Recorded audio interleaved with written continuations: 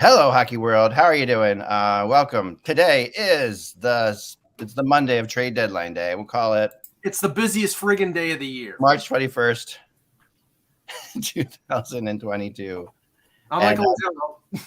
Michael Jello and Karen Haynes, and Karen. I always make the name. Yeah, he's nice. Is your number 57? Do you make ketchup? Russ Cohen, and Jan Levine, and the great Tom Laidlaw. We will soon be joined also by Kevin Allen, and there he is now.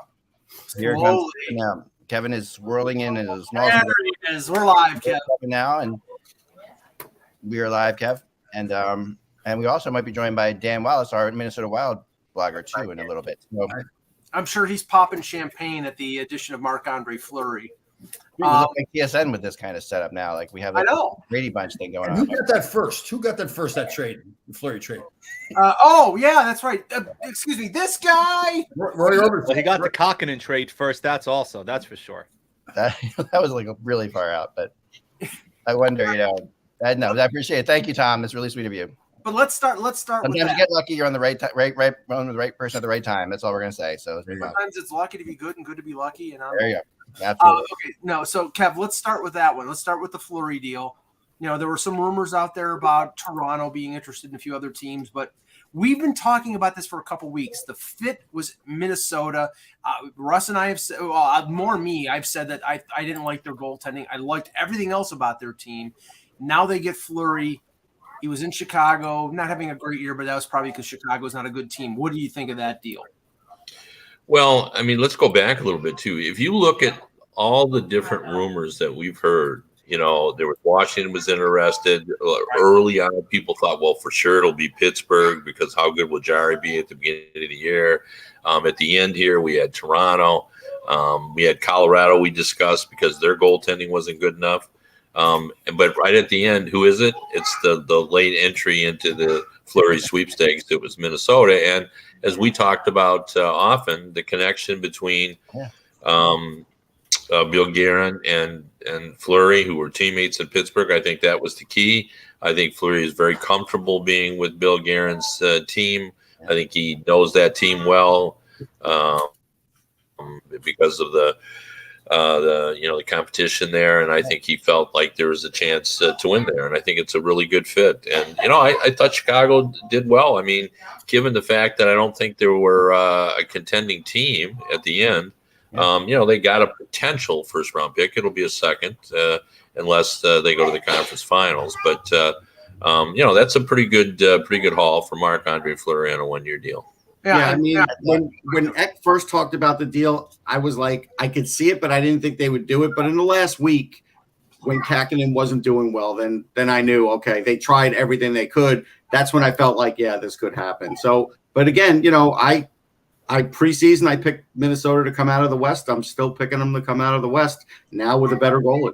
Yeah, now it looks like even better chance because I've watched Minnesota a couple games in the last week or two with Greenway back, with Foligno healthy, with Dumba back. He comes into the scrum and rips Brad Marchand out of it. They're physical. They have enough offense. I was just questioning the goaltending, and then on top of that, Jan, when they swap out Kakkinen, they get Jacob Middleton, who has been really good for San Jose this year. Yeah. That's a fantastic move. It's interesting, Trader, though. I do a little surprised that San Jose actually did well in that trade. I mean, San Jose is still looking for a number one goalie, right? You have Kokkinen, who's an RFA after the year. Like it is not going to cost you a ton. Figure maybe 3 years, $10 million, probably in his next contract, which is a pretty good bargain for number one goaltending. To get that and a fifth rounder for Middleton. I mean, I could see Middleton, given the way he plays, being paired with Spurgeon or maybe Dumba pairs well with a guy who can move the puck a little bit. But I thought San Jose actually did very well in that trade. And look, I thought that if Minnesota was going to move anybody, they might move Talbot and to keep Kokkinen. But you got to wonder, I mean, Russ can talk more than I do. When is Jesper Wallstedt coming over? Because honestly, that clock's going to start ticking a little bit, given the fact that Fleury's a free agent after the year. Talbot's got 1 year left. Kokkinen, and I don't think Hunter Jones has really panned out in Iowa. So Wallstedt is clearly going to be the guy who's going to be there pretty soon. We got to show you guys this. This is what's going on right now in sports. Oh, he was just on TSN. My favorite Brian Burke pose. Brian done. Yeah. the undone tie pose. He's making the rounds, Zach. He was just on one that made TSN him famous. 5 minutes. Yeah. Go The ahead. only thing I can say about Wallstedt is I don't know his contract situation. I could see him coming into the AHL next year if his contract is up or he's not signing a new one. That would make sense. Corinne, Yeah, I want to ask. one other thing about this. Minnesota was kind of always the. I always thought the Minnesota Wild had the best shot at this because of their history of goaltenders in the playoffs and stuff like that. And reality is, they've had goaltending collapses in the playoffs, and also their rivalry with the Colorado Avalanche, which is, mega important to them. They were thrilled that Colorado didn't get Giroux, and then they go out and they get Fleury, who, if you remember, in the last time Vegas played Colorado with Fleury in goal, Fleury was the reason that Colorado was eliminated. So I think that they feel like they've got maybe like an Avalanche killer here, in the. Well, we don't know what the matchups are going to be in the first round. All I know is that that mix of Colorado, Minnesota, and St. Louis at the top of the Central Division, with Nashville not so far behind. I mean, that you think the Atlantic is going to be tough in the first round, Colorado, St. Louis, Minnesota, Nashville in that Central Division, they're going to kill each other. Those teams are all tough, all really talented. It's going to be nuts. To be honest, if I was a GM, I wouldn't be all in on Fleury. I'm sorry. I know he can be a great goaltender, but he can also have so many brain farts. I mean, but his blunder last summer against the Abs kind of gave them. But Corinne, we're talking about a 20-game rental in the playoffs. Yeah, and we're talking about they had Cam Talbot and Kakkonen. This is definitely an upgrade. I'm the Corinne. I don't think he's that great, but he is an upgrade over what they currently. Yeah, he's an upgrade over what they had, but that's not what I would have been trying to get, honestly. So what happens to Vegas Golden Knights? Who else are you getting there? Yeah, what happens? What other goal are you going to get? That is the question. Yes, but I think that at times Jake Allen cannot actually be more reliable than Marc-André Fleury. Well, somebody just mentioned it, Vegas. I mean, there was talk for about 5 seconds of Fleury going back to Vegas, and I'm like, that's never happening because they're never going that. No. Well, he's never. If Leonard's out though, but Mike, if Leonard's going to be out, right? Are you going with Lauren Bristant and Laura and No, in the playoffs? No, Jan, they're gonna add somebody. You got an hour. You got 2 hours and 43 minutes to add somebody. Well, I thought Jack Eichel's a savior. Why doesn't he play goalie? Be nice. That's great karma, though. That's great karma about Vegas. I'll throw a name out. I think that makes sense. Not Lester Patrick. Jake Allen. I actually think Yaroslav Halak makes sense in Vegas. And I know that he's okay. I'm sorry. Okay, if you're okay, I don't know what the seriousness of Leonard's injury, but right now, if you need a goaltender who can be your pseudo number one before the deadline, I'm not going with Halak. He's old. He proved he can't really do it anymore. He's a fine backup. I'm going Korpisalo. I'm going Craig Anderson. How do they do any of that though? Aren't they up against the cap? Well, if Leonard is injured, then they put him on LTIR. They would cap. What cap, Tom? What are you talking about? No one's got a problem with the cap anymore. Everyone's just injured, and there you go. Fix it. Do it the Florida way. Now, ornery group we have today. You just need the cap magic wand. That's all you really need. While we have Tom, I wanted to, and while we have Jan, I wanted to ask the Rangers thing real quick. So the big thing here is definitely, Chychrun, right? Like he's hanging out there. And I talked to somebody today who said that they don't think it's happening at all. And the reason they don't think it's happening at all is because they think the Rangers actually have a really good defense prospect group coming up. Yeah, that's what I said yesterday. That's why I don't think it's happening either. Yeah. This is another GM. This is another GM in the league, and I talked to him, and he said, "No, I don't think the Rangers like their defensive group coming up." But and there are people. The key is coming up. Like if you'd watched the game yesterday against the Hurricanes, they exposed some holes in their young defense. They're going to be good They're going to be good players, but they're not there yet. Well, now again, that was one game they were tired. They're off 18 hours of rest from playing Tampa the night before, but. If they think that they can take a run at it, and they can with that goaltending, especially, I don't think they need some more depth there. I don't think they've got enough. Well, yeah, but there's Justin Braun. There's guys like that they could get. I mean, Justin Braun would be perfect for the third pair, Tom. Now, the name that's just popped up in the last hour or so in terms of connection with the Rangers, Jan and Russ, has been Max Domi. And I would hate that. He's been mentioned for a while. That would be terrible. I don't. Really He's fine. Look, defensively, Schneider's been exposed the last week or so, especially the last 2 games. I mean, look, nothing go bad against him. Tampa and Carolina are going to expose you, right? Nemeth is okay. He's not great. They don't trust Zach Jones to be paired with Schneider with him on the third pair, which is why all the talk. Keandre Miller has taken a major step up in his game. I mean, Tom can talk how physical he's become, which wasn't the case. I think Trouba is rubbing off on him. We know Lindgren is a warrior, and Lindgren and Fox, after that dip, have been a lot better lately. The guy who I want, and if everybody reads my blogs want, is Ricard Raquel. Fits perfectly on the top line if need be. Lafreniere hasn't been particularly good. Vatrano's been a nice addition. He's added some speed alongside Panarin and Strome. I know Kakko is hopefully coming back. None of us know the extent of what the wrist injury really is and if he's going to be able to shoot. You got it. And if they don't, Drury has now wasted $32 million worth of cap room. At least take on other teams' problems and add more draft picks if you're not going to augment your own team. The only thing I would bristle at is Lafreniere has been fine. It's really how he's being used. Yeah, he hasn't been played like he's being used to being played. He's used to be a top 3 guy, and he's not getting that ice time right now. No. So, but the big thing is, too, like my first year in the league, we went on a long run in the playoffs, went to the semifinals. It was huge experience for myself, a lot of other players on that team. Yeah. Listen, I think the Rangers have a shot of winning because of their goaltending, Shesterkin in that. But, are they really – they're not Florida. They're not Tampa. They're not Carolina. No. Right? So, I mean, to me, I hear the noise about why they want to make some moves and that. I tell you, the experience the young players are going to get if they go in any kind of a run. But I think the only thing you hope, though, is right where those teams end up facing each other. As you know better than I do, it's a battle of attrition, right? You're hoping these guys at a certain point get worn down because they're beating each other. I mean, that's why, in my opinion, staying in that 2-3 spot is huge. I'd much rather face Pittsburgh or maybe even Washington than slip down a spot and have to play Florida, Tampa, or Carolina in the first round. And if you get those guys having to face each other, you're hoping that they beat the tar out of each other like in a 7-game series, and you have a shot to go against a team that's got either some injuries or banged up a bit, and you may be a bit fresher if you can make it out of your first round. Depending on what is still available. I mean, I don't see them go. The Rangers. I don't see Drury going out and throwing out guys like Lundqvist or Kraftstoff just to get role players and rentals. I mean, those guys are going to be reserved, I think, to get, maybe for a Chychrun deal. But I think a Chychrun deal is an off-season deal. I don't see it coming to pass before 3 p.m. Kev, I mean, it's too complex of a deal. Arizona wants too many pieces, and teams that really want to add them, unless it's a non-playoff team, I can't see them doing that deal right now. Well, I think the other guy you can look at is Andrew Copp. Andrew Copp is the guy I think they could end up getting, Mike, also, which has been, but that depends if Winnipeg decides to make a move. Yeah, Kev, what do you think of that?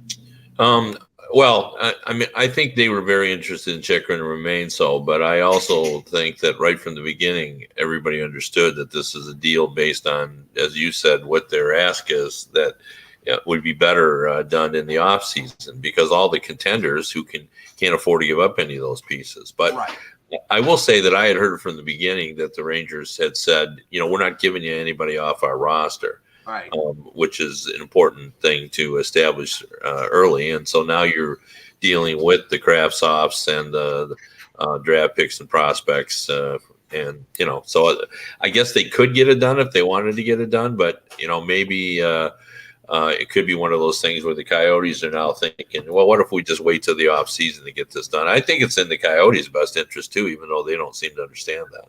Yeah, I think the Coyotes should wait about 10 years before they trade him. I don't know why they're trading him. Yeah, I wouldn't trade him now. Yeah, there are people, though, I will say, I was kind of surprised. The one GM I talked to, the one assistant GM I talked to today, both were not the biggest fans of his. There's a certain group of people that think that Chychrun's not all of these. He always gets hurt. No, but but when he plays, he's a really good. What did they say they don't like? The holes in his game is what I heard. I mean, okay, I know. What are the holes? I didn't ask him. What I heard was more inconsistency, that he's had good years and bad years. It's the ups and downs. I know that I'm the one who always rings the injury bell, but who's more injury prone, Chychrun or Aaron Ekblad? They seem to get hurt every year. Well, they play tough too. It's not like they're wallflowers. I know, I mean, I love his contract. I love the term. I understand why teams would be interested and would be willing to pay a boatload for him. But that, if I'm a general manager, that worries me. It's like, okay, I'm trading for a guy who is a top 4 piece that could, that's what, 23 years old, but he keeps getting hurt. And that's something that, I think is a major concern. Now, Corinne, I just wanted to touch on the Montreal page because they could be a busy team before 3 p.m. I don't buy the Jeff Petrie stuff, but give me your opinion on that. I don't see Jeff Petrie moving until the off-season, quite frankly. I know he still wants to go, and that's quite clear. I mean, they've made no secrets about that. Martin Saint-Louis was talking about that during his pregame presser, and he said at 3 p.m. Jeff will know where he stands, and then we'll just do our best to make him comfortable, even though it's obvious that he'd want to be with his family, but I don't think they can do that deal today. What I was hoping the Canadians to do, though, was to move Shea Weber's contract. So I'm disappointed to see that the Coyotes got Brian Little. That annoyed me. I was like, that would have been such a good deal for the Coyotes to take Weber. But that could be. I think what's happening there is the Wild are going to make that move. I think that's the move. The Wild. I think they know they're going to get more from the Wild in the summer. Yeah, it's a summer. Yeah. I think that the Wild picking up Shea Weber. It's funny to see Shea Weber's contract on the trade center trade bait chart. I mean, look, the Coyotes have collected more of these contracts than any team in the history of the NHL. Yeah, but the thing about Weber is that the cap hit might be high, but next year it'll only be owed like $3 million, and then the next 3 years it's only $1 million a year. Yeah, and it's insurance paid too, by the way. Yeah, for the funny thing is that contract can help teams get to the cap floor, like the Little deal with Arizona, and can help teams that are up against it, like Minnesota will be with $12 million in dead cap space because of Parise and Suter, for them to have sort of almost an $8 million coupon with Weber's contract, putting him on LTIR. So I don't think it's going to be a problem for Montreal to move. They may actually get like a second round pick or something worthwhile for him. And you wonder if Minnesota is going to try to do the same as you said with the dead cap space. I would say Seattle, but I don't think they have room for any more picks. Given I think they have 34 the next 30-something picks. It's unbelievable. It's like they just get a sleeping bag and stay up on stage and never leave for the next couple of days of the next couple of drafts. The draft, we're going to go to the draft the next few years, and it's going to be Seattle, Arizona, Montreal, Seattle, Arizona, Montreal over because they have half of the first 3 rounds the way it's going. Kevin, Detroit with Andrew Ladd. His name's coming up a lot this morning. Yeah, I mean, that's the possibility. I mean, it was pretty clear that Yzerman let everyone know that they would be willing to take salary, right? And they're willing to be the third party. He's going to have, as I wrote this morning, the Red Wings only have $39 million committed for next year. Yeah. So they have half of their salary cap, and they have 14 players under contract. But wouldn't that fit a Petrie deal, Kev? Because I mean, from Michigan. Yeah, but they don't want they don't want a 34-year-old player. Okay. And so that is just going to happen. Like if I've said this before on radio, if he were 27, I think this deal would be done. Sure. Because Petrie. He went to Michigan State. His dad is not only a former Detroit Tigers pitcher, but he's actually a active broadcaster for the Tigers. Petrie's been a good player, and I think they wouldn't mind having him for the veteran leadership. But he's just too old. That just doesn't fit. That doesn't help them. So they're not going to take that measure of contract in. But they would take. I think they're a candidate for the Van Riemsdyk contract. I think they're a candidate, for some of the other contracts because they would take for a 1-year deal. They would take a pretty heavy player. Okay, we welcome Dan Wallace to the show, but I may have to remove him because he's got a Gretzky jersey on in the background. And that's not allowed here. Well. This is a no Gretzky zone. No. Dan. How are you guys doing? How you doing, Dano? All right, so it happened. You and I were up late last night talking about it. What are your thoughts on Marc-Andre Fleury coming to Minnesota? I mean, obviously we talked about it a long time last night, but yeah, he's a difference maker for sure. The Wild had a question mark in goal for a long time. And, this is a guy that, is going to bring them that guy that can take them a long way. He's an X factor. So we've seen what goalies can do in the playoffs. And it's exciting. The Wild have they bringing in Kaprizov last year. We see what a difference maker on offense, does for you. But at the end of the day, it still comes down to keeping the puck out of the net. And the last couple, month and a half, the Wild have had a lot of trouble keeping it out of their own net. So, and also adding Middleton too. That's they're addressing the need, to keep the puck out of the net. So it's not. Dan, hold on a second. Corinne, you got something?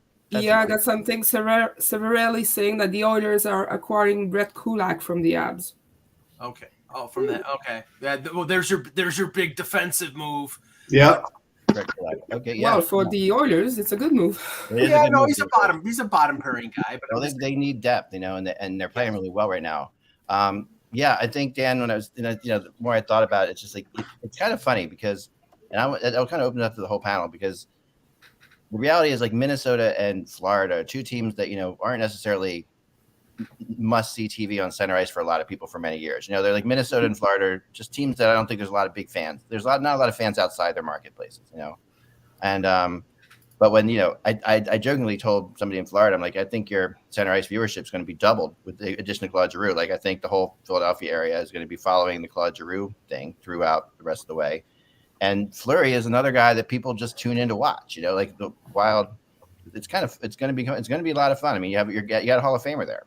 It's not every day you add a Hall of Famer at the deadline. But it depends what Fleury you're going to get, right? He has had his downtimes in the National Hockey League. Sure. But I think the only reason, I mean, yes, and he's struggled this year, but the one game I point to that really to me means a lot, is when he goes back into Vegas this year and plays that game, and like literally was ridiculous. Like he should have been first star of the game. They win the game 2-1. He stops a zillion shots, and he just, to me, that's the difference between guys like Fleury, and that's why I talk about Halak and things like that, because I think that Fleury is he's just a big game guy. Like, he could be terrible on an off Thursday against, the Columbus Blue Jackets, but put him into the playoffs, put him into the playoffs. He can be terrible in the playoffs as well. Yeah, he's definitely an upgrade. I'm sorry. It's like, what you're getting out of Cam Talbot and Kakkonen. And you have the possibility of Fleury standing on his head like he's done in the past. Now, you also have the possibility of him getting out goaltended by Ilya Brizgalov like he did a decade ago. But more than likely, that's not going to be the case. Tommy, you're saying? Well, he's definitely an upgrade, right, Mike? There's no question about that. It's just that I don't think he's that guy. Well, we'll wait and see what we're going to get from him. Right. Yeah. But here's where as far as watching the Wild, the connection between Kaprizov and Zuccarello is magic. If people don't want to watch that, then don't watch any other first line in the league. They're amazing to watch every shift.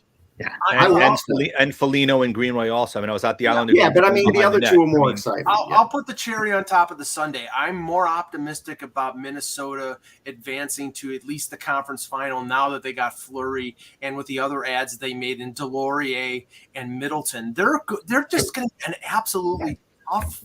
They've got everything now. If Fleury is right, they have everything. If Fleury's kind of middling, then they're still going to have a hard go of it. But either way, look, it's going to be tough.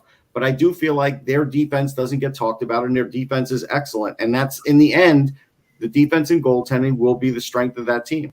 And Dan, you were saying last night. Dan, you were saying last night to me, you're like, you don't know that they have the talent yet to compete with these big teams. Well, that's true. But the defense actually isn't as good as it's been in the past.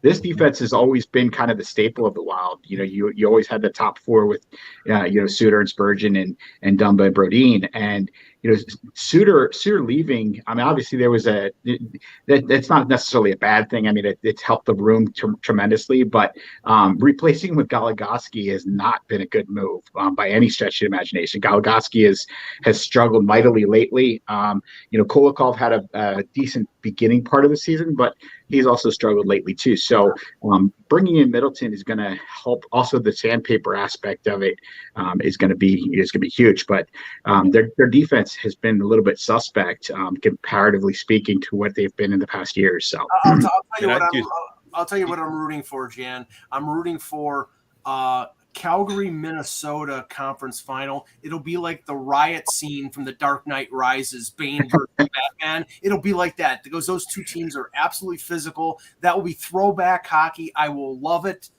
Give it to me, please. Yes, I agree. That will be must-see TV for sure. Tkachuk against Delorier and Middleton and Greenway's really developed quite an edge. I mean, he's using his size. And Foligno's obviously that's his MO. So it should be a must-see TV for sure. Kev, I want to ask you about, because the report just came out about half an hour ago that Philip Forsberg is not going to sign an extension with Nashville before the deadline. Now, it sounds to me like they're going to keep him as an own rental. They're not going to trade him, but I don't know if that means he's going to go free agent in July. But they're not going to. It doesn't sound like they're going to move him. It doesn't sound like he's going to sign. Yeah, no, and they were really afraid of this situation, and Eck and I had talked about this, about whether they would be willing just to do that own rental, as you called it, because it's a real bad situation. Because Poile, if he doesn't get him signed, the fans are going to be mad. But if he doesn't get anything for him, they're going to be madder. If he would have traded him, I think they would have been mad about that. I just think they were going to be mad. He was in a no-win situation, but I don't know why they didn't turn to him and really just sort of give him, kind of the Nick Lidstrom treatment in Detroit, where you basically bring him in and said, "What do you need?" And try to get it done, because they really need him. He's a very consistent scorer, very popular with the fan base, and and I keep saying this to people, but it's so true. Like, Nashville isn't far enough along yet that they can take their fan base for granted. It wasn't all that long ago that they, rise up and get everybody on board in the season ticket to drive and so forth. And yeah, they've had some exciting times in the postseason, but they still believe they've got to make the playoffs every year to keep everyone, invigorated. And I think Forsberg is part of that. So I can't believe they couldn't get him done, because he really did want to stay there. And, I think this looks bad for the organization that they couldn't convince him to take whatever they were offering. Now, here's the what I'm going to find very interesting, and maybe it's because I have no life, but the manipulation of long-term injury in the next few hours before the deadline. And I'll talk. Mike, you got to make a video game called "The Manipulation of Long-Term Injuries." Yeah, there you go. Hey, Mike, sorry to break in one thing. Jeff Marek is reporting Justin Braun to the Rangers. Yeah, Okay. No shock there. Yeah, and before you start on that, Mike, we kind of glossed over this, and this is something I want to get Russ to. Is Russ still with us? Yeah. You moved on my deck. Because my computer finally started to acknowledge streaming. Yeah. When we talked about Brian Little, we did not get in that Arizona picked up Nathan Smith, Right. Who I had heard a lot about in the last month or so. Nathan Smith's at Mankato State, right, Russ? Yeah. Yep. Okay, I'll let you talk in a second, but I was just going to bring up that everybody had sort of taken note of the fact that he had become kind of a complete player, a real NHL prospect, and now all of a sudden he's going to Arizona, and they just picked up the guy from BC as well. Or McBain. Jack McBain. So now they've added a second college player who could kind of step in as well. So I think it's a good get, right, Russ? Yeah, Smith can really play. He's a really good skater. He's got a certain skill level. I think in the NHL, you're still talking bottom six, probably a third liner, but he does have a scoring touch. He really does have a good hockey IQ. He's a good player. Like, this is, a guy, there's very few that can really step right in, but he probably could step right in.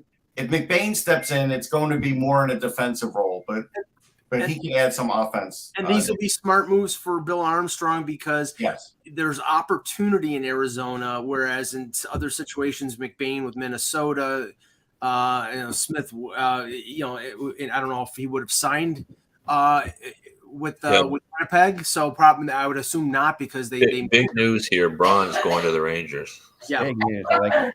How good is Braun? Oh, he's good. I mean, the thing about what people are defaulting to is Justin Braun last year towards the end of the season was really on his last legs that season. It was bad.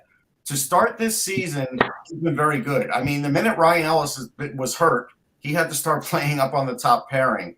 For the Rangers, he only needs to be either a 4 or somewhere in the bottom pairing, and that's fine.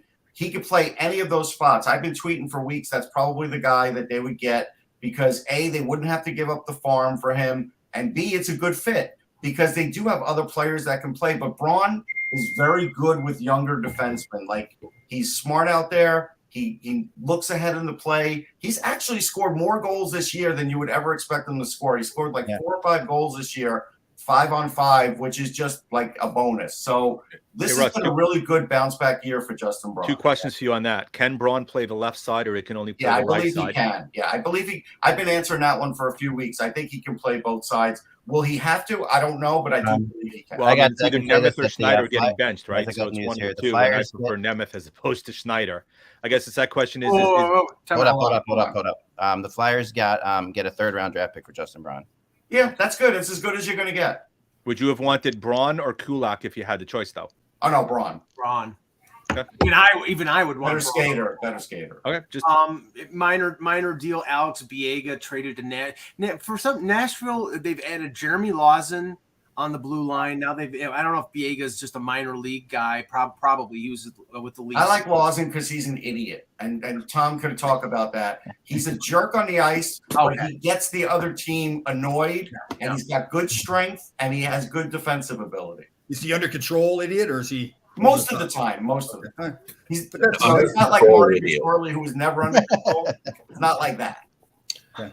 So Braun's a right shot defenseman? Yeah. Go ahead, Kevin. No, actually, I think wait, hold on. He's a righty. Yeah, he's a righty. Yeah, for sure. See, I don't know if that's a great fit. I mean, I don't know why this is. It seems like for a left shot defenseman, it's easier to play the right side. Right shot defensemen have a hard time playing on the left side. Well, what Jan was alluding to is, and again, I wouldn't do Schneider. I would bench Nemeth, but somebody will probably be out of the lineup. And that's my point. I'd rather see Braun move to the left side and have Schneider play the right side. I would too, but they may not do that. They may take the rookie out because that's what Gallant does sometimes too. What I was talking about before, and like I said, we'll see it play out. Aaron Ekblad's injury, they put him on LTIR, and now you've seen Florida go and add Robert Hogg to fill in basically and it sounds like Ekblad's going to be out the rest of the regular season and will come back for the playoffs. That's the indication. Toronto today, Andre Kasha, who got hurt on Saturday, and Rasmus Sandin also got hurt in the game. You could see those players going on LTIR. Everybody thought, at least I thought, and I wrote about it today, that the Leafs were probably done unless they found a cheap goaltender. But with these injuries, it's possible that that opens up some cap space for them to make a move for a goaltender. I don't know what goaltender that is. I hope it's not Martin Jones. I mean, is there an emergency room right near their practice facility, Mike? Because it just seems like, is there an emergency room near the Leafs practice facility? Because it just seems like they're putting guys literally right from practice right into the ER. Well, I don't know. Well, Russ, they didn't get hurt at the practice facility. They got hurt on Saturday. Okay. You know what, though? I think Pittsburgh's in the best position here because they'll have Hextall and Burke go on the ice and hurt their players intentionally. Going on to IR, right? Yeah, Hextall just keep banging the goalposts. Everybody will pay attention. The Nathan Beaulieu trade was not exactly an earth shatterer, but I do think, and we've talked about it, this could be the last kick at the can for that group.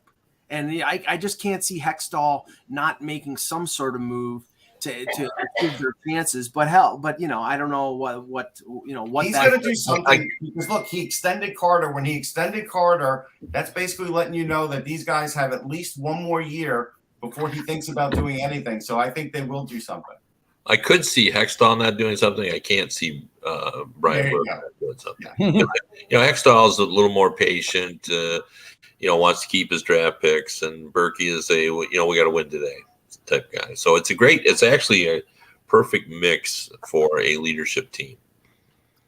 Right. I can't, although you can't imagine, it's like I would just love to be in the room when they're discussing things, okay, I got another thing here. Colorado is working on a deal to get Raquel. Okay. That's what I was just told. So the Verbeek Sakic pipeline, which worked with Josh Manson, is going again with Raquel. Now, okay. You tell those Avalanche to stay away from the guy that my team needs more. So right now, if that happens, Zach, then the 4 big pending UFAs, the 4 big rentals from Anaheim, were all moved by Pat Verbeek. They didn't sign any of them. They traded Lindholm to Boston, Manson to Colorado. If this deal happens, Raquel to Colorado, and Delorier to Minnesota. And they got a boatload of draft picks and Hellison. But Russ, this is like a complete reset of the Ducks. It is, and it's smart. I mean, they needed to do this. They have some talent. They have a great goalie. They just need some other parts. They don't have a tremendous amount of guys coming. So, you know what? I like what Verbeek has done. I think at least now going into the summer, you saw a glimpse where they could sort of hang with the big boys and then fell out. And now they'll have a plan based on this going forward. Hey, what did we fail at? Like, what do we need? And I think they'll figure that out. And part of it's going to be defense for sure. But they're farther ahead, even though they're stripping it down, it seems like. Yeah. But they already have Drysdale and Zegras, which are young players, very young players. But by the time, I'm sure the way that Verbeek saw it is, by the time Lindholm and Manson and Raquel, by the time this team is competitive because of Zegras and Drysdale and the others, those guys were going to be, older. So better they have other guys like Comtois and Lundestrom who will be like in the middle there and age-wise, and that's good because they're getting a little better every year too. And Comtois took a little step back this year after having a pretty good year last year. Yeah. But I will push back on the source of the rumor regarding John Gibson. It makes no friggin' sense. That's a weird one. He's under contract for 4 more years at $6.5 million. He's one of the top, I'd say, 7 or 8 goalies in the league. Everybody's killing themselves to get a top goaltender, and they're going to trade him. That's asinine. Where's the rumor? What's the rumor? Well, Dave Pagnotta, who really, honestly, is very good, and he is, and he has deep connections in Southern California, so it has to be considered. You always have to consider the people that the source knows. Well, what's the rumor? That's just that his name is just that it's been made known that he could be gotten, basically. Like that he's available. Not it'd have to be blown away, of course, but it's available. But think of what you get for him too, though, right? If he's that good, you're always going to get a lot for him. Nice contract, that good a player. Yeah. How about Leon Draisaitl for? The only problem is, and look, Lucas Dostal is 21. I like him. I don't think you want to thrust him into action. So if they were to do this, which they're not, but if they were, they'd have to get like a 2-year goalie. Right. Yeah. But I'm not against it as much, though. I think you're going to get a lot for him, and you're not going to win now anyway. So why be paying a goaltender that high level of goaltender? But Russ, do you think Dostal is a number 1? Yeah, I do. I do think he could be a number 1. I'll tell you why, Tom. These goalies these days are playing longer. So if Gibson decides at some point, and they decide he could be a career Duck, 2 years out of John Gibson's career does not make him an old man. I mean, we're talking about a much older Marc-Andre Fleury adding to the playoffs, adding something. Gibson will be nowhere near that age when the team's good again. So the only difference I'll say, Russ, is the workload. Gibson's has been subject to way heavier of a workload than Fleury. He may take a couple of years off, but he's still got youth on his side. He does. See, I don't think it takes years off. I think all that stuff about taking years off and the workload. I mean, you rest during the summer. I just don't buy that at all. Yeah. Listen, that plays into the whole true grit thing, Tom. But most humans are not like that. Fair point. Well, Tom's the guy has the 3 a.m. wake up call every day for his walk, so most of us don't do that. No, that's also a good point. Let's get it on. Let's go. That's for sure. Grasshoppers. I like it. I love it. So okay, something else here. So Jana, are the Rangers done then, or what? They're getting more? I think they've gotten their D now. I think they're still looking for reinforcements up front. I think if Kopp's not hurt, they're going to get Kopp. Kopp or Raquel, either one of the two, I think are I think they're going to lose Raquel here because Colorado will give more because they didn't get Giroux. Like they still want that other piece. Clearly, I think the Rangers could get Kopp as long as he's not like any kind of bad injury. I think that's a good pick. We had 3 assists last night, didn't he? Yeah, but someone in the chat room says he might have gotten an injury. Even so. Did you give up first round pick, Jan?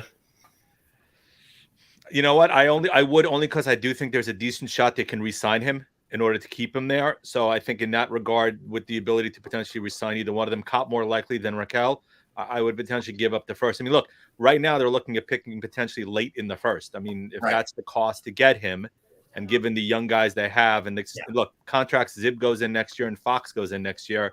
Your window of opportunity, especially with Shesterkin, given what he's played, I think you have to take the shot and bring him in, especially since no word if Kakko is going to be fully healthy anyway, given the wrist injury. No, and you got to look at it this way too. If they feel like if they've talked to Kopp's agent and feel like there is a deal to be made, then Strome, you don't have to worry about re-signing Strome, or Strome will come at the Rangers price. Either way, you could use both guys. But if not, you don't have to overpay for Strome. And that's a big deal because if they didn't get anybody at this deadline, they will probably be overpaying for Strome next year.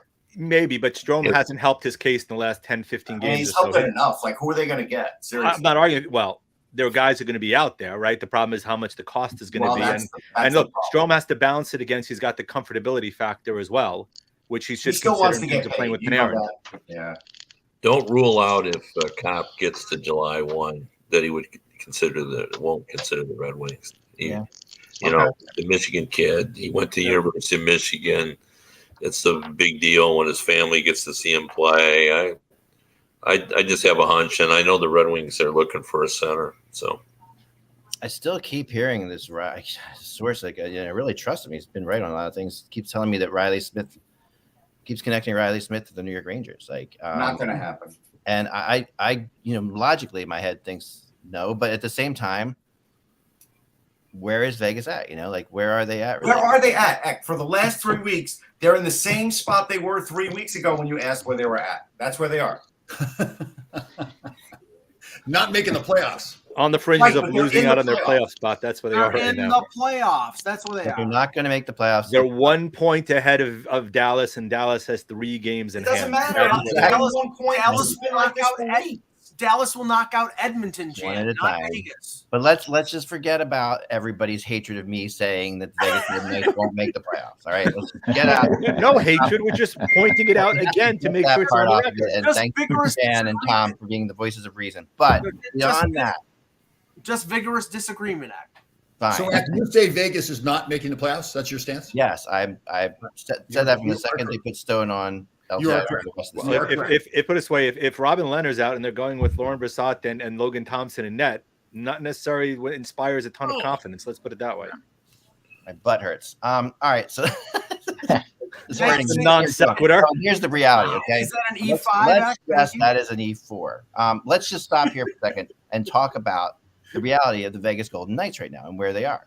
Okay, they are a team that they have. If everybody's healthy and the salary cap is raised by $40 million, they're a really good team. But they aren't. The salary cap won't be raised by $40 million next year. Everybody isn't healthy, and this year, Vegas Golden Knights, the best they can hope is to get destroyed by the Colorado Avalanche in the first round. And the reality is that worth it? And when you're sitting there with a guy like Riley Smith, who is a UFA, okay, he's a pending UFA. And Gerard Gallant sitting in New York, who loves Riley Smith like he's his son, and really, that's a guy that he won. And he'll sign him in the summer. Yeah, you can sign him in the summer. But why wouldn't Vegas try to get something? Because he's one of their best players. Hold on. They need playoff revenue because they've raised their ticket prices to the point where they don't sell out every game anymore. So they're going to want the playoff revenue. That's why. He's one of their best players. That's why. Well, you've got the hero Jack Eichel there. He can do everything. Yeah, right. you trade. I'm not even answering that.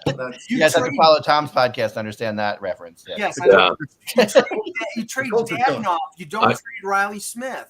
I think everyone should yield the floor to Tom to let him explain what's happened to the Vegas, because I think you'll all be amused and find it quite. Do you guys understand how sarcastic Kevin is sometimes? Like, I'm going to ask everyone else, Tom, and let you talk. I don't think you always sense that. Explain, Tom, why the Vegas Golden Knights are not. Well, I tried to explain to Kevin, and clearly he's not understanding, that Jack Eichel is the culture killer.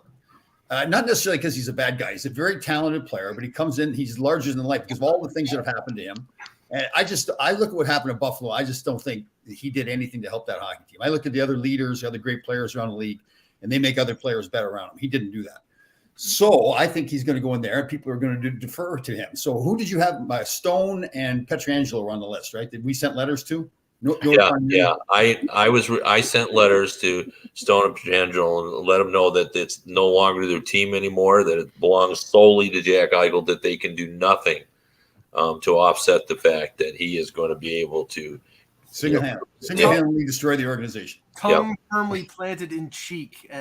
Well, I'm not an Eichel fan. I think Eichel is a fantastic talent. I really question his character.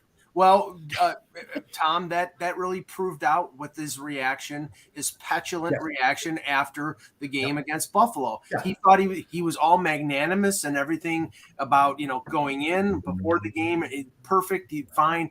And then the fans booed him. He played like crap. And Alex Tuck and Peyton Krebs scored goals, and then he came out and basically said, "Well, that's the first thing that they've cheered for in 7 years." And then so those comments showed the character of Jack Eichel. But I don't think he's poison. I understand where he definitely is immature. Sure. Has he had some things handed to him? Sure. But is he a really hard worker? Is he a really good player? Yeah, he is. He's doing probably better than we all could hope right now after the injury he's had. I don't know if he'll ever be a 100-point guy or close to that again. But you know what? He's still going to be a really good player. And I don't think he's going to kill the locker room. I don't. Is he better than Mark Stone? No. No. I mean, yeah. Come on. They're different kinds of players. They are. Just going back to Riley Smith, let's just go back and try to bring some sanity back to this discussion. Thank you. I can ruin that again. Yeah, no, you can. I did yield the floor to you. I appreciate it. That's the first time that's ever happened. And that was an insane act, Kev. Yeah, it was. But I mean, despite the fact that we've had some fun with it, I mean, he raises a very good point, and that is that Vegas by now should not have to be worried about whether they're going to make the playoffs. Like their team, at the start of the season, we would have we did all project that they would be safely in the playoffs, and they do have to concern themselves with it. Now, most of us think they'll survive this because there's a lot of ability on that team as well, but.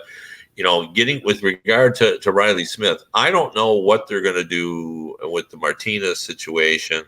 I don't know where they're at on that. So, could it be possible that they feel like they've got to move Riley Smith? I'm sure they don't want to move Riley Smith because, as Russ pointed out, they need him, for the postseason. But I don't know what their other options are. I'm not kind of privy to all that. And what's interesting about Gerard Gallant is, and I think this is a part of a Rangers discussion as well, is he almost has kind of trust issues with players. Like rightfully pointed out that he loves Riley Smith and everything, but he's not a guy that trusts every younger player. Like he's a little leery of younger players. He always has been. And there are a few that win him over time, but the rest of them, he gets a little iffy. So I could see him. I wouldn't be shocked that he's been in Drury's office and said, see what you can do about Riley Smith. I'm sure he did pop his head in, yeah, and say, see what you can do. I'd love to get him here. They've got some issues there. Like he's going to know where all their skeletons are. Yep. So who knows? Like, anything is possible. Like I never rule anything out. But do I think it'll happen? No, I don't. I mean, I don't think it'll happen either. And that when I started this discussion, I said I keep wanting to not even say this rumor to you guys because I know I'm going to get slammed to bits. But I keep being told it from the source who knows what he's talking about. The playoffs that you but to stop it. The person I'm talking to, knows more about the Vegas Golden Knights than all of us. Okay, so I guess give you that much. Okay, so like the reality that he's telling me that this is a possibility, I have to relay it. You know, I know. But you've talked about this for 3 months now. At some point in time, I know. the Riley Smith thing. You know? I know you have to talk about it because somebody's telling you, but my message to that person is you're delusional because he's one of their best players. All right, Mike, I'm going to text you and him right now. Wasn't Marc-Andre Fleury one of the best players too? Right. Was he not? They're delusional.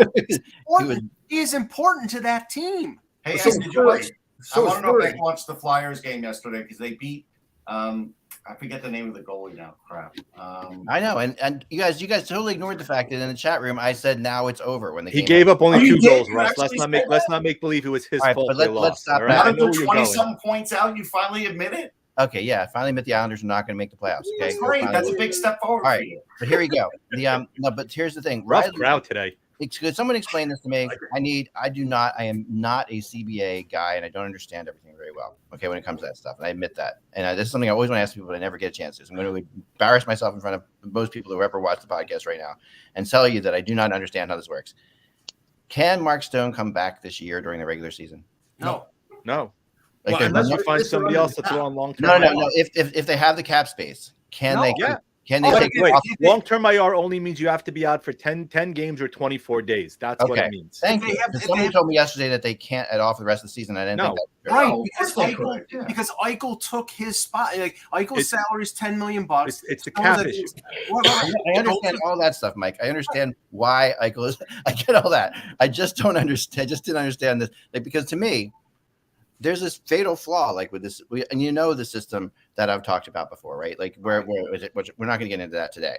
But the LTIR thing, if Stone is feeling better and can't play, they can't bring him back now anyway because of Eichel. But if they get rid of Riley Smith and maybe somebody else, Riley Smith allows them to bring back Martinez, doesn't it? He doesn't allow them to bring back Stone because Stone is a $9.5 million cap hit, I believe. But there's not enough room. Perhaps somebody else, like I said.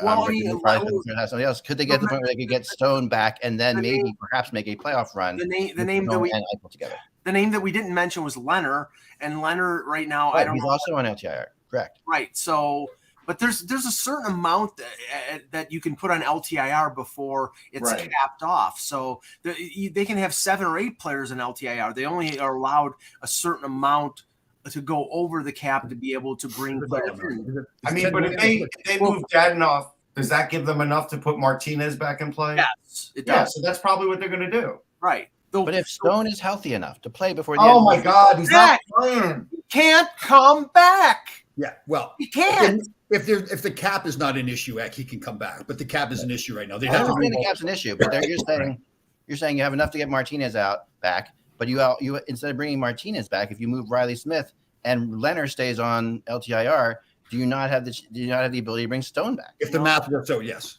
Right. So why would not you do that?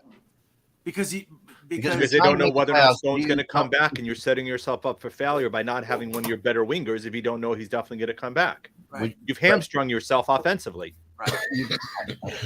But I think Jack is saying if we know that Stone can play, theoretically he can come back. Yes. If Stone theoretically, health-wise. Eck is asking health-wise. You don't know if he's healthy. You don't know. But I feel like I could solve the problem with the Rubik's Cube quicker than Eck can figure this out. Because we've been trying to tell him this for weeks. I'll figure out a Rubik's Cube before that. That's not nice. That's just not nice. Seriously, I mean, this is a legitimate thing. If you have your choice of Stone, all right. So let's say Leonard is done. Okay, let's just say he's done for the year. We don't think he's saying he's not. Which he's saying he's not. They're saying he's not, but maybe let's just say he is. But or he has troubles or what have you. Okay, and then now you have the choice basically of would you rather have Riley Smith or Stone in your lineup because you could trade Riley Smith and bring Stone back. So if you're going to make the playoffs, wouldn't you rather have Stone in your lineup? Of course, Eck. He's a franchise cornerstone, but it's not simply that because Riley Smith makes, I think, in the fives. Right. Stone makes 9.5. And what does Leonard make? Leonard's 5 something. But they got to replace him. So, but But if they don't replace Leonard today, they're not going to. But there's a cap on how much you can have in LTIR. You can't. But Stone would be coming off the LTIR. Yeah, Stone would be coming off of LTIR. He would be so you would be fine. I mean, you would be. It's like you're piling things into a corner of a room by putting players on LTIR. It doesn't work that way. I'm with that. I'd rather have Stone than Riley Smith. Yeah. Of course. Yeah. Right. And if you know Stone is healthy to play and Leonard's going to be on long-term IR, if Leonard's on long-term IR, if the math works out, I'd rather have Stone on the ice. Yeah. And you can do that.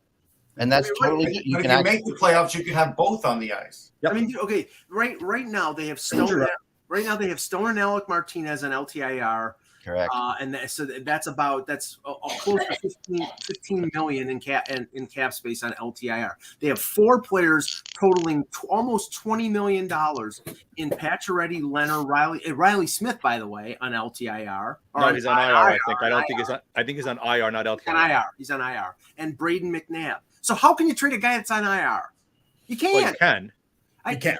You can if you know he's going to be back soon. I know. Yeah. Well, here's the hint. The big issue is that Evgeny Dadonov signing has really worked out well because he's a $5 million cap hit. We said that was a dumb deal when they did, and it's killing them now because, to X's point, that's reducing the amount of space that they have on their roster in terms of cap space. Yes, but to my point as well, he's the only player scoring for them. Do you realize that? Like he is doing. He's got 12 goals. But they've all been lately, and he's like actually. He won the game against the Florida Panthers the other night. They can extricate themselves out of Dadonov by he's got a year left at $5 million. There are enough teams out there that are short. If you can trade James Van Riemsdyk with $7 million for a year, you can trade Dadonov for a year. So they could dump that contract somewhere. I don't think it's impossible. But there's no desire to in any way, shape, or form try to. Maybe they know that Stone can't play the rest of the year. Right. If that is absolutely the case, and this isn't just keeping him on there because they have to, because Eichel's in the lineup. I think it's both. But your implication there, they chose Eichel over Stone and put Stone on IR. No. Stone was hurt. I get Stone was hurt, Jan. I think what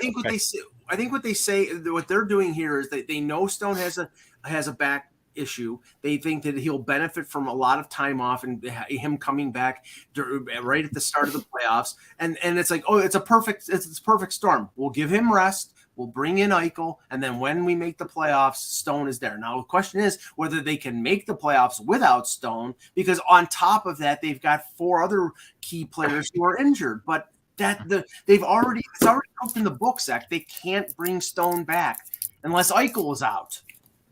No, not true. They can make trades. They can. Make trades, sure. Yeah. Right, they can, and they can make those trades. They can trade Riley Smith right now to the New York Rangers. I guarantee you. They can, but they won't. They won't. They will not. I get that, but that and even doing that, I don't think it still creates enough room to bring back Stone, given his salary. Yeah, I'm with the chat room. Right. Hold on a second. I'm with the chat room. I want to know what Dan thinks of all this. Come on, Dan. What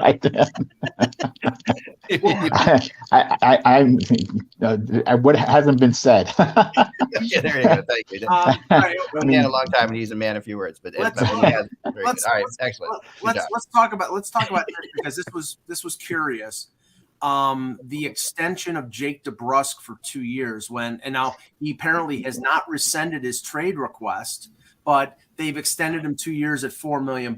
Now I'm assuming Boston only did that because that makes him more attractive to a team that's interested in. And Russ, they did mention on one of the broadcasts DeBrusk and the Rangers. What would you think of that? Maybe in the summer. I don't think they'd be doing it now. But, that's a good low-cost guy. And if the Bruins want to get some draft capital back, that's the way to do it. We have a trade, by the way. The craziness. The Preds have traded Frederick Allard. Mm-hmm. This is a minor league deal, yeah. The LA Kings for Bradenberg. Yeah. Bradenberg. So it is a minor league deal, but I just thought just to further the thing I said about the Leafs, Chris Johnston is reporting that Rasmus Sandin is out for weeks, not days. So that probably means he's going to go on LTIR. That opens up almost $1 million in cap space.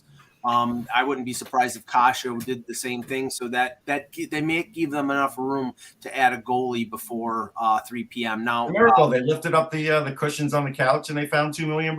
There you go. It's a beautiful thing. By the way, it took me 3 seconds to get a text from somebody today. The second that with John Gibson's name was out there, that John Gibson would be going to the Maple Leafs. Like that's got to happen. That's got. And I told Russ that if John Gibson was on the market, I will drive William Nylander to the airport. What do you think they could get for Gibson? If more than just Nylander, I'll tell you. Yeah, yes, but more than Nylander. Yeah, of course, more than Nylander. It's the number one goalie in the league. Sometimes a top 10 goalie.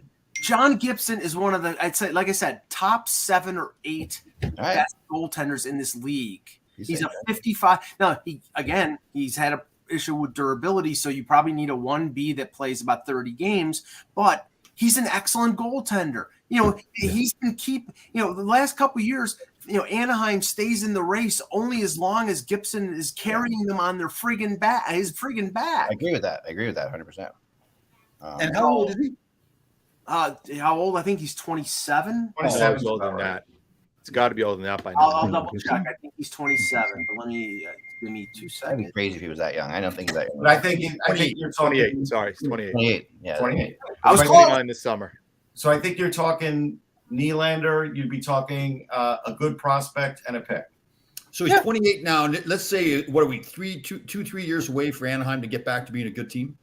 Right. No, I think they could be a good team. I think they'll be a good team next year. McTavish comes in. They got a couple of other young guys. They signed some free agents. I'm high on that organization. That's being very bullish. But in 2 years, he's got 4 years left on his contract. Gibson also. Yeah, when he's back to being to being a contender, he's 30 years old.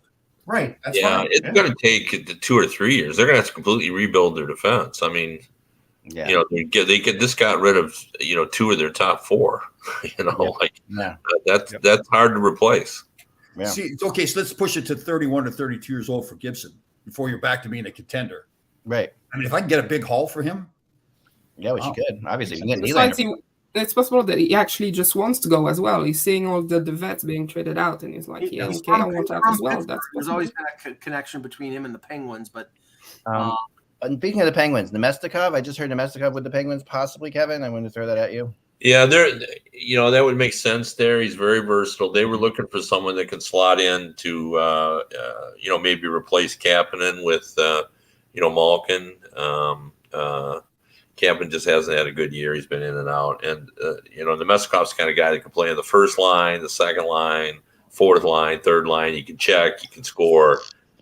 He goes to the net. He'll even fight. He's had a couple of fights this season. Wow. He's a lot tougher than people realize, and he's just great in the room. Like even though he is born in Russian and very much Russian, he sounds more American than anybody on this panel because he basically grew up in Detroit. He's Slava Kozlov's nephew. So when Kozlov was playing in Detroit, he was hanging around, being in the dressing room. The Red Wings like him. Like, I wouldn't be shocked that if they move him, Yzerman says, I'll call you July 1st because they really do. They like his versatility. Right. They can do everything. He has been on the top line for a while, even though he started the season on the fourth line. So. Interesting. Yeah, I think that, he's definitely a name we're going to see go in the next 90 minutes here, I would think. Well, you would think, although there's some people that thought maybe Yzerman would just say, why don't you stay? Because they're not going to get much for him. And why don't you stay and we'll sign an extension? So, I don't know. Mark Stahl is not at practice today. Could just be a maintenance day because Dylan Larkin's also not there, and they're not trading Dylan Larkin. So Stahl going back to the Rangers. Right. He's not going back to the Why, Russ, you say that sometimes. Why wouldn't he go back? Why wouldn't he go back? Yeah. I don't think they already have Patrick Nemeth. What would Stahl do? He's an upgrade over Nemeth, though. They just got Braun. Right. But he's huge in the locker room, too. He's a great leader. No, I get that, but he wouldn't be playing much. Yeah. Yeah, but he is. He's valuable. I grant you that. And Tom talks a lot about the importance of, the culture and everything. And that's why he's one of Yzerman's favorite guys is just in practice, he's the hardest working guy and always he's very competitive. And His leadership is high. Like, it's almost like he's an assistant coach already. And speaking of that, I know he's be a depth guy at this point. How about Chara? Is he going someplace? He'll go someplace, yeah. The Islanders are smart. They'd be selling a lot of guys right now because they have pretty much no shot in making the playoffs. Anybody who expires should be traded. They don't seem to be in big sell mode. That's the interesting thing.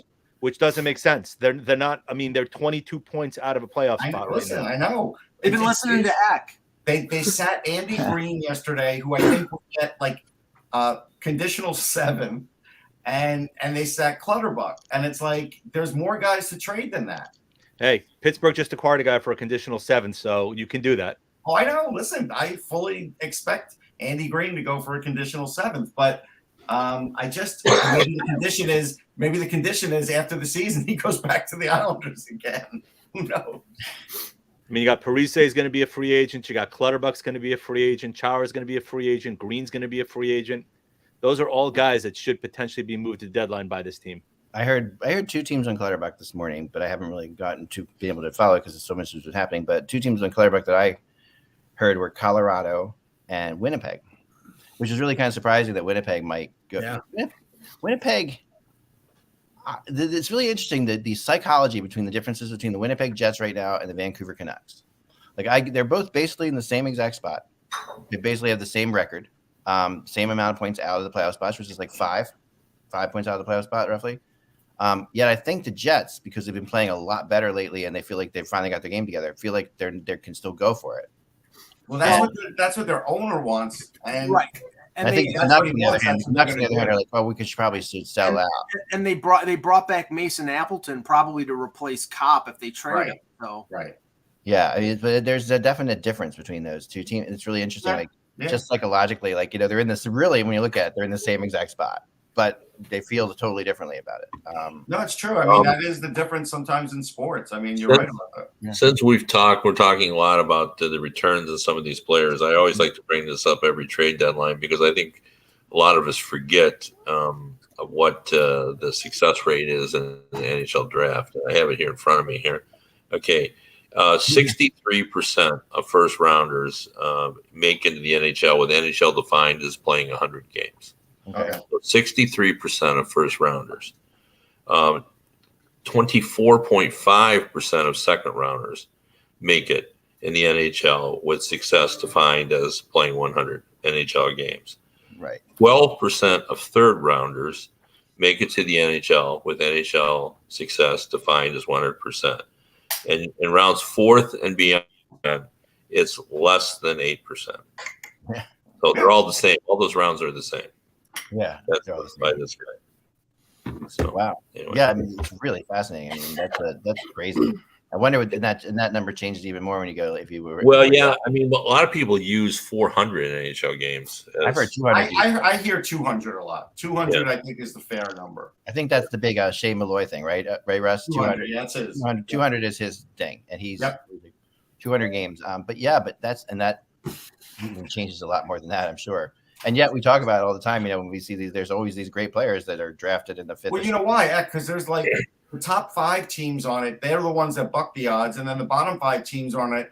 They're the ones that make the odds what they are, and sometimes exceed those odds. Right. Well, that's exactly it. I know when Steve Eisman first came aboard, there was a lot of discussion about not so much where you had the draft picks, but just having more than what you normally would have, like buying lottery tickets. If you're gonna try to go for the $10 billion prize, maybe you usually buy 2, but you tell yourself, I'm going to buy a 3rd one just to increase my odds. You know what's funny about that, Kev? I see teams that do that and a lot of times still have lousy drafts, even though they have because buying a lottery ticket doesn't assure. And the other thing too is, and I had someone, and we had a discussion about this and we laughed about this.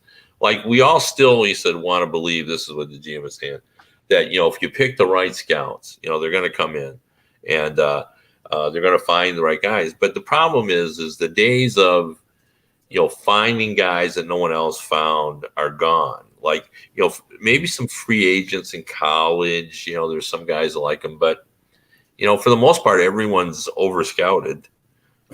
So it just becomes like a guess. But drafting these guys is one thing, but you need to develop them as well. I mean, in Montreal, you see that they've had bad drafts, I guess, but the development team just let them down. That's what I'm worried about this year. I mean, they've got 13 picks, and that's a lot of lottery tickets, let's face it, including 2 in the first round. But you need to do something with those guys once you get them.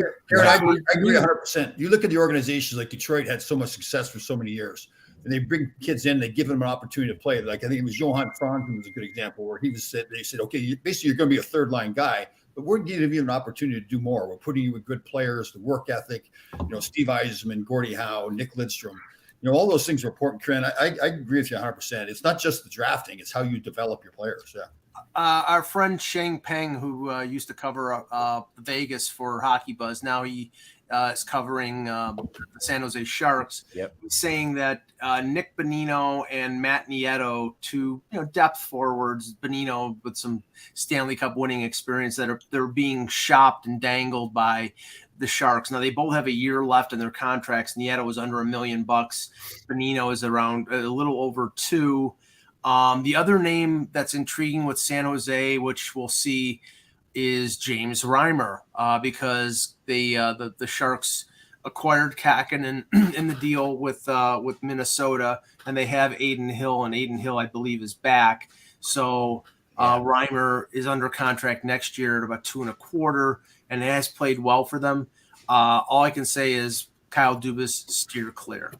I've been texting with somebody right now right when you were talking about that, about the Edmonton Oilers, and seeing are they going? Please, they don't guarantee goalie or not? Like, they don't guarantee them missing the playoffs. We have an hour and 40 minutes right now. Are you going to get a goalie, Kevin? Your thoughts? Are they going to get a goalie?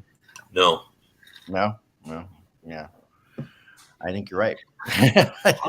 unless the price drops dramatically in the last half hour and they get there's a goalie out there they can get for a song. No, and I don't agree with it. I think they're going to miss the playoffs because of their goaltending. I think it's a waste to have two of the best players in the league, Connor McDavid and Leon Draisaitl, be saddled with Mike Smith and Mikko Koskinen. But hey, if they want to do it, God bless. How long are they going to be taking that, McDavid and Draisaitl? How long before they go, okay, I'm done. I don't want to play here anymore. If it was me, it would have been yesterday, Corinne. It would have been yesterday. I'd say, get me the hell out of Dodge. I do want to go back to one thing, like what Kev said. So this year, there's a guy who's playing in Canada who has set a record for his league. He's broken all of Cale Makar's records.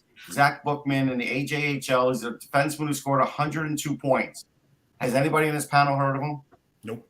Now, I'm sure some scouts have, but it also takes somebody to believe in that guy, right? So then that's the other thing. It's like they may know about everybody, but it still doesn't mean they believe in everybody. And if I'm a team, I'm going to pick Zach Bookman just because, you know what? I see the way he skates. I've seen the way he dominated that league.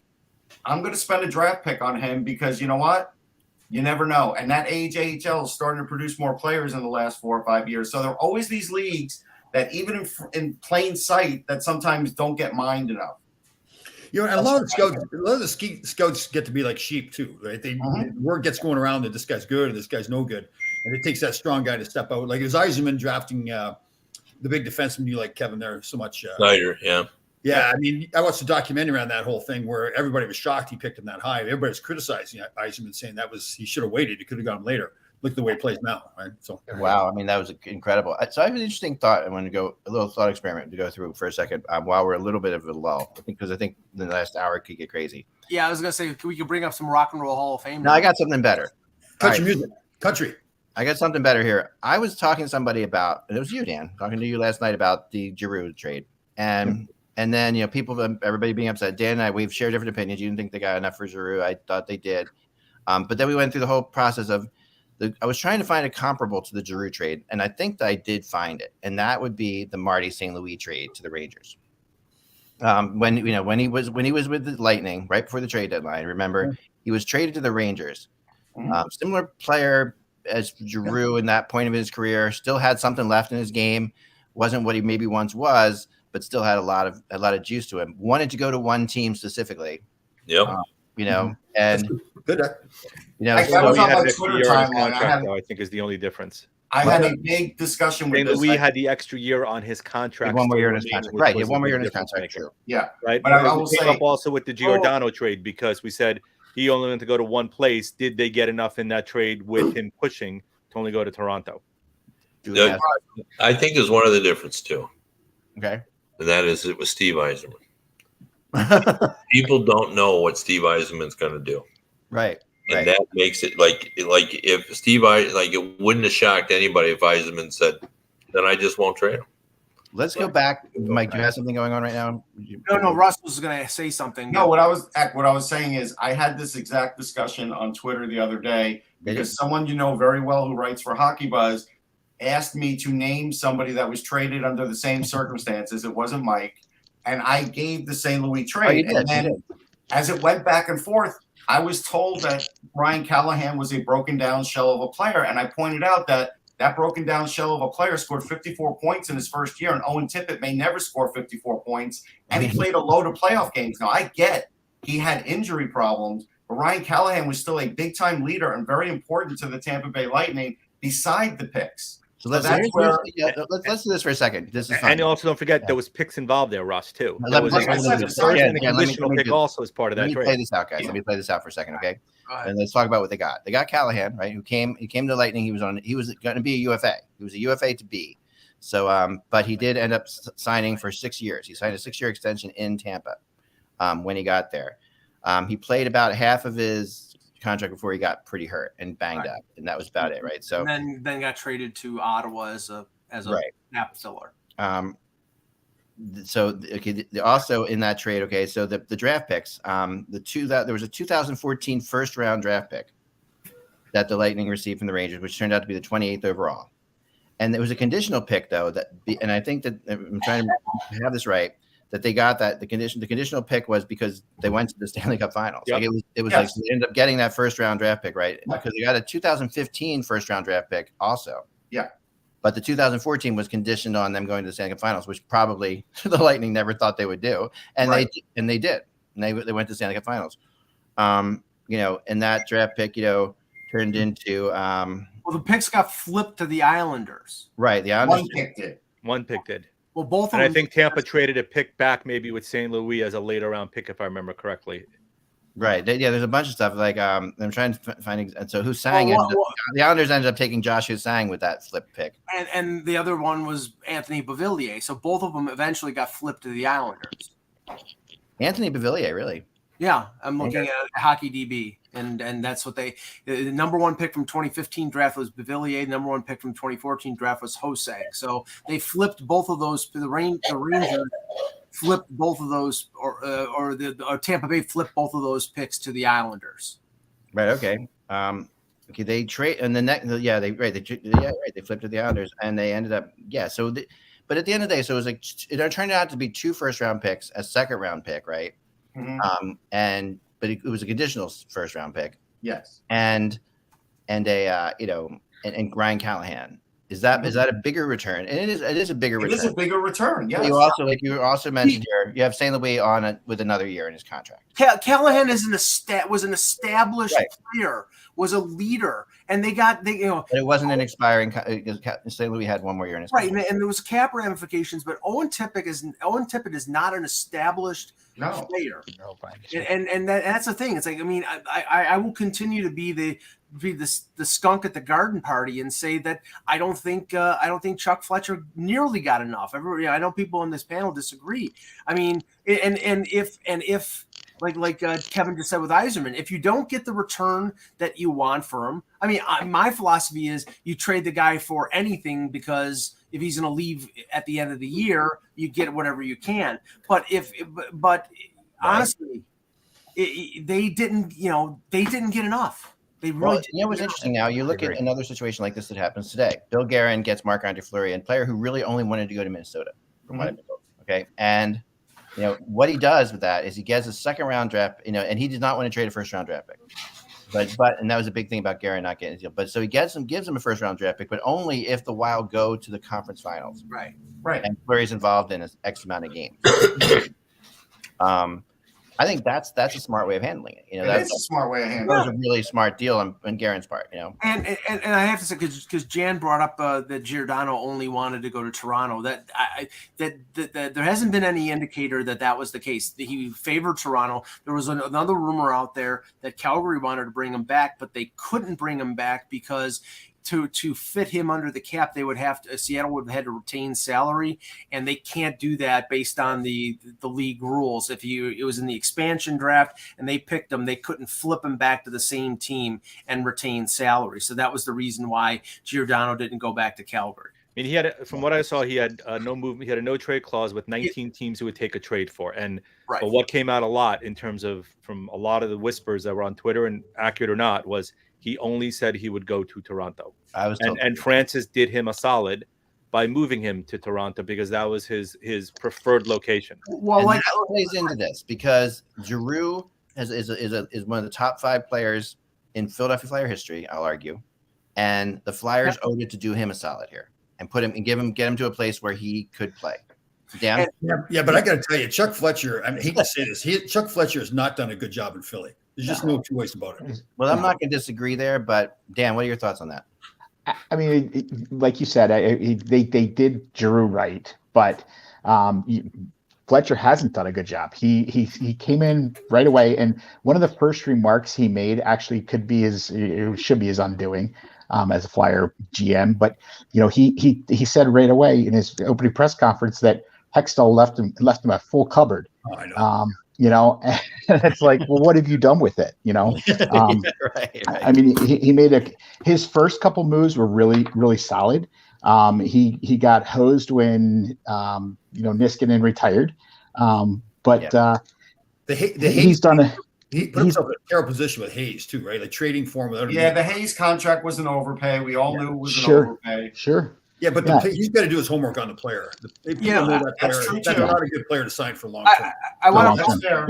That's a fair statement. I want to bring this up because we talked about a couple months ago. I'm pretty sure it was a couple months ago, around Christmas, maybe a little later. Julian Brisebois, the Tampa Bay general manager, came out and said, we're not going to do anything. And for a team that's not doing anything, they did a lot of things, Kev, because they traded two first-round picks and Taylor Radish and Borskowitz for Hayden. And then they traded Matthew Joseph to Ottawa for Nick Paul. For a team that wasn't going to do anything, they've done a lot. Well, it's very impressive, I think, too, because I think both those players are going to help. He made hockey trades, and he ended up, using the assets he had. There was no cap manipulation like he's used in the past. Right. And I think he had to feel some pressure, don't you, with Florida doing all that they're doing. I think he could be the GM of the decade if they win again because he lost a whole third line. And now and he's. He did what he could, and it's going to be interesting to see kind of how that all works out. But I didn't.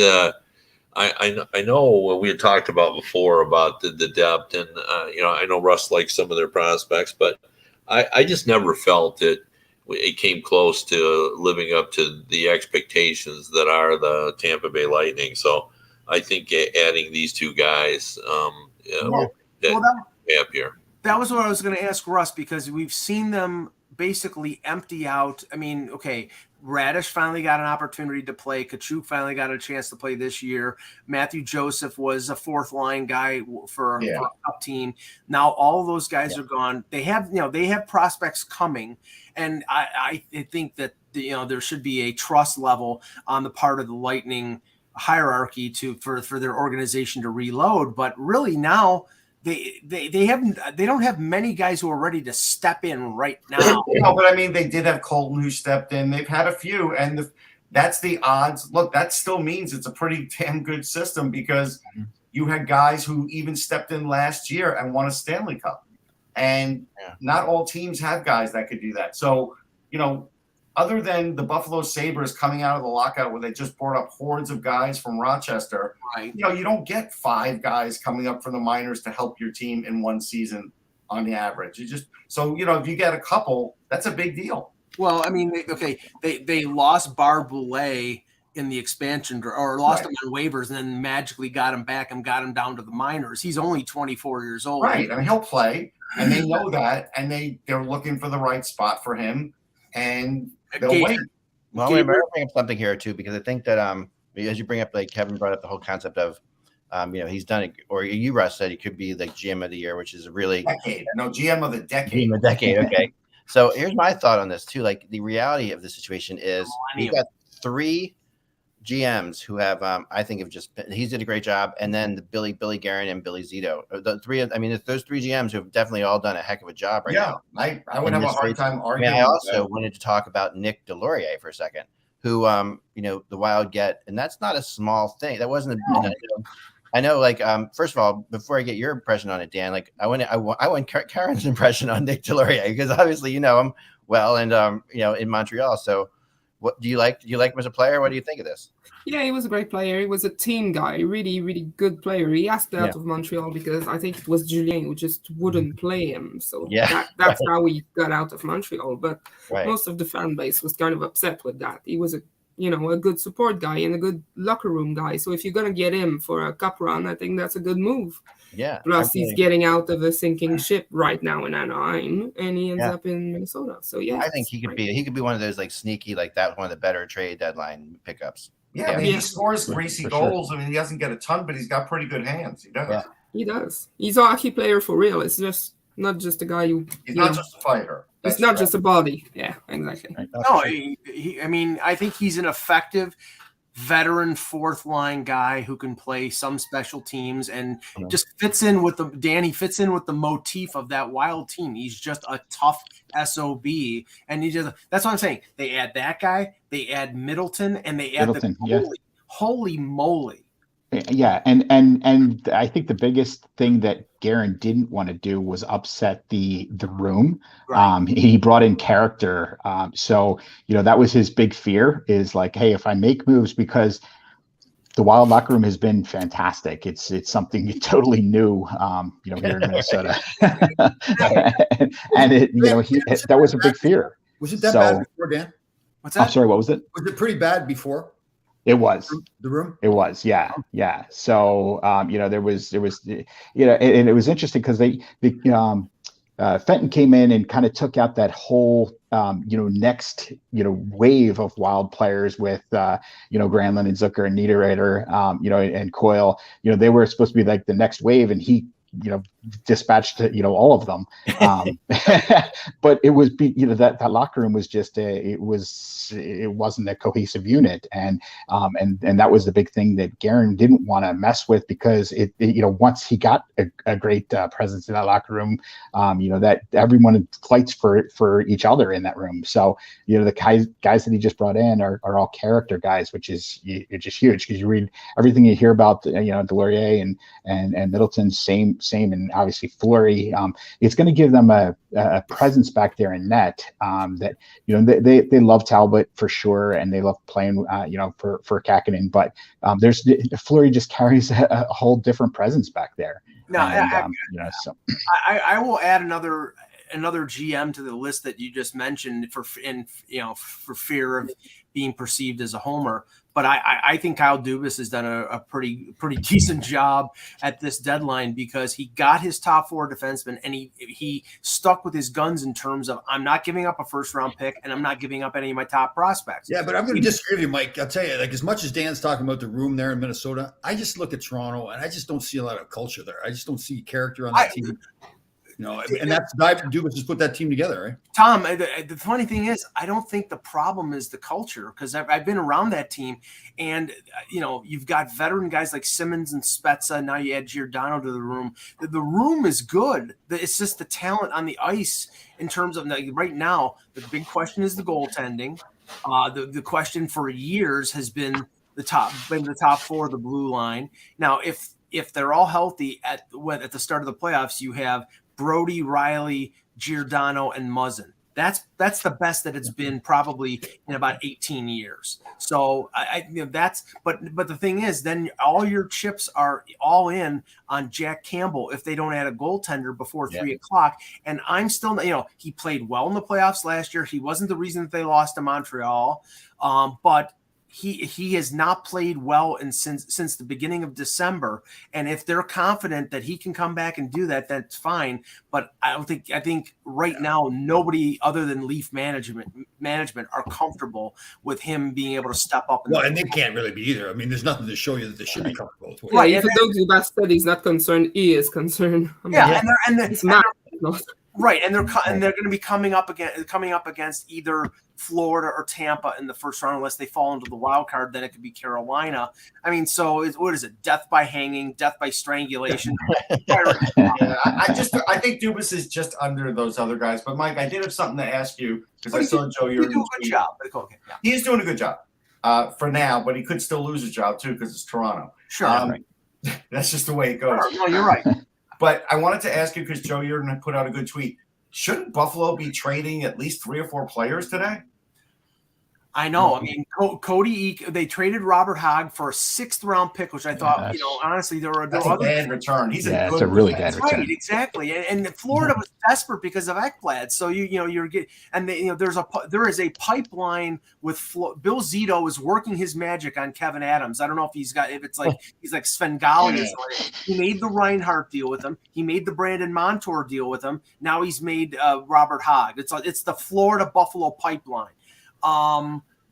But yeah, no, they should be trading Cody Eakin. They should be, if Craig Anderson is open to being traded, they should be trading Craig Anderson. Yeah, they should. But we do have an hour to go still, more than an hour to go. Sure. Although the last 20 minutes seem to have gone by incredibly slowly. And for a trade deadline that's this close to the 3 o'clock. And the other name, sorry. That's not to say you guys are boring. I'm just telling you. I've been told I am, so thanks. I got one thing I got on the mic here is okay. Colin Miller is the other name. Colin Miller. Right. Okay. Colin Miller. Can somebody tell me what the hell is going on with DeBrusk? Like, okay, so DeBrusk. Wait, I brought that up before. Right. He's extended today for 2 years and has not rescinded his request to be traded. The only thing because this is about the Bruins. This is all about the Bruins. I'm trying to remember this ever happening, though. No, but this is what it is. When that whole trade went through, and that whole trade, the draft, and DeBrusk was the only guy that I liked out of those 3 that they drafted. Right, and I said, he is a decent player. He could get 20 goals. The fact that the Bruins thought he was any more than that, like he's a 30-goal guy, that's on the Bruins. And that's all that this is coming from. And DeBrusk feels it. It's not like Jake DeBrusk has really changed as a player. Maybe his production is not as great as it was. But the idea is the Bruins thought more of him than they should have. And that's why they still. But no, they think more of his value than they should. They think he's a better player than what he's giving them. And I don't think he is. They think he's got value, and yet they don't play him like he's got value. But why the contract now? Why is he signing that contract now? I mean, obviously, to me, that contract is money. He's getting money, and he's going to get traded. He knows it. Well, but I guess you do that. This is like an NBA sign and trade. Yeah. So along those lines, I did hear one name connected with him today, and that was that of Pavel Zacha, a straight up Zacha for DeBrusk trade. So they signed him to the contract because he's easier to trade now. Is that correct? Yeah. Right. Yeah. The NBA does this kind of stuff all the time. But why does he sign it though? If he believes in himself as a player, that's right. I wonder that too. But $4 million is a lot of chowder. Listen, if he wants out of there still, and the team came to him and said, "Okay, this helps you get out of Boston," then I guess fine. But I got news for you, Ek. Though I would, if I were Boston, and that trade were out there, I would jump on that trade and take Zacha for DeBrusk every day of the week. Sure. I think it's a good trade for both sides. For both teams, I agree. I feel like that's a good trade for the Devils too. We've got the return on Kulak. I don't know if you know this guy, Ross. It's William Lagson, defender out of Edmonton. How do you spell his last name? Lagson, Laggesson. William Laggesson. Yeah. Oh, Laggesson. Let me look it up. I may have something on it. All right, keep going. Of course, Kulak is from Edmonton. That also plays into this. Like, Edmonton loves bringing their own people back. Because they know that they'll be able to survive the winters. So they brought him in for sure. He'll at least be able to live there. he'll know that he has to put his tires on, has to heat his tires overnight, things like that. Small things you have to do when you live in Edmonton. So, but DeBrusk for Zacha, I really like this deal, and I know for some reason this year, Pavel Zacha has fallen out of favor in New Jersey in a big way. And I always liked him. I always thought he was a good player. I thought he was. I think he's just coming along too slowly for them, but he has improved as a player. He has. But this is an example of two players I think that are similar in terms of the fact that I think they're both their teams that they have value, but don't like them enough on their own team. So I don't have anything on him. That happens a lot, though, right? When you have a guy on your team, you're able to see all his flaws all the time. Right. It's like you see too much of them. So, yeah. So I think you could. I mean that could happen. I haven't heard anything else about the Brusque. Someone just texted me that LeBron said that the Bruins, Rangers, and Avs are all interested in Raquel. Yeah, I can see that. Yeah, the Avs are going to win that one.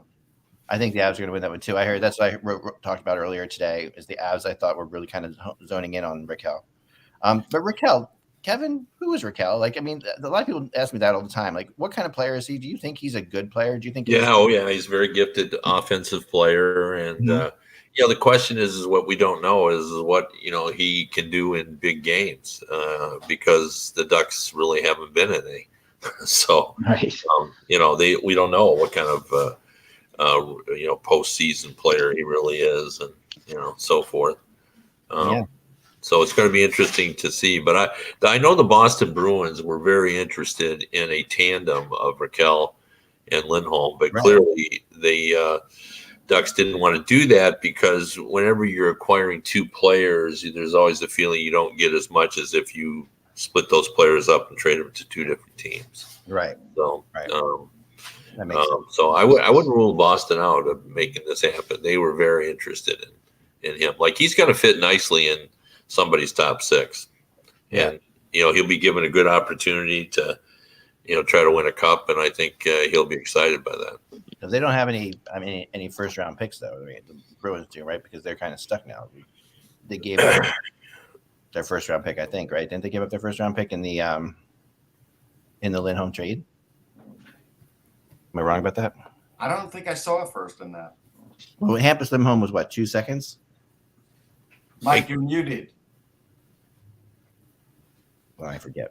A 1 and 2 twos. Okay, that's right. Oh, it was, okay. I 1 and 2 twos. I remember the 2 twos. I don't remember the 1. Yeah, so that's why it was a really significant trade. I mean, that's a serious. So if this is true in the chat room, they're saying Andrew Cogliano's linked to the Rangers. Look, as far as a depth guy, he's still got speed. That's fine. That's a decent pickup. So I can see that too. I think that's what the Rangers need is more of that depth. Yeah. Colorado with him too. Russ, going back to our picks for top GMs, what about Don Waddell in Carolina? Waddell's got a really good job. I mean, he told Mike the other day he was lucky, but he always says that. He wasn't so lucky when he's like 18 years old. He was my college roommate. So he wasn't so lucky that night when he lost to a goaltender who never. You didn't wake up at 3 a.m. then. No, we were coming home at 3 a.m. back then. Right. That was a different lifestyle. Yeah. He wasn't so lucky that Tom didn't like how he was playing on the ice and helicoptered a stick toward him. Well, I was a little to say robust back then, and Don and I were good friends, and we were doing a skating drill, and Don wasn't as hard as I thought. Tom, I've told this story many, many times, but I'm not sure I've told it on this of the fame. One, sorry, quickly. Josh Brown going to the Bruins. Just texted. Joshua Brown, former Panther, now with Ottawa, now with Boston. Yeah, he fits. He's a Bruin. Yeah. Yep. Sorry, Tom, can you? Kev, you were talking. So Kev's going to tell a story. Oh, sorry. Go ahead. Okay, Oh, I was just going to tell this story because I think it's one of the top. Hold on a second here. Someone's. It's a story about me. Go ahead and take that call. Yeah, no. It is a story about you, about Tom's role and leadership in the Northern Michigan. Now, it's important to note that when Tom went to the Northern Michigan team, it was their first year of existence. So his entire freshman class, he got to go from as all the way to the seniors. Then you guys made it all the way to the championship game, did you not? My senior year, yes, played for the championship. Yep. Right. And he also had hair then. The trade is Zach Senyshyn, failed first round pick of the Bruins, and a 5th round pick in 2022 for Josh Brown, and a conditional 7th round pick in 2020. Shows how much they love Zach Senyshyn. Okay, Yeah. Tom, you need to confirm this because I've heard this story. It's sort of legendary. You were on the Kings in '93 when they played the Leafs in Game 1 when Marty McSorley, your teammate, I'm gonna have some lunch. tried to assassinate Doug Gilmour at center ice late in the third period when the Leafs were winning. And the rumor was that Wendell Clark was going after Wayne Gretzky, and McSorley went to the Leaf bench and said, "If you keep doing that, I'm taking out Gilmour." And that was his attempt to do that. Is that true or is that false? First of all, I was not on the team, but I was. I'm sorry. I was in the agent business at the time, and I had a couple of clients on the team, so I was there and was privy to all that, and that is very accurate. Yeah. Okay. Because Wendell stole McSorley's act the following year because apparently they were Gino Ojic was going after Gilmour in the '94 conference final, and Clark went to the Vancouver bench and said, "If you keep doing that, I'm taking out Pavel Bure at the knees." Oh, I got a funny story from Marty You for you. wouldn't have had to do much to do that, though. That's the sad part. Right. You had to catch him, Russ, and Bure was tough to catch. Kevin wants to tell a story, but really quickly about Marty McSorley. I was in New York when Marty started in Pittsburgh, and I mean this is a total compliment to Marty. He could not ski to lick. He was awful. But he was bound and determined to stay in the league because he was going to fight all the time. So I didn't know who he was and got in a fight with him in Pittsburgh and did pretty well. You know, he didn't beat me. I didn't beat him. But the problem was more after the fact is every time we played against each other now, nothing was going on. He just come over to me because he needed to fight to stay in the league. He said, "Laidlaw, let's go." I finally turned to him. I said, "Listen, I am not keeping you in the league any longer. You need to find somebody else." That's beautiful. So anyway, Tom starts with Northern Michigan in their first year of existence, and so he's with the entire team. Everyone's the same age, and they're growing, and the leadership becomes important. And Rick Comley, who's the coach, realizes he's got a team that's eventually going to be very good, and they were. But in Tom's junior season, Walt Kyle comes over from Boston College. He's a transfer, and Rick Comley calls him in his office. The story was told to me by Walt Kyle, and he said, I hope you understand why I brought you over, that, I really treasure and value your leadership. But I want you to understand, and this is really, really needs to be made clear to you, this is Tom Laidlaw's team. Whatever it is that Tom is doing, this team does. And if he tells them to go out and drink, everybody drinks. If he tells them to go out and play hard, everybody plays hard. If he tells them to run through a brick wall, they run through a brick wall. So Tom is in charge of this team. It's important that you know that. He is the leader of this team. Right. Walt, the reason that you're here is you need to be in charge of Tom. And that was the speech he gave him, man. Tom, is that an accurate assessment? Did he need to be in charge of you? The only additional part, because Walt made this speech, he just got inducted in the Hall of Fame up there, and he made this, told that story there. The only additional part was right after that meeting happened with Coach Comley and Walt, that Friday night we went out to a local establishment up in Marquette, and there was a Air Force base close by. So somehow we got embroiled in a little confrontation with some of the Air Force guys and had a little altercation in the bar. So the next morning, Walt got called into the coach's office. He said, "Walt, what happened? I told you to steer Tom in the right direction." He says, "I did. I followed him right into the fight." So, yeah. I interviewed Comley maybe like 8-9 years ago at the USHL Fall Classic because he was there scouting, I guess, then for Michigan State. Yep. And he's a great guy. Yeah. He's a hell of a guy. He was good. He was fantastic for me in my career because, like Kevin said, the first year there was the first year they had the hockey team. So we're all these 18, 19-year-old kids off the farm and everything. And he really had a lot of patience, knew that it was going to take a few years to develop. And, he gave us enough rope just to hang ourselves or not hang ourselves. So he was great in my career. Even as a person, he was fantastic for me. So he's good. Yeah, Rick's now 75 years old. It's hard to believe. How he is? Wow. Yeah. I remember when so I was playing for Bramley Blues junior B team. I'd been drafted by the Peterborough Petes. Roger Nielsen was coaching. I went for training camp, didn't make the team, came back to play another year at junior B. And I did not have it. I had Brown University that was recruiting me until I sent my grades in. Once I saw my grades, the coach called me back and said, he's a great guy. I can't remember who it was. He says, "Tom, I'd love to have you a good player, but I just saw your grades. There's just not much we can do for you." Ivy League school, it's tough. Oh, God. So then Northern Michigan came along. I call Northern Michigan the Harvard of the Midwest. They took a few of us that probably didn't deserve to be in college, but. Oh man. I was given a list, and I think this is a fun playoff list. This is a fun list to go through for a second. This somebody sent me their top 10 playoff trade deadline moves of all time. Okay, and they're pretty interesting. Butch Goring is going to be on this list for sure. But number 10, they have as the Pittsburgh Penguins acquiring James Neal and Matt Niskanen, which was a trade deadline deal from Dallas, right? 2011. Yep. Dallas was in financial trouble at the time, if you remember. They had to move these guys, Neal and Niskanen, and the Penguins.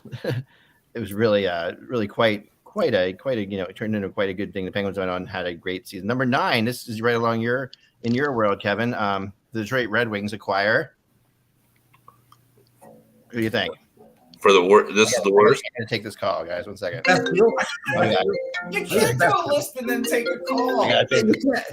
What is going on? Send me the list. I'll do it. I'm ready. The only time I have to go off camera is to go for a bathroom break. So why don't we have our own list? What's the best all-time deadline deal? Well, might be Larry Murphy in Detroit. I still like the Butch Goring one. I mean, I lived on the island at the time. That was a massive impact. Yeah. The ramifications of that trade. Yeah. No yeah. I think Butch Goring will always go down as the greatest trade because not only because it was the start of a dynasty too. Yeah, right. Well, how about the Pittsburgh Hartford trade? Was that a deadline deal? Yeah, it was. John Cullen and was Slavsky. Yeah.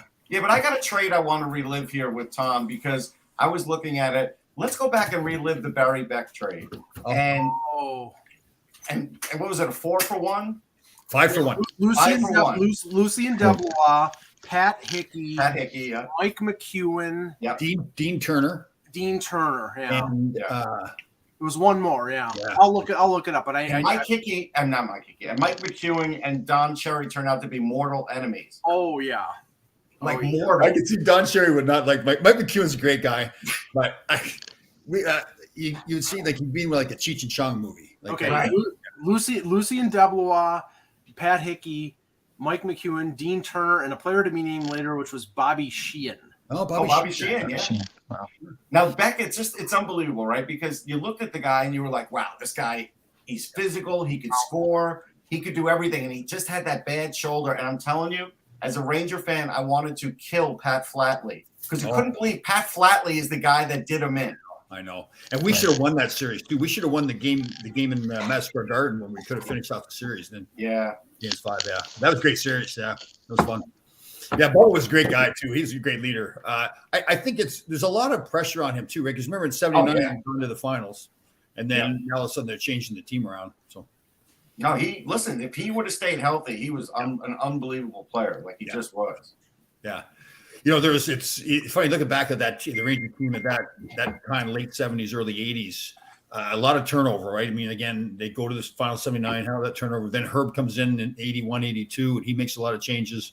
And we still had good teams. We had Clark Gillies on one of our podcasts recently before he passed away, unfortunately. And he was saying, especially after that series where Kenny Morrow scored the overtime goal, he thought that if we had beat them, that we could have gone on to win the cup or at least gone to the final. I mean, look, you had the Pavliches and the McClanahans. You had speed, guys who were pesky and could score. Yep. Everybody. Yep. Jace Patrick. Right, guys, sorry about that. I apologize the way that went down. Trade alert. Nick Leddy goes to St. Louis. Oh, St. Louis. That's a good pickup for them. I like him a lot. Awesome. Wow, that's big. Blues defense is hurting. Hold on 1 second. What's that, Ray? Hurting like injuries? Oh no, I mean they've been suspect. They really needed an upgrade there. So just to add to the trade for Edmonton and Montreal, there's a conditional second in that deal to go along with Lagesson for Kulak. So they wanted Kulak bad. That boy, is that giving up a lot for Brett Kulak. Well, Lagesson, I think, is just a throw-in so that the money would work for Edmonton. Right. But the second round pick is a good get for use. Yeah. Would you rather have Brett Kulak for a second or Robert Hogg for a sixth? Yeah, well, that's why I'm telling you that it's a good deal for the Ranger fans listening. These are the strengths of Jeff Gordon. His trading was always very good, and that's where he was able to get a lot of picks and was able to do a lot of things. I would say a little quicker, but also getting Panarin helped. But Gordon knows what he's doing with this, and you're already starting to see that, Karen. Yeah, I'm liking it. There's no reason not to. Yeah, I know. You're right. That's a good point too, Russ. I mean, this team that the Rangers have now, a lot of it is because of what Jeff did. Yeah. Yes. I mean, I like what Chris Drury's done, the changes he's made, but but Jeff laid it out, and he got them out of cap trouble. Now, here's the other thing, though. Ranger fans in the chat room were like, Drury's asleep at the wheel. Like, they got Petrano. That's a good trade. They got Justin Braun, which is exactly what they needed. And I don't know what else you're looking for other than maybe that other center. But that's like, again, you can't say a guy's asleep at the wheel when he's addressed two big things for them. And Kevin and I have had this debate before, too. Whoa, Kevin Weeks says that Lehkonen is going to Colorado, apparently. Wow. Lehkonen to Colorado. Okay, there you go. Continue, Tom. Kevin and I have had this debate a few times ago. If the Rangers don't do anything, I'm not upset about it. I think you shouldn't be. Yeah, a ton of great young players, get some more experience. I think they added just enough juice that, hey, with the way Shesterkin's playing, they could definitely go a couple rounds. That would, anything beyond 2 rounds would surprise me anyhow, even the way they're constructed, because they're a little bit early right now, and that's fine. Well, this hasn't been confirmed. Just somebody in the chat said that the return on Lehkonen was Barron and a second-round pick. Wow. If that's true, then that's what they were going to give for Giroux, and they gave it for Lehkonen. I mean, see, this is the problem now. Heck, are you listening? No, I'm listening. Yeah, so this is the problem now that Flyers fans will have. Now, we get that Claude Giroux didn't want to go to Colorado. We get it. But now the parts that Sakic was going to give for that, he's now trading for a lesser player. Yeah. I get that. And Russ Gordon. It's 2 o'clock. It's 2 o'clock. So the waivers come in. So all the things that happened yesterday, we'll find out if anybody claims anybody. Sometimes that spurs some movement. Well, nobody claimed Mrazek, Mike. We know that. Oh, I know. I'm Russ. That was the safest waiver in history. It really was. Hey, Russ, going back to Drury too, we forget that he also traded for Sammy Blais, and Blais got hurt from here, and he was a big part of the team that really changed. He was, but I hated that. That was a bad cap deal. You know what? I'm going to make an argument here, Tom, that without that trade, St. Louis loses Tarasenko, and they probably don't even make the playoffs this year. But because they get him, and Buchnevich does the way he does, and Tarasenko loves playing with him, that energized their whole team when they were looking like a team that couldn't even make the playoffs, maybe. True. I do see that, but I see that the Rangers really need to change the culture on their team. No, and that's fair. I mean, I get that. Yeah. And he would have done that. They still had a good season, but I just think he's that kind of guy that would have been that real. Yeah, look, he has his value. I'm not going to say. But we know the reason why that trade was made. That trade was made because of one guy, Tom Wilson. Yep. It was made. Yep. And, well, and you could also add Matt Martin with Trouba. The team was just not. And I think JD and Jeff Gordon knew it. They just weren't a tough enough team. I think they knew. No, that's fair. They weren't. I agree with that. They didn't want to take up spots for the young kids to play and have. You know what though, Tom?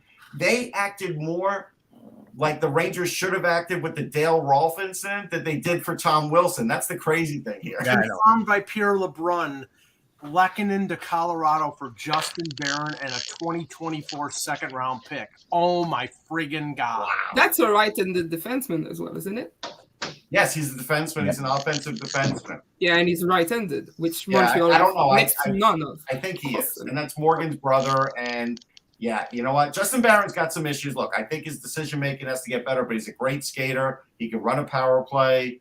Listen, the Habs are getting what they need. They really are. Yeah, making some good moves. I mean, and that Letty also to St. Louis is an interesting one too. I mean, it is. They happened back to back, but I think the Blues were definitely looking for a defenseman. Here you go. Barron is 6'2", 195, right-handed, 20 years old. All right, Arizona has claimed Harry Satari off of the waivers from. Oh boy! What a name that is! What a name that is! We have a field day with that. Yeah, you know what's funny? He's one Seattle of the first. Seattle claimed Derek Pouliot. Vancouver claimed Brad Richardson. Peter Mrazek. Wow, so they're all looking. They're all looking for a draft pick. The only thing I can say about Harry Sateri is one of my, and this is going back to his draft year. I actually interviewed him. I was probably the only person that interviewed him. He was the top-rated North European goalie, which again, we know what happens with the top-ranked European goalie. Most of the time, that they end up going in the third, fourth round, unless it's just a superstar like a Bobrovsky or someone like that, or Vasilevsky, I should say. But anyhow, he's a good guy, and he's actually a decent goalie. Well, the funny thing is, Dallas, Arizona traded Wedgwood to Dallas because Holtby is hurt, so they needed a backup for Vemelka, who, by the way, signed a 3-year contract. Boy, did that guy hit the lottery! Yeah, Vemelka hit gold, man. He did. So Sateri will back up Vemelka, but now. The Leafs, I think now the Leafs are probably going to have to trade for a goaltender.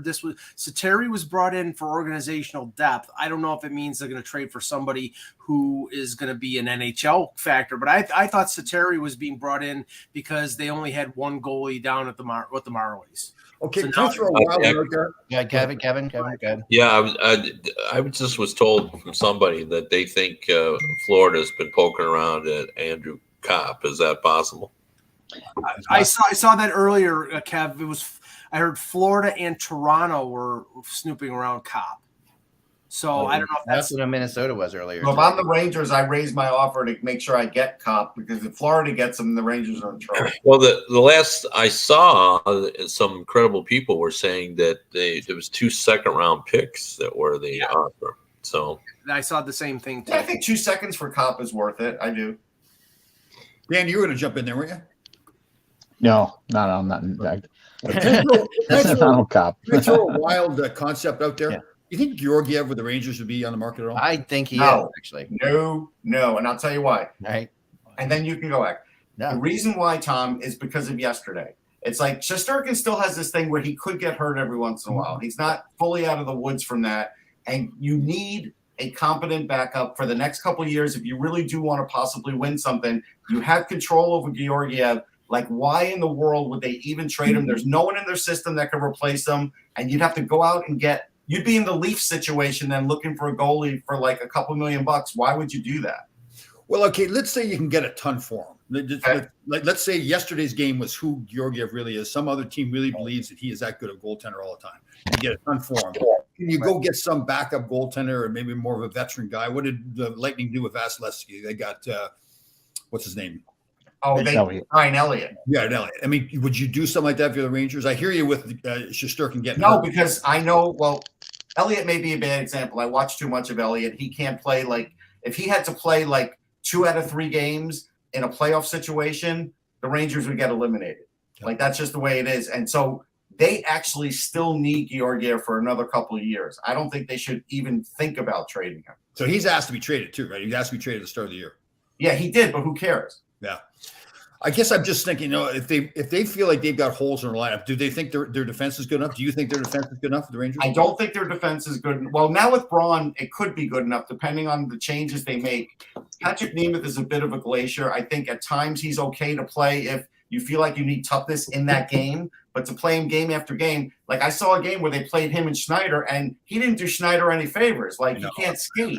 So Nemeth goes deep, and he's barely ever going to score. You're relieving a rookie there now to basically defend your own end. You can't do it. Just to follow up on the waiver thing, then we can move on.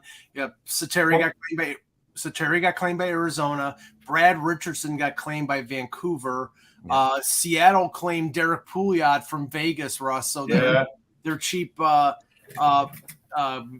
fill-in on defense is gone. Riley Nash, Kyle Turris, Christian Jaros, and Kyle Clifford all cleared. Okay, now Tom was going to finish on whatever. Well, Russ, and I agree with you. The only Nemeth too, he was billed to be this tough guy. He hasn't played tough at all for the Rangers. No, and this was a bad signing. Multiple years. If you want to take Chris Drury to task on a signing, it's Nemeth. It makes no sense to have him. Was a 3-year deal? I think it was the pressure to say, okay, because the word was he was tough, right? And they were looking to get that tough. was the word, yes. So, but yeah, he's not tough enough. I guess I hear you with Georgiev and the injuries to Shesterkin. man, if some other team is really high on your, look at all these teams that need goaltending, like, it's Toronto or whoever it is. If they really believe that this guy can be a number one guy and they're willing to give up a lot for him.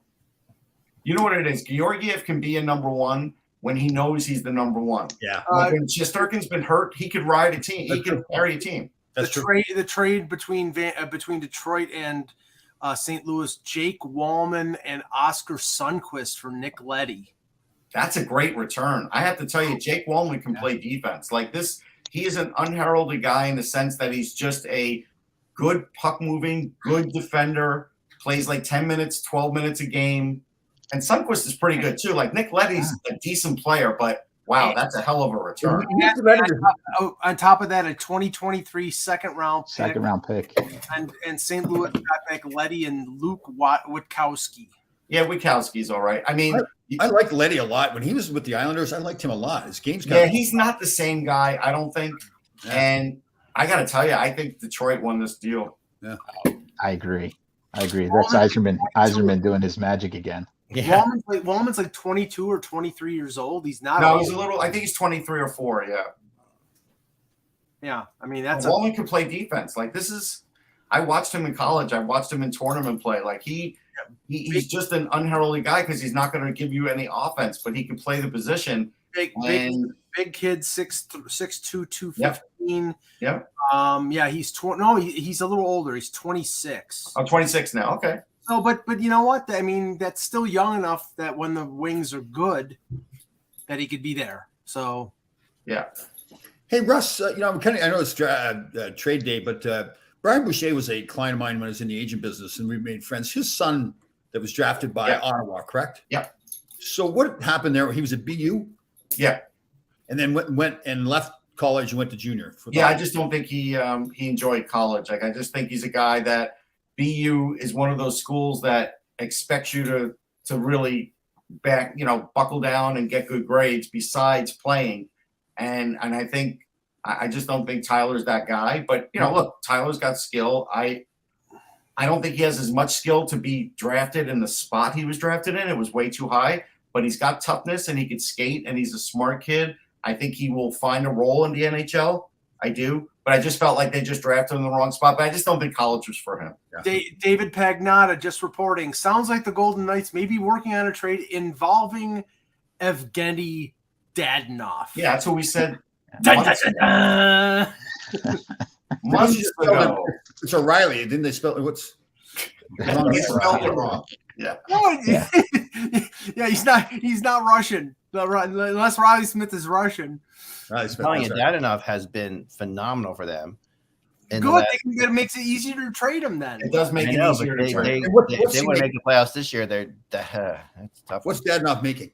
How much? Five for another year. Yeah. So are they doing this then to make room to get Stone or somebody else back? Martinez. Probably Martinez. Yep. Yeah. Which then does help them just to lift into the playoffs. We already determined we don't need Stone, Tom. It's like he's no, that's not it. All they have to do is forget about Stone. All they have to do is win a couple of games a week to limp into the playoffs, and Dallas will never catch them. Right. And if Dallas catches Edmonton because they roll over, fine. But they better get something significant for Dadonov because he like I say, like Martinez doesn't score a ton of goals. It's like, but he does generate offense. He does. Yeah, but they need goals. So who's the better player, Dadonov or Martinez? Well, they're very different, right? Forward and defenseman, but I think Martinez is more valuable to the team. But what Eck is saying is true. Right now, they're offensively challenged. Dadonov has like 20-30% of their goals the last week or two. Yeah, 15 goals. He's gotten hot. Elliot Friedman reporting Johan Larson to Washington. Okay, yeah. That was Arizona. So Arizona is emptying the coffers. I'm sorry, I nodded off on that one. All right, thanks. They should not be allowed in the league, Arizona. I agree with you. They're putting that team so far in the hole. They have a hard time putting fans in the building anyways. They're going to be playing that 3,000 or 5,000 seat arena. They should relegate them and move Tucson into the NHL. Yeah, listen, I love what the league has done and Mr. Bettman and everything. They've done some fantastic things, but that situation really, it's awful. Man. I want to see the Chicago Wolves come up to the NHL and then send them down. That's what we need to do. You know, the Chicago Wolves are probably a better team at this point. It's all about the TV market, and they could very easily just replace it by moving that team to Houston, which they should do. But they just seem so hell-bent on keeping them there. I'm telling you, they're only going to play 1 year at that university. You watch. Oh, really? Why do you say that? I think the other deal, the Tempe deal will die while they're playing there, and then they will have to do something with this team. Yeah, because to say that they're going to play 3 years in that arena, it's not going to happen. Montreal is retaining 50% of Lekkonen's salary. Well, yeah, that's to help the return. Yeah, yeah. I think he was what 2 point something like that. Yeah, 2.3, I think. Listen, Jeff Gordon in a couple of months has done some great things, and he's revived Cole Caulfield. So my memory's good. 2.3. There you go. So Montreal there, maybe you can answer this. Is Marty St. Louis going to stay on as coach? Oh yeah, he has to. He has to. The effect. I think at this point, we all thought no way at the beginning, but yeah, he's like Toe Blake compared to Dominic Ducharme. I don't know. Well, the thing is, Ducharme was trying to shackle his players into a system they weren't built for. They just couldn't execute it. Whereas St. Louis is just saying, okay, good hockey guys with high IQ. Do your thing, shine for me. And it's just like Caulfield has been on fire, Suzuki's been on fire, even Alexander Romanov is joining in the attack more now. They all feel so much more confidence because they don't have Ducharme just going every time they do something bad. Ducharme's coaching had people questioning Suzuki, where that kid is loaded with talent. You could see it. Yeah, but it was the old Montreal mentality. We're so used to, the game is about preventing goals, not scoring them. Right. So you got to be good on defense. But now it's a complete 180, and this team is going for all-out attack, and it's so great. By the way, Karen, on a serious note, how is Guy Lafleur doing? I heard mixed things about this. Well, the family is not being really public about it, but they did a statement, I think, about a week and a half ago saying thank you to the fans and the organization for all the support, blah, blah, blah. Guy is in and out of hospital for treatments. It's not looking great, honestly. And he stopped actually signing autographs through the mail. He's been really good doing that for fans, ever since he retired, and now he's not doing it anymore. So that makes me think he's not doing well. Yeah, it's funny. When he became a Ranger, I was not living in New York anymore. I was in Virginia, and it was really hard. That was when cable, like I told Mike, Sports Channel America just killed my hockey life for a couple of years. And it was hard to get games, and I was living the whole Guy Lafleur Ranger experience through the New York Times and occasionally radio and things like that. And I was extremely fortunate that I lived in a border city that I could pick up CBC and Hockey Night in Canada, because we had local Sabres broadcasts, obviously. But if I didn't have, sports Cogliano off to Colorado. Who? Cogliano. Oh, Cogliano. Okay. Yeah, Colorado. That's the reason why they retained 50% or got Montreal to retain 50%. They're loading up. He's a smart veteran fourth line guy now. But we should ask Tom about having to deal with Guy Lafleur, because even in the Stanley Cup as a kid. Now, no offense, Tom, I didn't think you guys were going to win. I was rooting for you, but that team, even though it was aging, was still pretty great. Let me just add on to that question. How many packs of cigarettes did he smoke in the hallway? I actually got traded before he got to the team. Oh, you did get traded before that. Okay. He was one of those guys. He and Gilbert Perreault, because where I lived in Brampton, we could get a lot of the Buffalo Sabre games. So I must watch Gilbert Perreault dance around guys 100 times. You got the big bow legs and everything. And rushes, Tom, were legendary. Oh, and Guy Lafleur, too. It's the same thing. As a young defenseman, you're just scared to death. I mean, not physically or whatever. You're just so in awe of them. You probably respect them way too much, but they earned it, right? I mean, you watch them so many times skate down. So that when you're a defenseman like that, you just back up as quick as you can. Like your butt's bumping into the goaltender because you don't want to get beat one-on-one. Okay, so you probably didn't want to block a Steve Shutt shot, right? You probably didn't want to do it. The one guy, it's funny watching now, defensemen, when they block shots, I think we were taught, no matter how much you're hurt, don't let the guy know you're hurt, because he's going to do that to you again. So we were playing a game in Boston, and Ray Bork was on. It was a 5-on-3. So face-off puck goes back to him. So I go down to block the shot. And, when you go down like that, the pad comes up a little bit when you're on a knee, and like that 2 or 3 inches. He hits me right on that spot. It goes off my knee, up over the glass, hits me so hard. I'm just burning. My knee is just burning. I know. But I can't show him, and I know he's looking at me, so I don't even want to look him in the eye.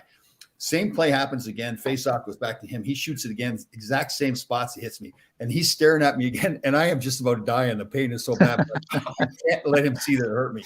And then after that, he didn't do it anymore because I guess he thought, I guess can't hurt that guy. Well, I'll tell you a funny thing that happened the other day, Tom. You get a kick out of this. In the Flyers game, post-game, someone asked Carter Hart, "Hey, Carter, why did you, when you went down on the one save, why did you stay down?" He said, "Because the puck hit where the cup wasn't." And it was a great answer. Ouch. That is good. That is good. Now, Guy Lafleur was something, I'll tell you. It's just, he had that presence about him. I shouldn't put had. He has that presence about him, the person as a player, just that classy guy. But yeah. Now, getting to what Mike said, so when I was covering the Heritage Classic and I was covering the practice, the Canadians had just gotten off the bus. You know, they were getting ready to play practice against the Oilers and then eventually play them in that Legends game. The first guy off the bus was Lafleur, and he was smoking. And I was just like I couldn't believe, even at that age, that was his first intention. Yeah. But he was still pretty good, even the alumni game. Yeah. We had guys, when I first turned pro, there's guys smoking in the locker room still. Yeah. They'd at least go to the bathroom next door to it. Eddie Johnstone, little Eddie Johnstone. Oh, I remember Eddie. Yeah. His nickname was Siggy. Yeah, great guy. Well, Tom, I'm old enough to remember when my teachers were smoking in the classroom. Yeah. So yeah, nothing surprises me. This is strange to me to say, but it's weird when you're a young kid and you're dreaming of being in the NHL. I was in Northern Michigan. We went to St. Louis to play the St. Louis Billikens, and they played the old Checker Dome, I think they call it, right? So the night before one of our games, Philadelphia was playing St. Louis, and because we were there, we got to stay down by the locker room, the Flyers locker room. I'll never forget Paul Holmgren walking out with a six-pack in his hand. And I'm thinking, oh, man, that NHL, I just can't wait to play there. That's cool. I'll give you a worse thing. One day in the Flyers press box when Paul Holmgren was GM, it was some sort of anniversary for the team. And I was one of the first people to walk into the press box off the elevator, and Paul Holmgren was holding a knife and a cake.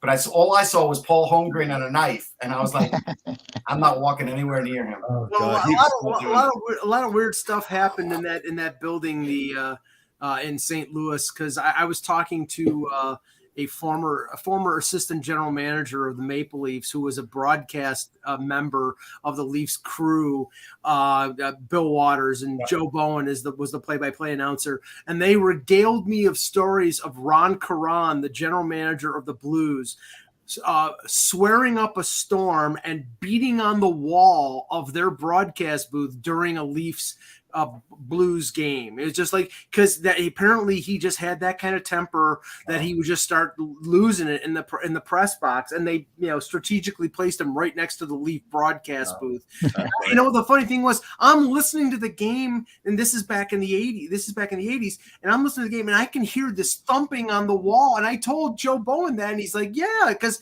it was the microphones were picking it up. Of course, you heard that." All right, I got some breaking news. It has nothing to do with hockey, but Amazon, they've been looking for some announcers for their Thursday night game. Hire me, please. They're going with Al Michaels and Kurt Herbstreit. They're paying Al Michaels $75 million. I can see paying Al Michaels because he has an identity in the voice and everything else. I cannot see paying Herbstreit that. And it's a six-figure salary for Herbstreit. It's like, really? So wow. That is not going to make me watch. What this tells you, Russ, is that now, so Buck and Aikman, and I think eight-figure salary. Sorry, Buck and Aikman and Aaron Andrews are moving over to ESPN. So Fox is not going to hire anybody big. They're saving money on their broadcast crew, and they're just gonna. Does it really mean that much to you? I love watching football. It does. It could kill a broadcast. Yeah. I mean. I could tell you 2 Super Bowls ago, I did an article on sportsology.com, my website, and I wrote about Chris Collingsworth and how he ruined the broadcast. And that article got tons of responses. And I just, me, I'm just thinking, maybe it's just me, maybe it's me and a few other people, but apparently a lot of people felt that way. I'll bring it back to hockey.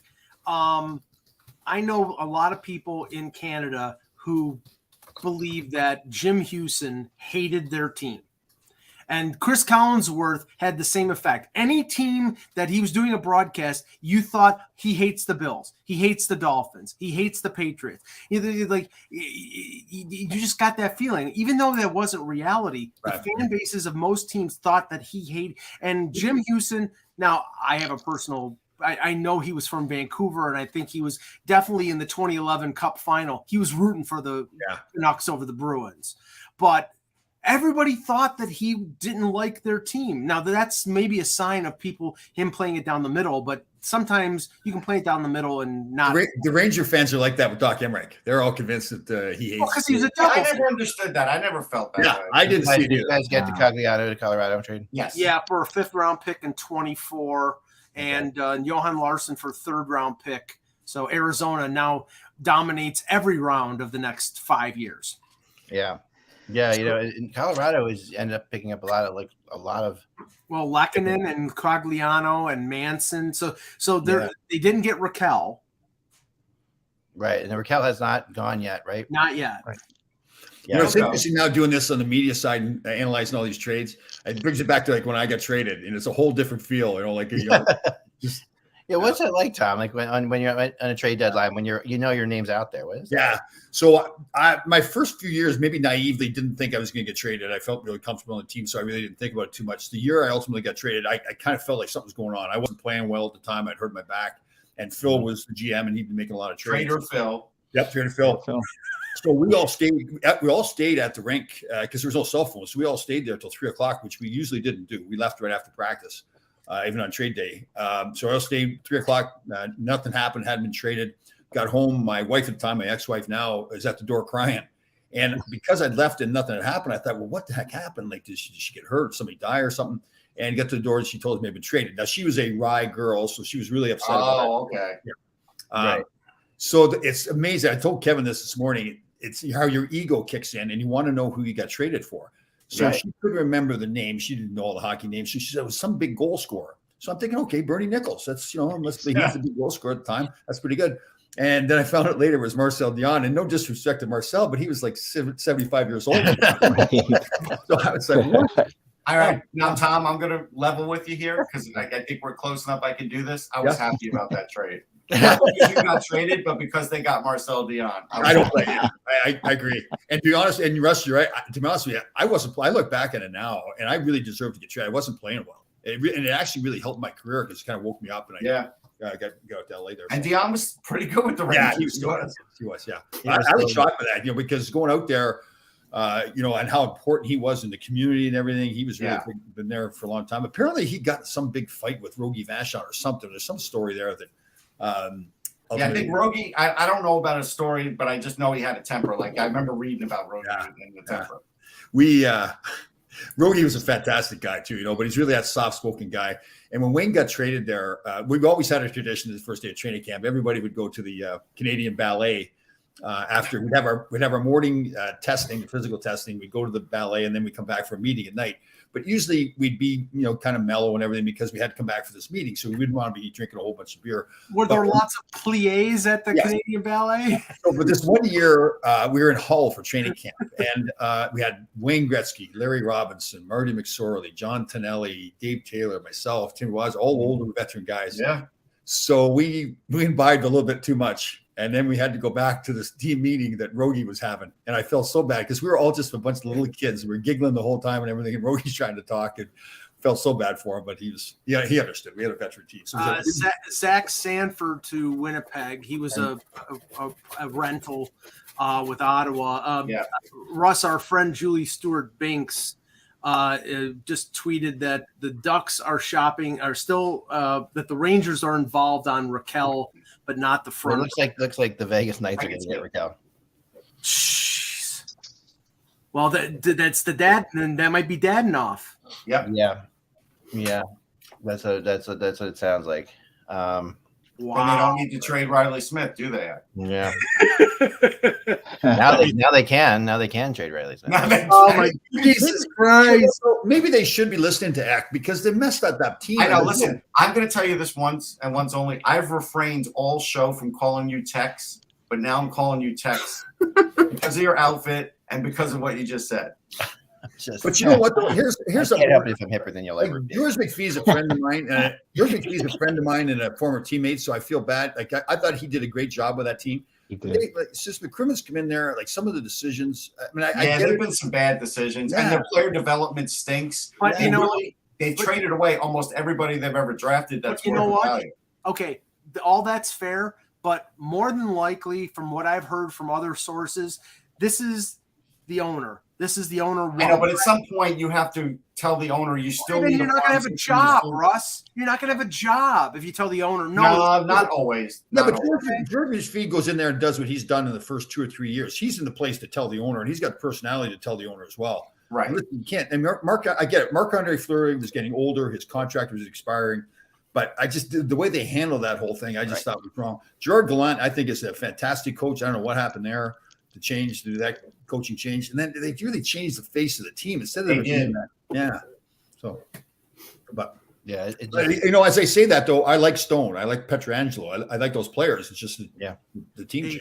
A 5th round pick for Zach Sanford. So that was, pretty. Again, as Randy pointed out in the chat room, it's just a rumor. Raquel to the Vegas is not. When I was on the phone.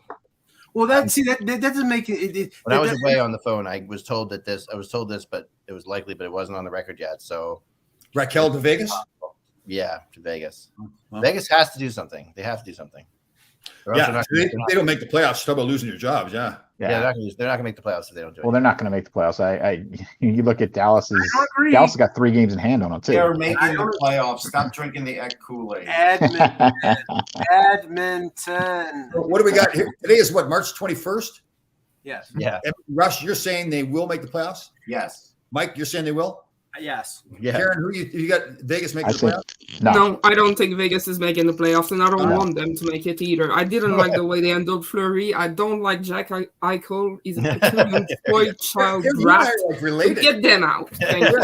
Karen, you and I are related. We might be, This is, and you're believe it or not, I will say the mood around the NHL is not too different, too dissimilar to what your mood is. And I'm sure you know this too, Tom. That it's like there are not a lot of people around the NHL that like the Vegas Golden Knights. Yeah, it's weird because they had it so easy when they first started as well. I didn't like that. The expansion draft, the new rules for that. They just had to give it all to them. And that's the reason. And I'm not saying I don't think they're despised in like the Toronto fan base or the Buffalo fan base now. Well, no, but they're not Satan like the Leafs. Here's the weird thing about Vegas too. I want to mention this about Vegas because from a drafting and developing standpoint, I know you have to trade some guys.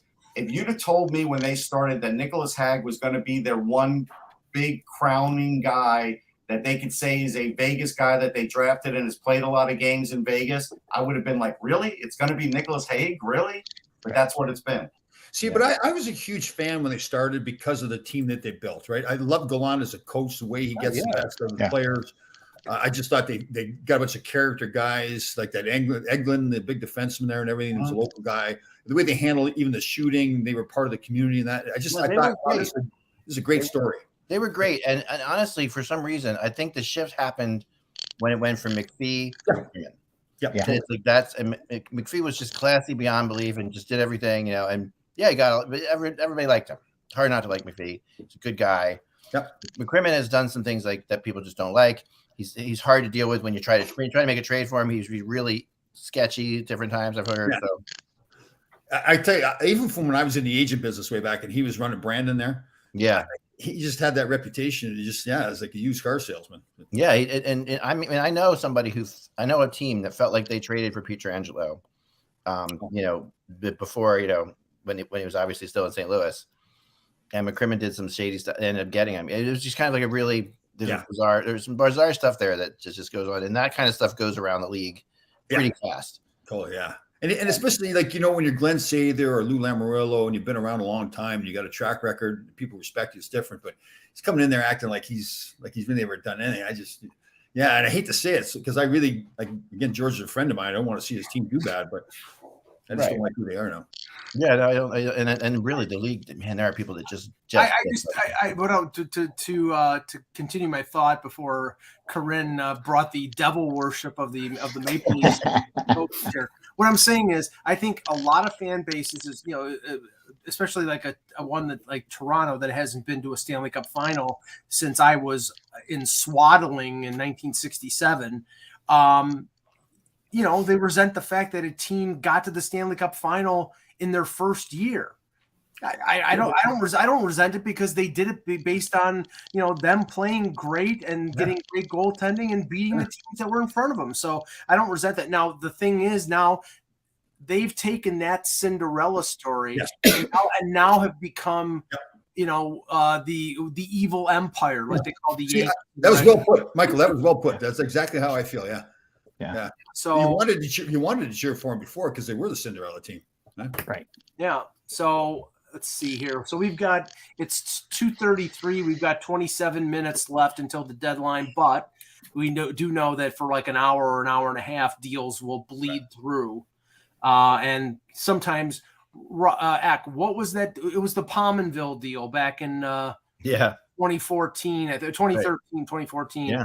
When we were doing the deadline show at the house there, and the deadline was 3, and it was 4:45. We were getting ready to go to a Flyers game, and all of a sudden, as we're just about ready to pack up, all of a sudden, this deal, the Jason Pominville deal. Yeah, I got a text about the Jason Pominville deal.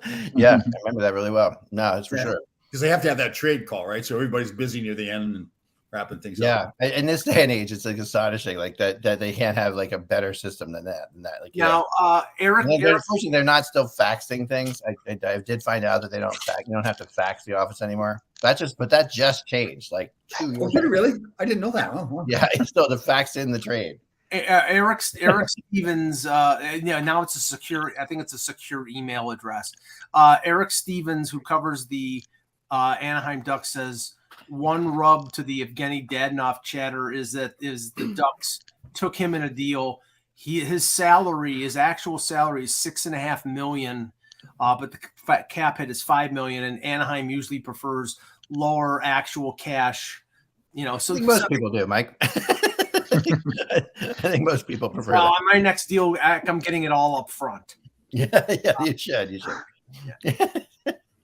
It's just like they prefer to pay less money. So the Rangers have really only done that Braun, right? That's all they've done? Yes. Right now, yes. Yeah, I mean, they're still definitely in the Raquel world.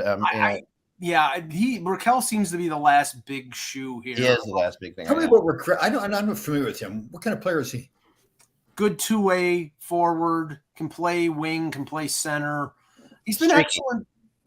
Yeah, streaky, but I mean, he's not making a ton of money. He's making less than 4. He could snipe a little too. Yes, if you put him on the wing or if you put him at center in a second line, I think he's perfect. He's a really good not depth forward because I think he's a good top 6 forward who can play wing or center. Yep. So Russ, then who does that take out of the top 6? So right now it's Kreider, Lafreniere. Well, they already took Dryden Hunt out, so that's for Toronto. It probably takes Vetrano out, which is fine. Yeah. Right. So you've added really depth then. So Vetrano. Yeah, you added depth. Vetrano moves down. Everybody moves down. That's good. Because they're pretty happy with that fourth line when it's Reeves. Reeves. Just looking at it yesterday. Yeah, him. But they seem like they're happy with that line. They do. They like their fourth line. Right. Yeah. No, I mean, McKegg, Reeves, McKegg, and then there's somebody else. Yeah, I've said it before, but I think Vetrano was former Leaf, sneaky good pickup by them. Honestly, yeah, he can skate, man. He's got some wheels. Former Leaf Carter Verhaeghe, former Leaf Mason Marchman. Keep going, Russ. Yeah, but a little far. Just saying, it's just a fact, Mike. That's all. How about former Leaf Peter Mrazek? Okay, so let's have a little debate here. That's the problem. So when's Kyle Dubas getting fired? Yeah, well, he could be right after the playoffs. No, I just said right now. I think he's like this deadline. Getting Giordano without giving up a prospect or a big prospect or a first round pick was an excellent move. But I just look at his body of work up to this point, though. I just don't like this team that much, and he's putting. I know. I mean, see, okay, this is the thing. I don't agree with the construction of this team because it's a high skill team. And this is a league where I think you have to be multidimensional. You have to be physical. You have to be skilled. You have to be good defensively. This team is mostly all offense. They try to drive puck possession, and that's the way that they play defense is by the puck. They don't have a particularly great goaltending situation, and only in the last 36 hours have they come up with a defense I think is pretty decent. The thing is, they're the third best team in a division, but those teams are first and second in the NHL. So they're really they're in a situation where until the NHL changes the playoff format to conference rather than division, they're going to get screwed behind. Well, they should change it for the Leafs, is what you're saying. No. Plus, I think it's the same way with the Central, like we talked about before. Yeah, they haven't won since 1967 because the league's against them. Yeah. Yeah, well, please, when you suspend Austin Matthews for 2 games, should have got 10 games. Look like Dave Brown in that situation. Yeah. No, I don't think so. But anyway. So let's see here. There's not much going on right now. It's incredibly quiet. Like my texting is just died off. Since well, you got to pay your bill there. I know. Since the last time I left you guys. Eck, if you were going to do any other job in the hockey world, what would you want to be doing? In the hockey world? Like a coach, GM? I kind of would. I would love to be a GM. I would love to be a GM. Huh? Just because I've met so many of them and I've gotten the hang of what they do, like from day to day, and talk to them, and they're fun. They're fun people. I think it's a fun job. I mean, coaching I think is tricky. I'm not experienced enough to be a coach. I'm not experienced to be a GM, but GM would be fun, I think. Don't worry, you have almost as much experience than Marty St. Louis. I was just thinking that. Other than the 15 years in the NHL, but other than that, pretty much the same. Ex-coach soccer. I have girls. Actually, I got to tell you, I was at a thrift store the other day, and I thought I was going to buy this for Eck. What is it? What is it? Old Cooper goalie stick. Oh, nice. Oh, nice. I thought you were saying Cooperalls. It's like, wait a second, where'd you get those? I thought maybe that Eck could use it. It looks like an old wooden hockey. No, my goalie pads, are still full of deer hair. They're definitely. I'm old school when it comes to that. You know that, right? So. Yeah, I saw it. What town do you live in? I live in Pennsylvania. Jan, what town? Merrick, Long Island. We've got a Ranger Islander alumni game coming up April 23rd, Eisenhower Park at their practice. Oh, nice. It's 10 minutes from my house. Oh, okay. You better be there. Oh, listen, that Eisenhower rink is nice. That's a good rink. Yeah. Awesome. That's awesome. I've been there. Yeah. By the way, Russ, and since we're slowing down, in other news, slowing down. We're slow. We are 20 minutes to the deadline or lunchtime for Lou Lamoriello. Drawn to a halt. Lou Lamoriello is a really interesting one I'm going to talk about for a second because he has done absolutely nothing. Right. Right. He's having his press availability at 3:30, which tells you he's going there for an early dinner. That's when he'll break the trade news. Is 3:30, Mike. Yeah, there's going to be a flurry of trades. I'm serious. Charles getting. No, there'll be some. And he might have made trades and threatened everybody with their lives. By the way, Jan, what year did the Zorn's restaurant close down in Merrick? What's that? What year did the Zorn's restaurant just did? Close it down? Literally just closed. They just announced it's closing. Oh, so what's still open? They literally just announced it about a week ago that it's closing. Wow. Is it Umberto's Clam House? Well, listen, Zorn's is the best. Yeah, who you're asking, Michael? How am I supposed to? Seriously? No, Mike doesn't I was going to ask somebody else who would have no clue on that.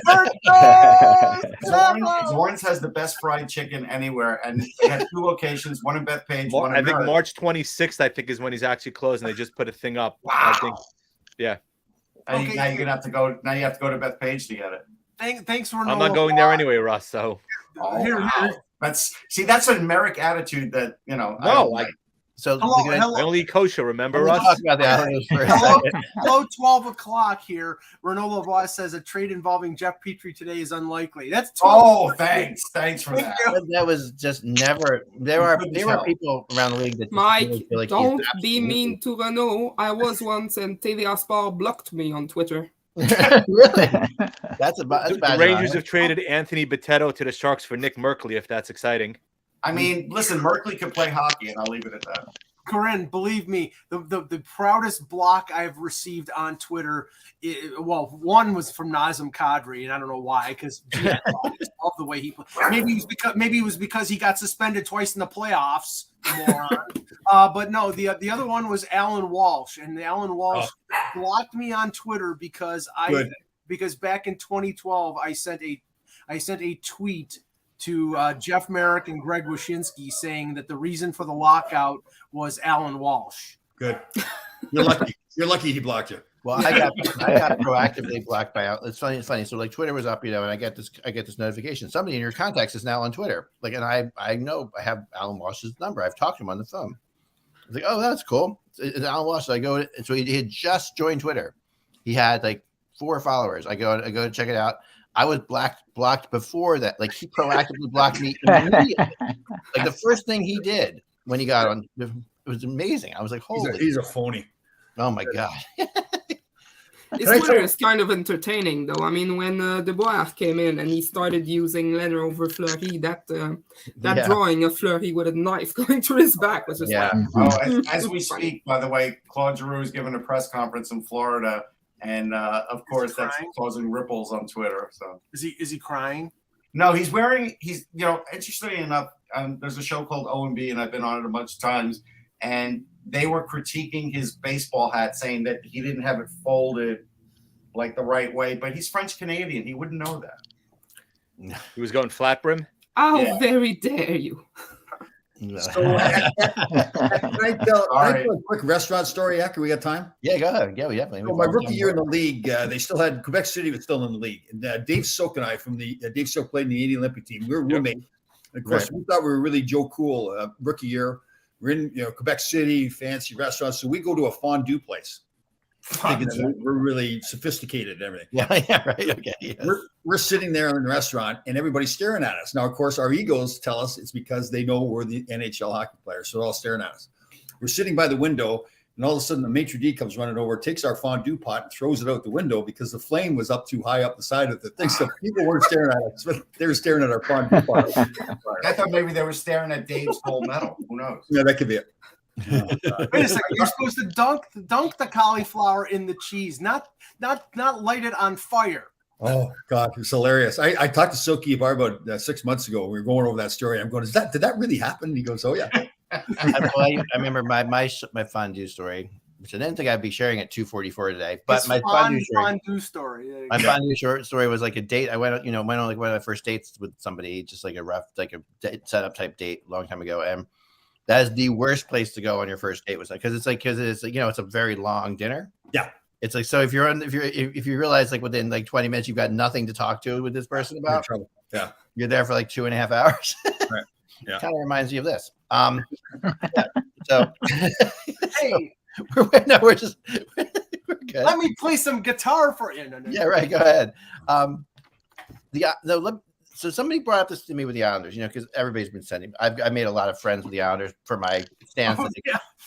For my stance that they can still make the playoffs. And until you didn't really say that, did you? I did. Yes. Up until this week. This sign is 3 months old. No, up until yesterday. Actually, when they lost when the Flyers lost the Islanders, when the Flyers beat the Islanders, I said that's it. They are done. All right, but the thing about they're not making trades, and I talked to somebody on the island last night, and he said, listen, we kind of look at this like one of those years like Tampa had, like Tampa had that year. Small trade, but Andrew Hammond is sent to New Jersey. Hamburglar is in New Jersey. Well, they need a goalie. He could have kept his green pads. Yeah, right. Yeah, right. That's true. Nico Dawes isn't cutting it enough, I guess, with McBlackwood out. They definitely need a goalie. So I'm not surprised. Well, they don't want to see. They don't want to overburden Nico Dawes. He's 21 years old. Yeah, you don't want to keep him in the NHL. Yeah. Also, other breaking news. According to a good source, otherwise known as Amanda Kessel, her view is her brother Phil's going nowhere. Okay. I mean, that's true of his career and at the Ross, you hate a guy who's a 400 goal scorer. Is No, I don't hate Phil Kessel. I wrote glowing 400 goals and you still rail on him all the time. Mike, we're not paying attention to you. You just hate him. I know where Phil Kessel. Whoa. I know where Phil Kessel was going. You say one thing about a hot dog stand. He's going to Ted's Hot Dogs. That's where he's going. Listen, I covered Phil Kessel in the World Juniors. I wrote glowing things about him. He's had a terrific career. Phil Kessel right now is a drag on the Coyotes, and the fact that he's not getting traded does not help them. Here we go. According to Mr. Drager, all indications are Andrew Kopp is heading to New York, and the Rangers may also be working on Tyler Mott. There you go. Tyler Mott's a good little addition, but Kopp, that's what we figured. Last night I said that to you in the chat room. Like I thought he was going to. Let me ask you because Kevin's back. I'm assuming you had to step off because of the Letty deal. Yeah. And Russ and I were talking about it. What a haul for the Red Wings. Yeah, it is. Essentially they got rewarded for taking back, Sundqvist. I think obviously St. Louis must have something else in mind that they had to clear a little space. Would be my guess. So yeah, I think they're feeling pretty good about that trade and. It'll be interesting because Sundqvist will show up next year, and Edmondson's supposed to be in Detroit, and perhaps Sundblom as well, Elmer Sundblom, and of course they already have Lucas Raymond, and they have Lindstrom as well. So it could be another generation of Swedish Red Wings. Kevin, to me that was a ridiculous haul. What he got. I mean, I know he ate 50% of the salary, but. That's a master move by Yzerman getting 4 pieces for Nick Leddy.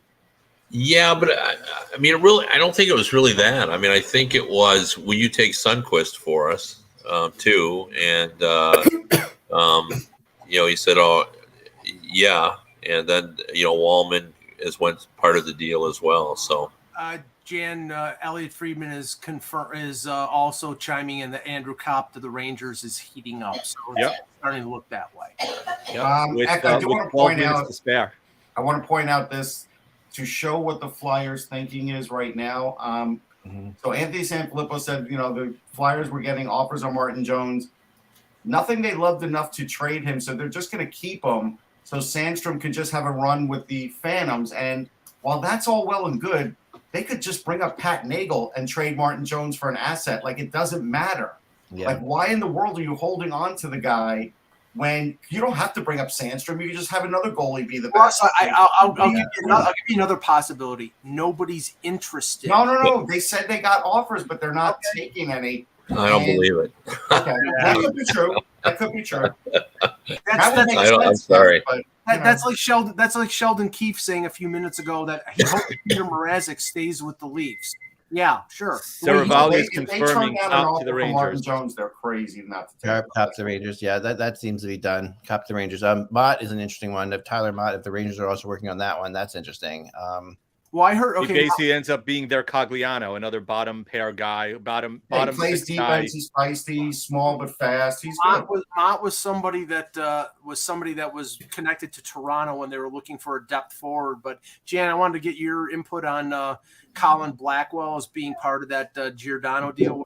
What do you think of him? You saw my comments yesterday. I thought they did well in terms of the return. I mean, Blackwell's been very good for Seattle. Phil's not making a lot of money. Third line guy for Toronto, can move up and down. Can kill also a little bit. Between him and Giordano, especially with the salary for each one of them, with Seattle leading a bunch of salary, Toronto did very well to give up 2 seconds and a third. Right. I mean, I thought Blackwell alone might have gone 2 pieces maybe as opposed to just one.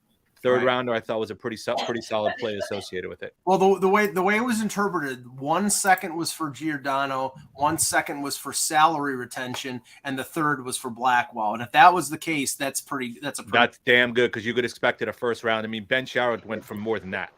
Okay, so we have Anthony Mangione doing his DoorDash delivery here. Yeah, very.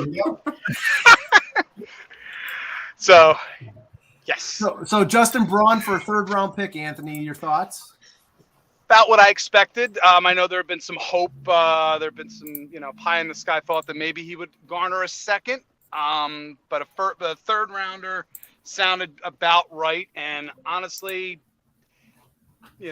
perfect depth defenseman, I think, for the Rangers in this circumstance. I think he's going to fit in pretty well with that team. He's had all things considered in Philadelphia. There was some criticism initially about his deal originally coming to Philadelphia, but I think he's been a pretty solid defenseman. I think the Rangers are getting him at a very good time. Obviously with the contract coming up, but also I think his play has been, for a team that's obviously struggled immensely this year, he has been for the most part one of the bright spots for the Flyers. Yeah, he has. We haven't seen a return on the Andrew Kopp trade with the Rangers, but just as Kevin Cheveldayoff is in a weird position here because Winnipeg is, I guess, technically still in it, but not. I mean, I don't know if they're a long shot or what, but okay. So he trades out Kopp, he trades out Nathan Beaulieu, he brings in Zach Sanford, and he brings in Mason Appleton. So he's a buyer and a seller. That's I guess if your owner says still fight for a playoff spot, then you're forced to do that, asset management, and so to speak. But I don't know. I mean, I don't think it's likely they're a playoff team, so I would have just sold and not brought it. He sold a little, and he's trying to keep his owner happy, but he's also probably saying, yeah, some of these guys have to go. I want to ask Anthony this.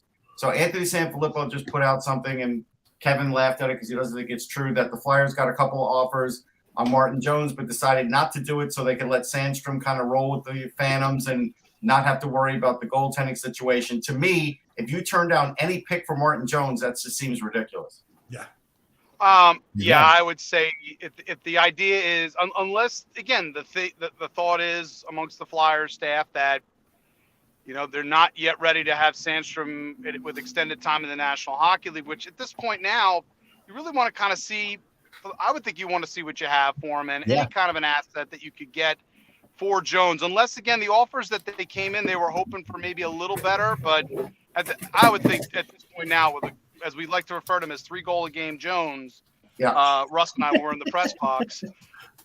It's tough when you get into the playoffs and you have that moniker. So again, I think it's maybe a case where also the Flyers maybe didn't get, they were hoping for getting more, maybe a little more for Jones than what was offered, and they decided again we still have time left. Maybe there's a late offer that comes in. That we hear that he's reported after 3, but it sounds doubtful. I was also told they got absolutely nothing going with Broussard. Like the Broussard, I have a hard time believing that. That's crazy. Unless teams have we've had this discussion yesterday about why Broussard was playing top line center for the Flyers in their last game, for nothing else than to feature him with some skilled players to try to get other teams to bite. And I mean, it is befuddling, but there may be you also do wonder for other teams that there is that concern. Health, it's been a very rough year health-wise for him. Lower body injuries, and that thing could creep up at any time, and teams just may not have been. They might have been scared off in that regard. Kevin, one more thing, Mike. Sorry, according to Mike Russo, from the Wild do have one more trade coming. Okay. Kevin, while you were away, while you were here, you were here for the great Riley Smith debate. It's been widely reported that the Vegas Golden Knights are trading Dadonov. So yeah. Tyler Mott to the Rangers. Apparently, reports Tyler Mott to the Rangers for a 2023 4th-round draft pick. It's a great trade because Mott's a useful player. He can score a little. He does a lot of little things. That's a great trade. Yeah, no, it makes much more sense. That's the player they wanted to move all along. So if they found a taker for that, that makes sense. I did want to go back and revisit Winnipeg because I thought I was right on this. I looked it up. Winnipeg is actually only 4 out with a game in hand. Yeah. So they're in it. I don't disagree with you. I just don't think in the end they'll be there. But I think it makes a lot of sense for them to, still be in it. And then also, you got to look at Kevin Cheveldayoff's, position. Like as a GM, he should be in there trying to make the playoffs because maybe his job depends on it. I don't know that he can survive a season where he doesn't make the playoffs. 4 minutes to go to the deadline. Obviously, like I said, you know, there are gonna be trades bleeding in over the next hour to hour and a half. I love someone on Twitter. I get these funny tweets. Like one of my friends who's like a big into Flyers Twitter and Bruins Twitter. Trades me that the Bruins have just traded from John Michael Lyles. I love that kind of thing. Like this, it's like perfect.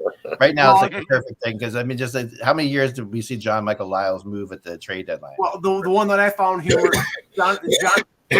Jonathan Drouin was being traded to Russia so they would lose the war. Wow. That's really dark. You know, I want to know too. Like, I haven't been on these for years, and everything, because in the past when I've worked for USA Today, I haven't been able to do them all. But I've been doing them for a couple of years or so, and I'm on a panel full of writers. But it's kind of like the sitcom where nobody ever goes to work. I'm on a panel with a bunch of writers, and yet I'm the only one who ever leaves to write. Like, why is that? Like, why just write at different times? I'm actually leaving to actually work. I've been writing the entire time. I've been writing over here. I've been sitting right here and writing. Yeah. Okay. Well, I've written get up early in the morning and get 5 things. I wrote this morning, like Tom said. The whole rumor tracker has been updated all day long by me. Get up a little earlier and get your work done. Well, the problem with that is that in the old days you would say so, because deadlines were at 5 and 6 because you were in a print that was going to be the next day. But now we're constantly writing, all day long. So anyway, I just thought about that. I felt like I'm in a sitcom, Listen, Kotkaniemi has been signed to an 8-year extension. Oh, that's been the rumor for a while. They couldn't announce it until today. It was today. It is official. Yeah, it was 4.25 to 4.35, something like that, Mike. So 4.82. 82, higher than originally was rumored. We're supposed to come in about $500,000 under that. Is this smart? Yes, this is smart. Yes. I mean, I think it's a bit of a gamble. Gone at the end of the season when his contract expires. It's a gamble because he's never even made it to 40 points. But if he develops properly, then it could be worth it. But he spent most of the season in Carolina on the fourth line. He's still a young guy with upside. So it's a calculated risk. I would agree with you, Kareem, but I think it's a risk, but it's a calculated risk. But this is the thing. There is rumor that this was basically agreed to when he signed the contract. They just couldn't announce this back in July when he. Yeah, it's still like it was agreed to, but his play since then has been has left a little to be desired. I mean, it's like, to me. But he's 21 years old. 21 years old. Yeah, it's a risk. I don't dispute that, but I don't think you go wrong. Like, the average salary is $2.7 million. Right. I'll take the risk. So, yeah. I mean, it's not like it's that. Yeah. Okay. Yeah. I'm just trying to see. He's got double-digit goals. 21 years old, and he was mishandled by the Canadians, at least in my estimation, for the time he was there. No, I agree with that. No, he was. There's no argument there. Yeah, no, I agree. That's true. Do you think that, and has he been what they, everything they wanted in Carolina, though? I don't think he has been. He's been close to that. This is not nothing. This is not anything official, but Kyle Dubas is making his media comments, like they said, right after 3 p.m., which is indicative that the Leafs didn't make any more moves. And like I said in my blog today, I didn't think they were going to make any more moves unless something like Mrazek getting claimed on waivers happened. So they didn't. I guess they're content with the goaltending as is, and we'll see what happens. I do want to mention this about Kotkaniemi. Hold on. 11 goals are okay, Kevin. Well, the deadline is passed. You're supposed to say that when you're on a live. Yes, 3 o'clock, and Chychrun was not moved. Everyone, Jakob Chychrun. Go ahead, Russ. Yeah. Okay. He's got the sirens to go off. All 11 Kotkaniemi goals are even strength. It's not like he's a power play guy with them. He's not. Yeah, no power play. Yeah. Yeah, Brendan Moore actually is kind of hasn't. I looked him up. I don't know what he did the last couple of games, but I looked him up about a week ago, and he was playing only about 9 or 10 minutes. Right. So that's pretty good production. So right, yeah. Very, very good. No, that's yeah. So Chychrun has stayed put. Like we 3 o'clock. Yeah, we thought that. We figured that. Everybody kind of figured that, but it's worth noting that it's actually happened. And I do think Rickard Rakell is one of the more interesting players that's out there that hasn't been moved.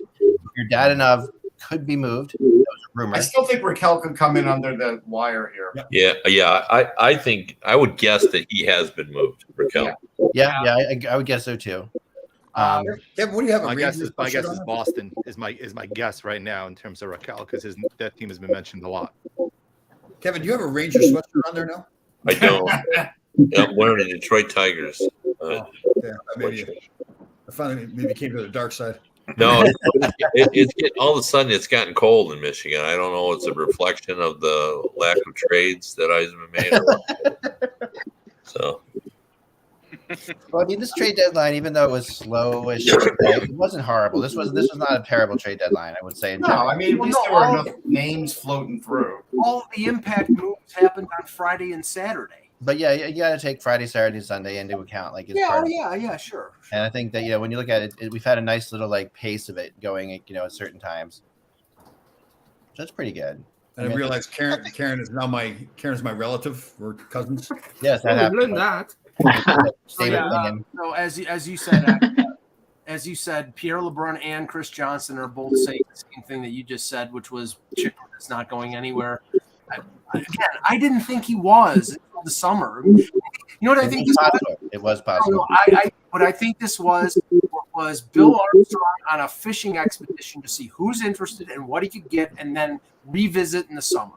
But here's the other thing: Bill Armstrong actually needs to get bodies for Chychrun. He's got enough draft picks. Like if you trade Chychrun, you better get bodies to start filling some of the void on this team. Otherwise, you can't trade him. Well, I would also say those. What is this, Hollywood Squares? I just thought it would be a good time. On the right, Mike Agello. I would also. How are you doing that? How do you do that? I have magic powers. I'm taking a Jello for the block. Kevin's now officially Paul Lynn in the middle of the. This is the Brady Bunch, but I don't have pigtails like what's her name? Let Anthony comment. It could. Okay, go ahead. Yeah. Go ahead, Anthony. I'm waiting. Well, first thing I would say was with Kevin being in the middle there, he really does look like he's in a sitcom now. Yeah, I do. All right. But Raquel, I guess we're going to see. I know Jan mentions Boston. I know there was also, we said that Minnesota still has one more trade in the pipe, possibly according. So I'll be interested to see if that might be one of a couple places where he might end up. Flamester in the chat says that there's a Brassard trade to the Rangers. No. Yeah, I don't think so, but no. It's not impossible, but they had no absolute. You don't have room anymore. Where's he going to play? There was no interest in Brassard like 20 minutes ago. He doesn't fit in there. It's possible. Bro, Brassard to the Oilers. I was saying. Oh, so if any place Ron might have gone would have been the Oilers. That was mentioned to me a few times that the Oilers were a possibility. And Flamester, you said Rangers. So no, you know what? I'm confused. You misled us. I'm confused. No, he's block him. Yeah, okay, then he keep fixing it. Block him. I like someone wrote in the chat room the Oilers to Brassard. I like that better. Well, I'm sure Brassard could probably play better goal than the Oilers. Oh, never mind. The Oilers have been traded to Brassard. It's up to him to decide what to do with the franchise now. Did the Oilers make a move for a goaltender at all? No. Shocking. His nickname with the Rangers was Big Game Brass. So right. Now I do have to ask this question, and I want to get a legit answer from Eck and Anthony, whoever else wants to answer. So now coming out of the trade deadline, the Flyers got one tangible player. They got picks and all other stuff, but they got one player. I thought they would get more than one player, like that actual human breathing real player. Friedman, Raquel to the Penguins. Oh, there's the move. See, they did something. There it is. Yeah, the Berkey connection. There you have it. Okay, so Anthony, what were you going to say? Sorry, Anthony. So I'm looking at the trades and everything. Again, the one player that the Flyers probably might have been able to get other tangible assets for is the one player they decided to re-sign to a 5-year contract, which is Rasmus Ristolainen. So once you get beyond that, you look at who's remaining. You have Martin Jones, which maybe they would have gotten something, maybe not. But it would have been, a 2024 7th-round pick or something like that. Broussard, I think there's definitely there has to be some concern with regards to him health-wise for why teams may not have been willing to take a flyer on him. Beyond that, again, when you keep going down the roster, again, I mean, we're excluding Keith Yandel. We're excluding Keith Yandel because we are excluding because he's, again, nobody wants to have to be the guy to scratch him. Right. Nobody wants to be the bad guy to end the Iron Man streak. All I'm saying is, including the Flyers. All right, I just think Toronto's done. Toronto is done.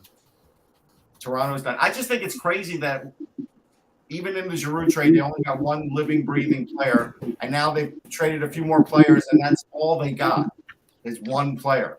What player? Here's my question. Now I'm going to turn this back to you. Sure. What other player beyond Tippett would you have been pushing for from Florida to make the deal? Okay, well, again, we go down the list. So you say Denisenko. Okay, you don't want to give me Denisenko. Samoskevich primer, but Denisenko would have. I would have taken Samoskevich over Tippett, to be honest. Samoskevich was never, ever, ever. So that's fair. If he's never, then I am going to ask for Denisenko, and if I can't get Denisenko, then I'm going to ask for Logan Hutsko, or I'm going to ask for Max Gildon, or I'm going to. They were just players I like better than Owen Tippett. You're looking for players that they feel like that are ready to play. That one player that you're trying to acquire, someone you can put in on the roster, which Philadelphia has done with Owen Tippett. Now we'll see. He had I would say qualify as saying he had a pretty good first game, but it is what it is. Adrenaline probably flowing from the trade.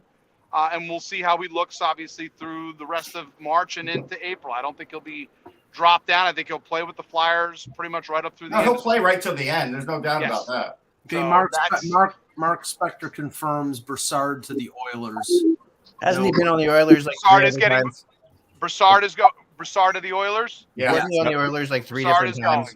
And Raquel is supposedly going for a second and a prospect to the Penguins. Prospect not yet What revealed. Prospect? Who? Well, they wanted a first, Ballsy, so they clearly came down off that ask. I'm curious to see if the Rangers played more for Cop. Russ, what prospect is still? Well, I mean, they still have a couple. Hold on, I'll tell you. Ladies and gentlemen, the Vegas Golden Knights have done nothing. Nothing. And they're still in the playoffs. They are still in the playoffs. They may have traded their best scorer, Dadonov. We don't know. That could still come down. But they haven't picked up anything. No, but instead they didn't trade a better winger in Riley Smith.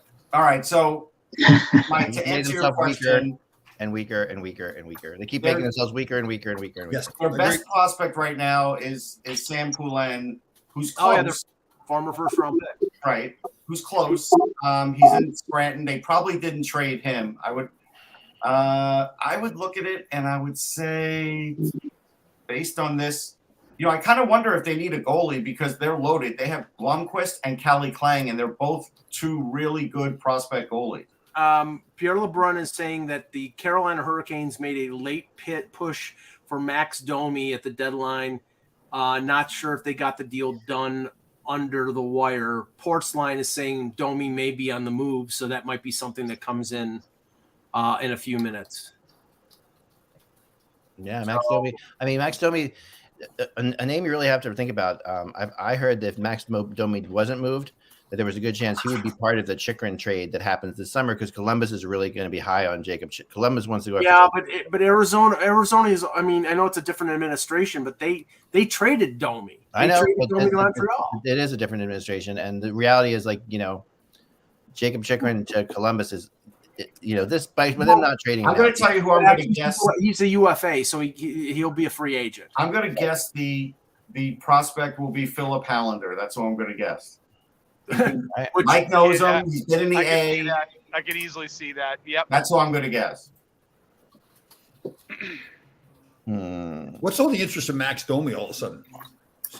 He's just available. He started playing better, but and he's got talent, but he was off and on for sure. He's been disappointing though. He has. Yeah. Anyone at all explain to me why Travis Hamonic was traded to the Ottawa Senators? Salary dump. Salary, yeah. Just simply a salary dump, right? But like he probably won't report there, right? Like he's probably no. He's going to report there. Capuano is an assistant Yes. coach, and he coached him with the Islanders. Oh yeah, he likes Jack. Well, but wasn't he really against? He wanted to be a West, didn't he? Yeah, he did. And For a then while, but maybe that situation changed. right. I mean, I'm not going to change my situation because of a coach. Yeah, that's Right. what's weird No, about no, but maybe it was like a situation that only lasted a couple of years for whatever reason, and now he has more availability. I got you. Okay. So with the salary, did Ottawa get a third round pick for taking it? no, it was a third round pick for Hamonic. Right.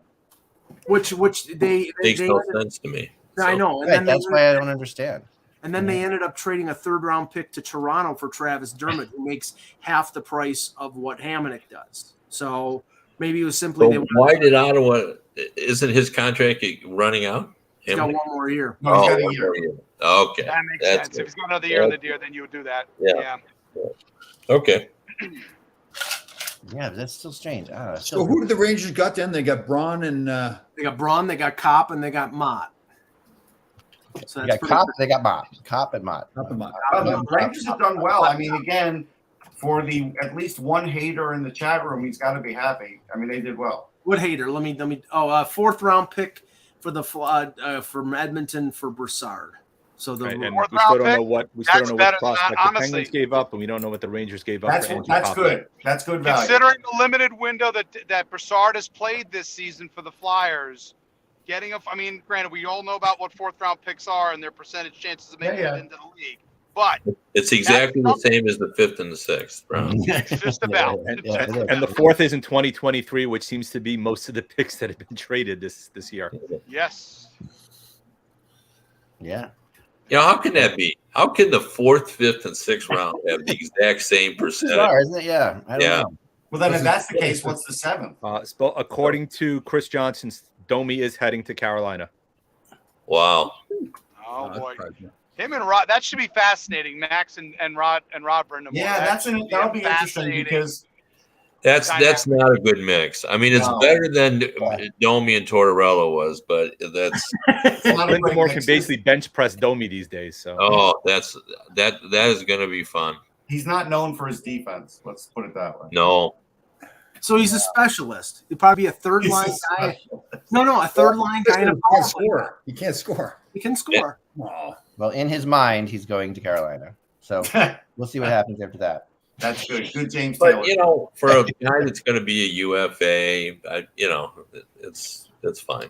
Him and D'Angelo get along well. I was waiting for I was waiting for a Buck Owens or a Roy Clark. Actually, the one thing I can tell you about Domi, though, he is great with kids. Like, fans will love him. He's very interactive with He's got a kids. babysitter? Is he a babysitter?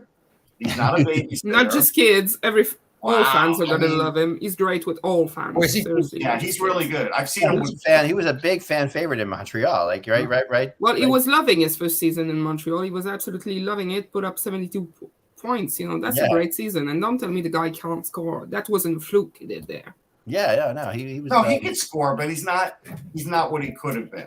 That's all. It's funny, with actual, like, my favorite, I was telling the story the other day, but, Phil Kessel gets a bad rap all the time, right? Just being like, whatever. And that's unfair, I think, too, because my favorite moments with Phil Kessel were covering the U.S. Olympic team down in Washington when they had that 2010 team. Kevin, you were there with me, and we were there down there for the practices. And I remember Phil Kessel in the hallway, like playing knee hockey with a bunch of the youth hockey players who were around while he waited for his interview. He just got down on his knees and was playing knee hockey with them, cracking up. They were loving it. They thought it was the greatest thing in the world. Phil Kessel's a good guy. It's like, it's a shame that he gets completely. Nobody is saying that. No, they do. The people do rip him apart. Yeah, they do. And two things that I know Kessel pretty well too. Yeah. Number one, he's shy. Yeah, he is. We don't ever make accommodations for the idea that sometimes athletes aren't Mr. Confidence. Like, he's a shy guy. Yeah. He's not comfortable in those types of settings. And, it's pretty clear to me the first two times I talked to him that he's shy. And the other thing is, teammates think he's hilarious. You're right. You're absolutely right. The Penguins players, I knew a lot of them really well. Especially Crosby had told me multiple times, Phil Kessel is one of the funniest people I've ever met. Like it's just funnier and all get out in the room.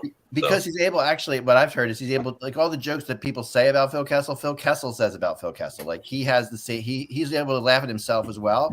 He has that kind of thing. And players just think it's hilarious. I mean, all the talent is shrinking. Like he's got 7 goals. Okay, yeah. so I know. most of the Sabres reporters that I know, John Worrell, Mike Harrington, and Lance Stosky, are all saying the Sabres are done. They made one deal. That is really. But let me finish that. The report says nobody met the asking price for their players: Anderson, Eakin, Pizik, or Miller. I don't care what the asking price is. At $259, if you're getting a bag of pucks, you trade them. Yeah, that's a failure at the deadline. I hate to say this because I love Buffalo fans and I love the friggin' city. I love the team. I've always loved the team, and I'm a huge fan of Granados. I think he's one of the best. But it's just like there's a Sabres stink that carries on players right now. Like, you play on the Sabres, you got like there's something like I don't know. It's like, well, that's a big failure at the deadline. They got undervalue for Hag and they got nothing for I got to be honest with you. If you're giving up bad grades, Mike, I'm sorry. Lou Lamoriello gets an absolute F. Oh no, we're not saying he's an absolute complete and utter F for doing absolutely nothing. Have they said he hasn't done anything? He's right now. From what I've heard, I haven't heard any whispers of anything being done at all by anybody. Okay. No, maybe he's breaking at his press conference when he's. You're right, Jan. He will be the worst for not doing anything where he has at least 2 or 3 guys that should have been dealt. All right, I got something really interesting here, guys. It didn't happen. We're not talking about trades that didn't happen, but this is really interesting. So I was told by this, and this is a source that is definitely connected with the Blackhawks, that there was a long discussion today involving the Blackhawks and Patrick Kane, and the Blackhawks, Patrick Kane, and the New York Rangers. That the New York Rangers had a long discussion today about Patrick Kane with the Blackhawks. That's what I'm trying to say. Sorry, I can say that properly. That has been talked about for the last. I've heard it the last 2 days. All over the place that they've talked about him. I mean, again, Chicago would have to eat a ton of cap room to make something like that happen. Yeah. Kane, I mean, the viewpoint is that Kane would play this year and next year in New York. He would go back to Chicago and finish career after this contract expires. Yeah. Chicago would pick up half. I hadn't heard names. Philip Heedle's name had been mentioned a lot. I know a lot of people talked about would the Rangers move Lafreniere. I don't think they'd move Lafreniere in a deal to get Kane even for a year and a half. Yeah. No, I agree. You can't do that. Yep. Yeah, but this definitely was talked about. Like, because I know that's an excellent assessment of the whole thing, Jen. Okay, but the fact that actually, I can tell you from a person who knows that they actually did talk about it today. Okay. Let me just, because I was going to mention this because in terms of trades that didn't happen, and it came out after the deal, the Hagel deal with Tampa, that the Leafs had talked to Chicago about a deal involving Fleury, involving Mrazek.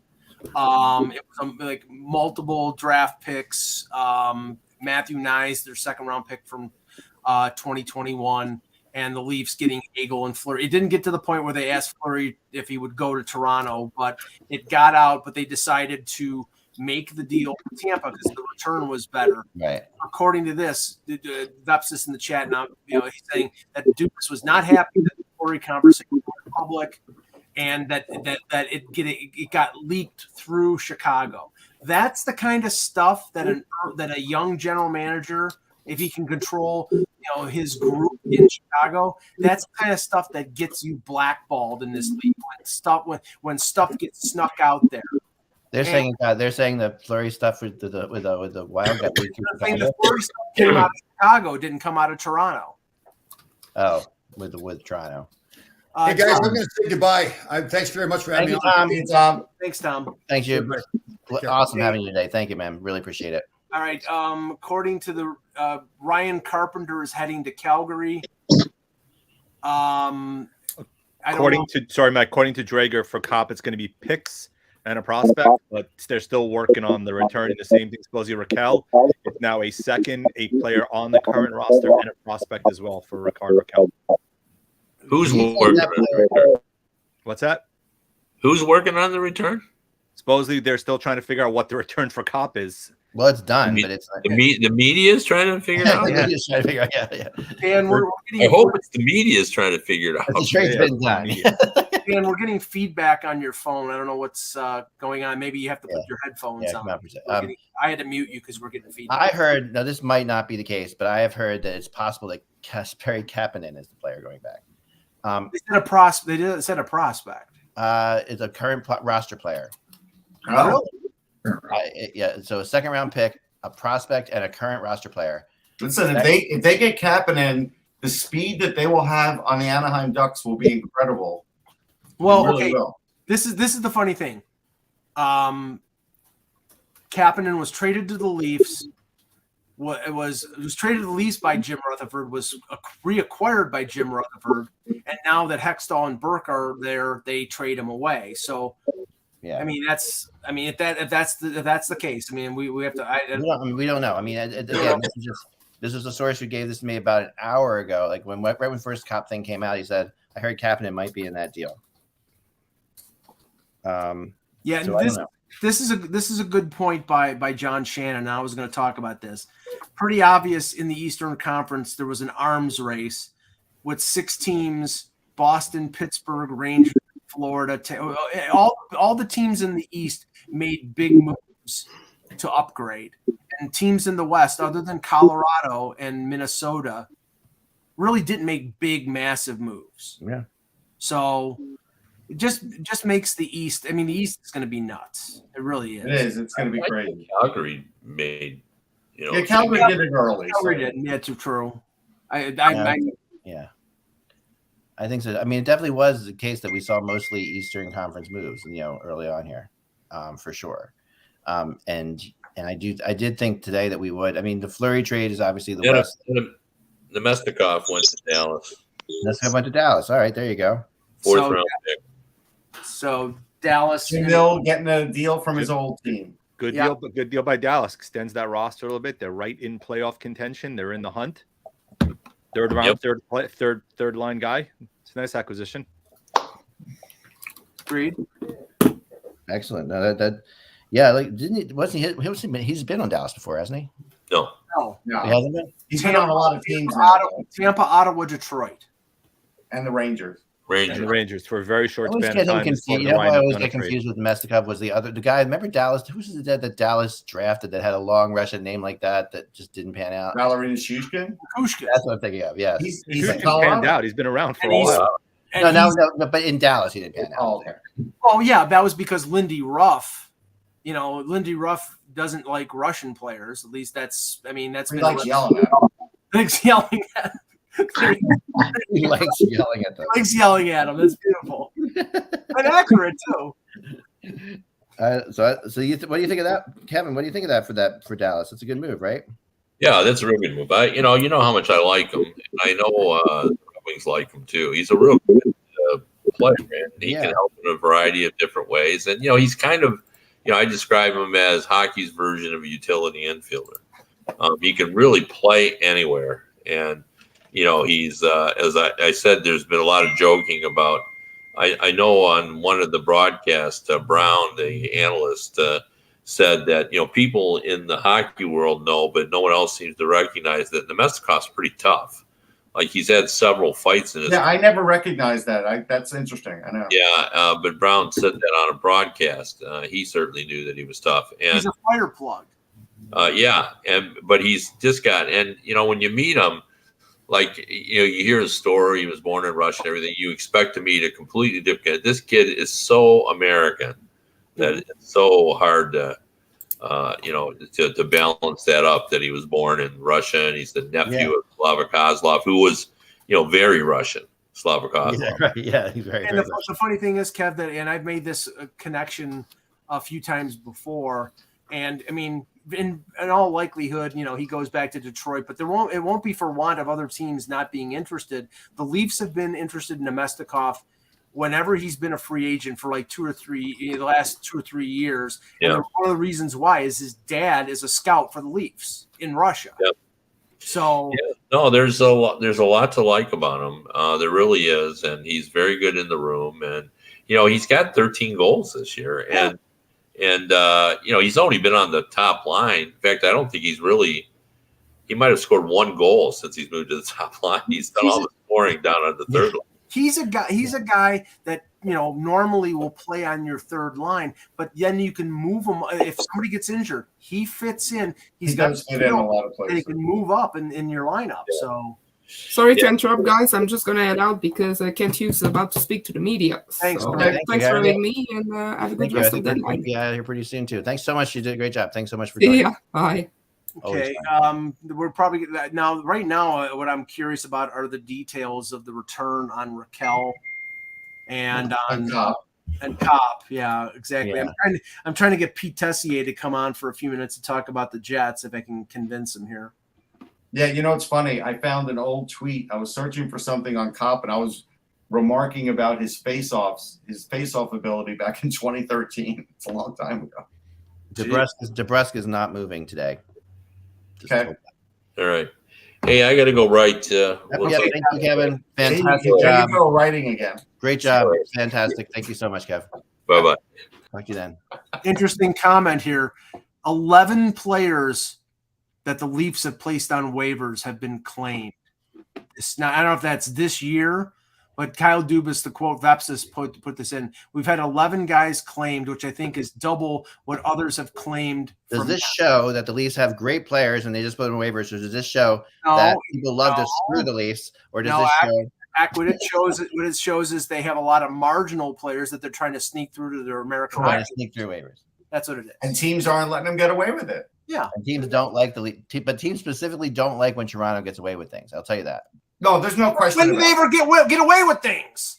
When? I knew that would chop you. When do they ever get away with things? That's the feeling is that they do get away with things. Oh, I'm just saying the feeling is that when you ask people because I'm telling you, Dubas is not the most popular GM around. No, I mean that's true. There is a feeling that Dubas has I wish Layla was on here for this part. That Dubas has this really little bit like a nose up. I'm a Toronto Maple Leaf type GM. I think it's his age, Jack. It's always been his age. It's his age, but it definitely, for whatever reason, it plays into it. It's the Buster Poindexter glasses. It's not that. It's that. It's not even. He's nerdy and all that. That's fine. I mean, David Poile is the king of that. You can't beat it.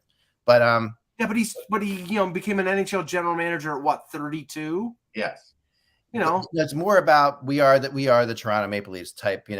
Well, I'm sorry. I mean, I'm sorry to be offensive to some people. They are hockey royalty. They are. They're, the reason that it's the center of the hockey universe, it's called that for a friggin' reason, because it is. Well, Montreal might argue with that, but yes. Well, yeah. No, well, don't. I don't want to get into that, but I think that those two teams are definitely. Toronto is the center of the hockey universe. Yes, yeah, and you missed a good one. Mike, quick question for you. How many rings they have on their fingers lately? How many rings? 13. How many rings lately? None since I was born. None since before I was born. It's total. Total. I right now, honestly, Michael, give me Tampa Bay as the center of the hockey universe, in my opinion. Well, because they won the last two. You're going to say the Islanders are the center of the hockey universe? They were in the 80s, and Montreal was in the 70s. Before we got to get out pretty soon, but can someone tell me this? Why the hell did Jake DeBrusque sign an extension today? So he could be traded. Today. He could be traded. No, in the offseason, and it's money in his pocket. It's $4 million a year. It's not junk change. You don't think he could have gotten that as a UFA? No. I think he could have. And I think that's why he signed it.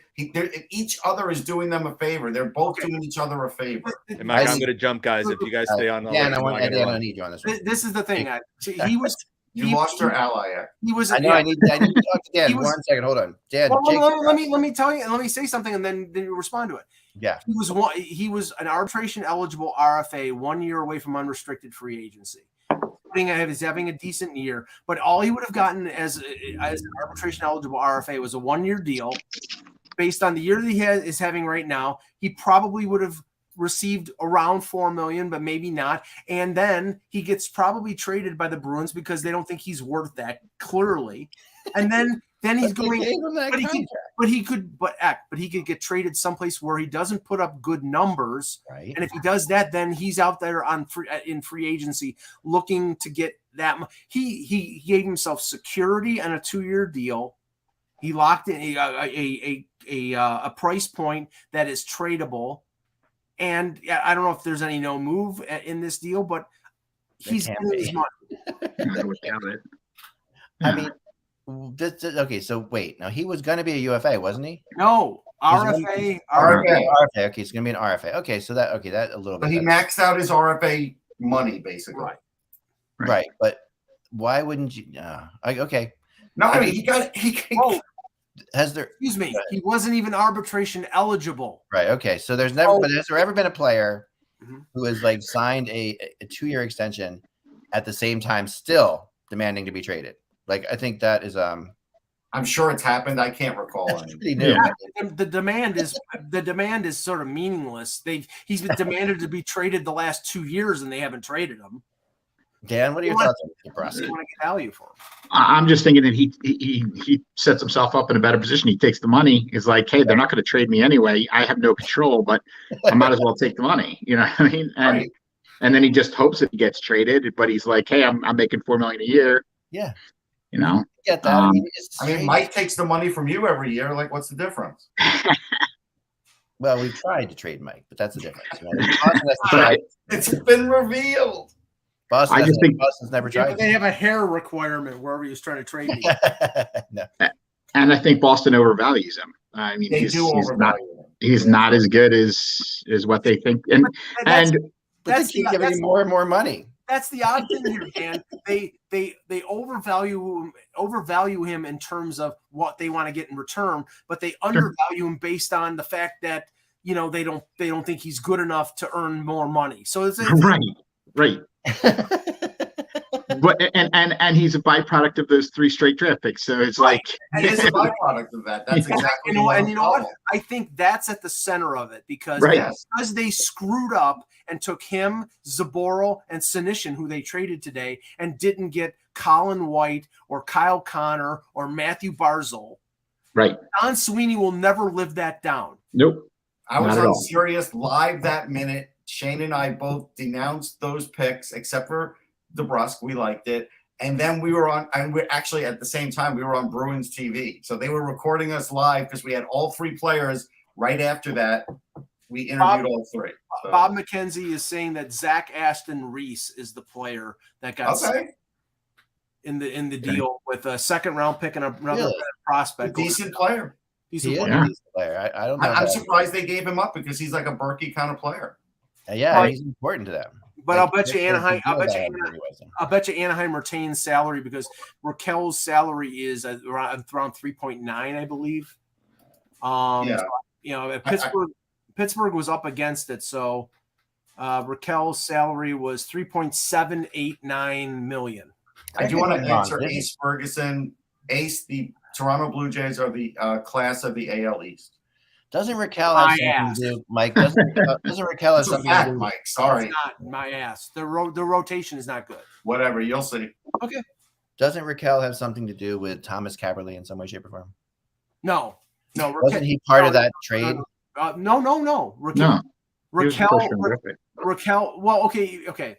Raquel and John Gibson were Anaheim draft picks acquired by Anaheim in a trade down from a 1st-round pick, or trade up by the Leafs. They took Tyler Biggs. Yeah, there you go. They took Tyler Biggs, and the Leafs traded him 2 picks, a 1st and a 2nd, and then the Ducks took Raquel and Gibson. I believe that 1st-round pick was what they got from Boston for Kaberle. That's how it connects together. I thought it somehow. But that first, because the Leafs, because the Bruins got to the Stanley Cup final, it was a conditional pick that got moved up from a 2nd to a 1st. So most Leaf fans were rooting for the Bruins to win to get to the Cup final because that got them an extra 1st-round pick. I just had to continue my tradition at some point during every trade deadline of mentioning Thomas Kaberle. Yeah, and I mentioned Newcastle and hot dogs. There you go. Well, Davey Jones. I think I actually found a way to do it. It took me this long to figure out way I could do it without being like obvious. Like this. If Davey Jones from the chat room is right, Eck will get his wish of a 3-way trade between Carolina, Florida, and Columbus. We actually might have a 3-way trade, which again, Eck didn't even mention one 3-way trade this year. I'm proud of you, man. I had every year you talk about 3-way trade. Every year people rip me about it too. Yeah, I know. But anyway, I love you guys. Okay. So love, loathe, it's close. I know Florida was working on a 3-way trade. At one point, Martin Jones was involved in that 3-way trade today. Again, I don't. That didn't come into play. It didn't happen. I don't understand why, even if it were a 6th-round pick, the Flyers wouldn't do it. You play Pat Nagel as your backup. Who cares? If you really want to do this with Sandstrom, but why would you give up not getting an asset for a goalie that's walking away at the end of the year? Are the Flyers that flush with assets they all of a sudden don't need any?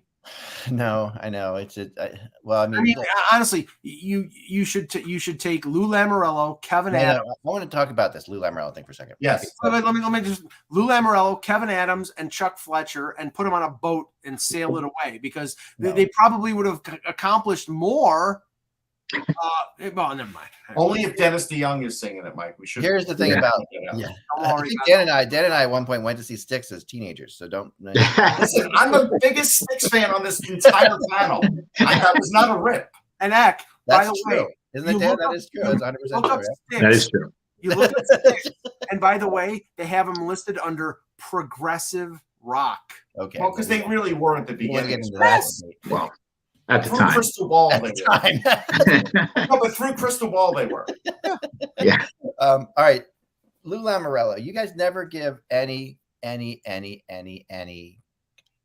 account to the fact that these teams have more than just this year to deal with. Like they're not. I mean, this is the same thing with Fletcher, same thing with Zito in that trade.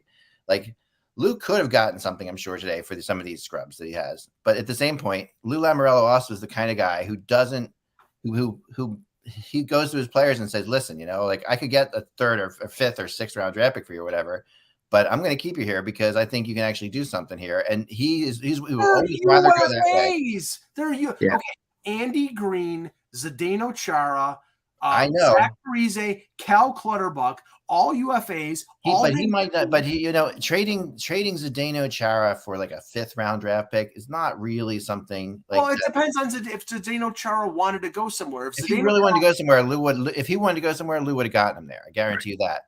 So the fact he didn't trade him is not. He's just not going to trade him for the hell of it. And like the last thing that happened in Chara's career is he was traded for a 5th round draft pick. So nobody wants Zach Parise. Nobody. No, I'm thinking Parise, and I don't think he really wanted to go anywhere else either. There were rumors about Parise going to Dallas for sure, but that was such a friggin' disaster waiting to happen. Like you could put Suter Parise back together again. I mean, the Wild learned, and Pavelski, and put him in there too. Like that just was not. That's not a good locker room thing to do. So yeah, but I'll be less critical of Lou based on the fact that all those players came to the Islanders to win a Stanley Cup, and maybe you're right, Eck. Maybe he went to them and said, "Do you want to go?" And they said, "No, I don't want to go." I think that's what happened. But Kevin Adams in Buffalo, you've got Eakin, you've got Colin Miller, you've got Craig Anderson. Maybe he falls under that. Do you want to go someplace? Because that's what I was told by a Buffalo reporter, that they were going to ask him if he wanted to go, and if he didn't want to go, then he would stay. But they had those players plus a couple others who are UFAs. And this is an organization that is in the midst of a rebuild. And for you not to get assets for those players is absolutely criminal. The Islanders are missing draft picks this year in this draft. Why wouldn't you reclaim those? Right. I agree. Criminal. Yeah. The Buffalo guys too. The Buffalo guys, I think, help more teams too. I mean, how much help is Andy Green, really going to help? No, but Clutterbuck doesn't get traded. Clutterbuck, yes. But I don't necessarily know about the other. But Buffalo's guys, yes. Buffalo's guys are assets. Zach Parise says, "I really don't want to get traded unless you have a no move. I'm trading you." Yeah. What was Lou? Yeah. Was Lou not willing to retain salary to move Clutterbuck because he's a $3 million player? That's a possibility, Mike. Mm-hmm. Yeah, way ownership runs things, that is a distinct possibility. And that's a joke. And Lou loves Clutterbuck too. Like but he's a UFA. They really here's the thing. He is a UFA, Russ. But if he went to him and said, "Listen, you're a UFA," and Lou has like the relationship he has with his players is different than everybody else. He says, "You're a UFA. I can't extend you right now, but I want to keep you next year. But I'm not. So I won't trade you if I don't trade you, so you don't have to go someplace that you don't want to go to. You have to tell me you're going to sign next year for less money, and that could happen." Okay, so here you go. Bill Zito and his former boss, Jarmo Kekalainen, involved in this Domi deal. According to LeBron, Florida was involved as a broker between Carolina and Columbus to make the Max Domi money work under the cap. Yeah. Now, Florida could only do that because Aaron Ekblad was put on LTIR. Yep. So they had cap space. Yep. So, and this is it makes sense for them to do that. They probably got something out of it, obviously. All right, here's my retort to the Islanders, though. Okay.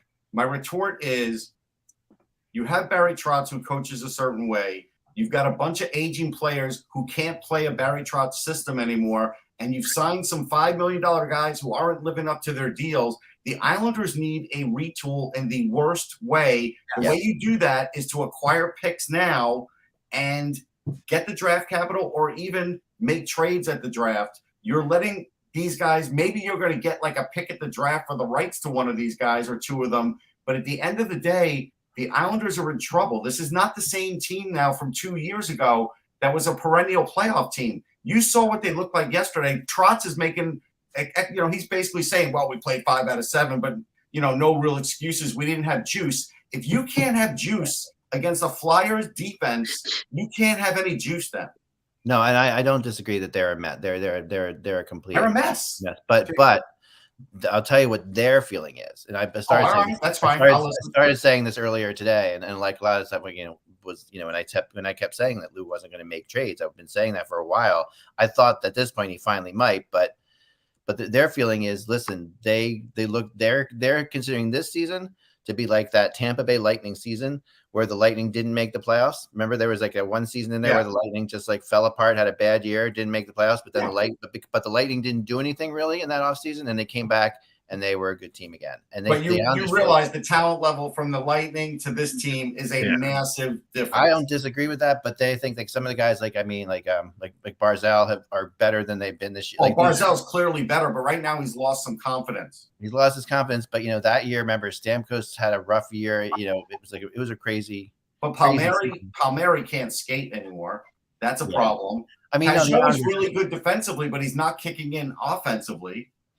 The Islanders are slow. There's no two ways about it. I mean, Mayfield's only on that. They do have this. Like maybe one of the top 3 goalies in the league in Sorokin. So right, and Varlamov's only there until next year too. That was a guy that I thought they would move. This may want to move. I bet they tried to move him. This may be a typo. But Mark Scheig, who Russ and I both know is a reporter who covers the Blue Jackets, said that Jarmo Kekalainen said that the Domi deal has not been completed in terms of it being at the registry. They have to confirm that the cap room is all. He also says that there are 33 trades in the queue. That's probably 3, but he says 33 trades in the queue. Yeah, I'm going to say it's 3. I'm saying it's 3. I'm just going to give him the benefit of the doubt that he was rushing to type that, and it was 3. But 33 we'll be here till 6. I mean, one of the 3 is clearly the Minnesota Wild, because Russo got that from Guerin. Like, they talk all the time. Yeah. Okay. Here we go. McKenzie reports a completed deal. Zach Aston Reese, Dominic Simone, a prospect, and a second-round pick to Anaheim for Rickard Rakell. I mean, that's a good trade for both, but it's amazing what Pittsburgh was able to do, piling up, I would say, average players to below average players and a pick to get that kind of player. Anaheim needs bodies. I know, but it's unbelievable. Yes. Like, the Penguins now make the East. Like, it's so ridiculous, like what X said before. The East is so ridiculous. It is. In these playoffs. Pittsburgh could go to the Stanley Cup. Strong. I mean, it's like those 8 teams. Good teams are going to be out in the first round. Yeah. Oh yeah. All over the place. And see that in spite of what Tom Laidlaw said, and in spite of what other people were saying, the ridiculousness of the East and the fact that 4 really good teams are going to get eliminated in the first round more than likely is going to save Kyle Dubas's job. No, I think it will, Russ. I really do. Because if they get I'm against you on this one. I think if they get swept by Tampa Bay, fine. Then I'll rescind what I'm saying. But if they put up a really good fight in the first round and lose to a great team, I don't think you can justify it. Let's play hypothetical here, Mike. Okay. What is the rallying cry after they get eliminated in the first round again? What does Dubas tell the media? What does Dubas tell Shanahan? What are you going to do next year to change this? Because really, nobody in the East is getting worse. I've got to shake up the core group that we've spent $40 million on. We cannot spend $40 million on 4 players. We have to trade a guy like Nylander for defensive help or a goaltender. That he is pushed back against that for 3 years. Everybody thinks he's wrong. He's trying to prove that he's right. And if they lose again in the first round, then he's going to have to come off that stance or he loses his job. Okay, so let's say they traded for defensive help and you get your wish. Nylander's traded. You get a good defenseman. Now, what are you going to do about the goalie position? You're going to have to either trade or sign a goaltender. Like who? I mean, could you trade for Gibson? Maybe Nylander gets traded for Gibson. Maybe Nylander gets traded. Let's go in the real world and say Gibson's not available. Okay, I agree. You're right. Then probably, I mean, I don't think Montreal would. They check in on Carey Price. Okay, they check in on Price. Yeah. They check in on Varlamov. Okay. Yeah, I don't. Are any of these things enough that the ownership, or at least Shanahan, his boss, looks at it and says, all right, if we do that, then we're a better contender next year than we were this year? Because they were a great contender 2 months ago. Right. Now they're not. Nothing sacred, but I do not think Montreal trades Carey Price to the Toronto Maple Leafs. Like I have to agree with that. I mean, we can sit there and say that things are moved back and forth, but I just don't. That's a bad optic there. I cannot. Right. I mean, players are getting traded in division now a lot. It would have to be Carey Price with salary retained because nobody's taking that out of a contract. No, it doesn't matter if but you see my point here and a bucket of gold. It's not. There's no way. I think it's almost impossible for Dubas to make an argument to save his job. No, I okay. You may very well be right, but I don't agree. Okay. I think Russ. We have seen the general manager turnover in this league, and the things that he has done. I mean, you can be critical about some of them, but the things that he has done in terms of getting the Leafs to where they are, I think, are positives. Yeah. There are some negatives. I mean, all right. So that's the problem. So you say where they are. So where they are is just slightly better than where they were before, but they still are not a real Stanley Cup contender. That's the problem. They are a Stanley Cup contender. They are. No, they are not without a goalie, not without that other defenseman. They're not. They had a goalie, and the goalie couldn't stop him. That's why they're not a contender, because he couldn't keep up the end of the deal. Pause. Talking about Freddie Anderson, not Campbell. So you want Freddie back? I think they have a goalie in Campbell. He had a bad string there for a bit, but I think he's. He had 3 bad months. No, he's I was all for Campbell, but I'm not sure now. Yeah, 3 really good months before that. I think his save percentage is under 900 since December the 1st. I know, but it's a different game once you get past that. The first couple of months of the season is a totally different game. Yeah, I'll give you that. But I don't know. I feel like he could still be their guy. Okay, here you go. One other thing about that Anaheim deal: Zach Aston Reese and Dominic Simone are both UFAs at the end of the year. So that was cap clearing. That was cap clearing. Although they could, the Ducks could sign an Aston Reese. I would be if I was a GM, I would be all over Zach Aston Reese this season. I would too. Like, I mean, I think that's like a Simone never really lived up to. Oh, here you go. Kevin Weeks reporting the New York Islanders have extended Zach Parise and Cal Clutterbuck. Oh my God. Did I not just say that? Am I not the Lou Lamoriello whisperer? I know. You get points for being the Lou whisperer. The Islanders, they are. I'm not saying I agree with it. I'm just saying. I know. Clueless. Wow. Clueless. Now, okay. No, it's not. It's not. Clutterbuck was making $3 million. If they signed him for like $1 million, $1.5 million, okay. Right. They signed Parise's made his money. If he signs for the veteran minimum, fine. You did that. That's like Jason Spezza re-signing in Toronto. But if they sign Clutterbuck for another year for $3 million, loopy. This is now. There's a lot of hubris that's built up in the Islanders organization that this is just a fluke year and they're going to be right back to the team they were 2 years ago. And there's not a lot of proof that that's true. Yes, Barry Trotz is a good coach, but you know what? Do you see Barry Trotz in post games now? How mad and oh, I know, no, but also remember the season starts with a 25-game road trip or whatever it was. The start of the season. John Shannon is reporting the same number that Mark Scheib did. He says there are 33 trades. What? Holy shit. Ugh. Okay. I'm tired.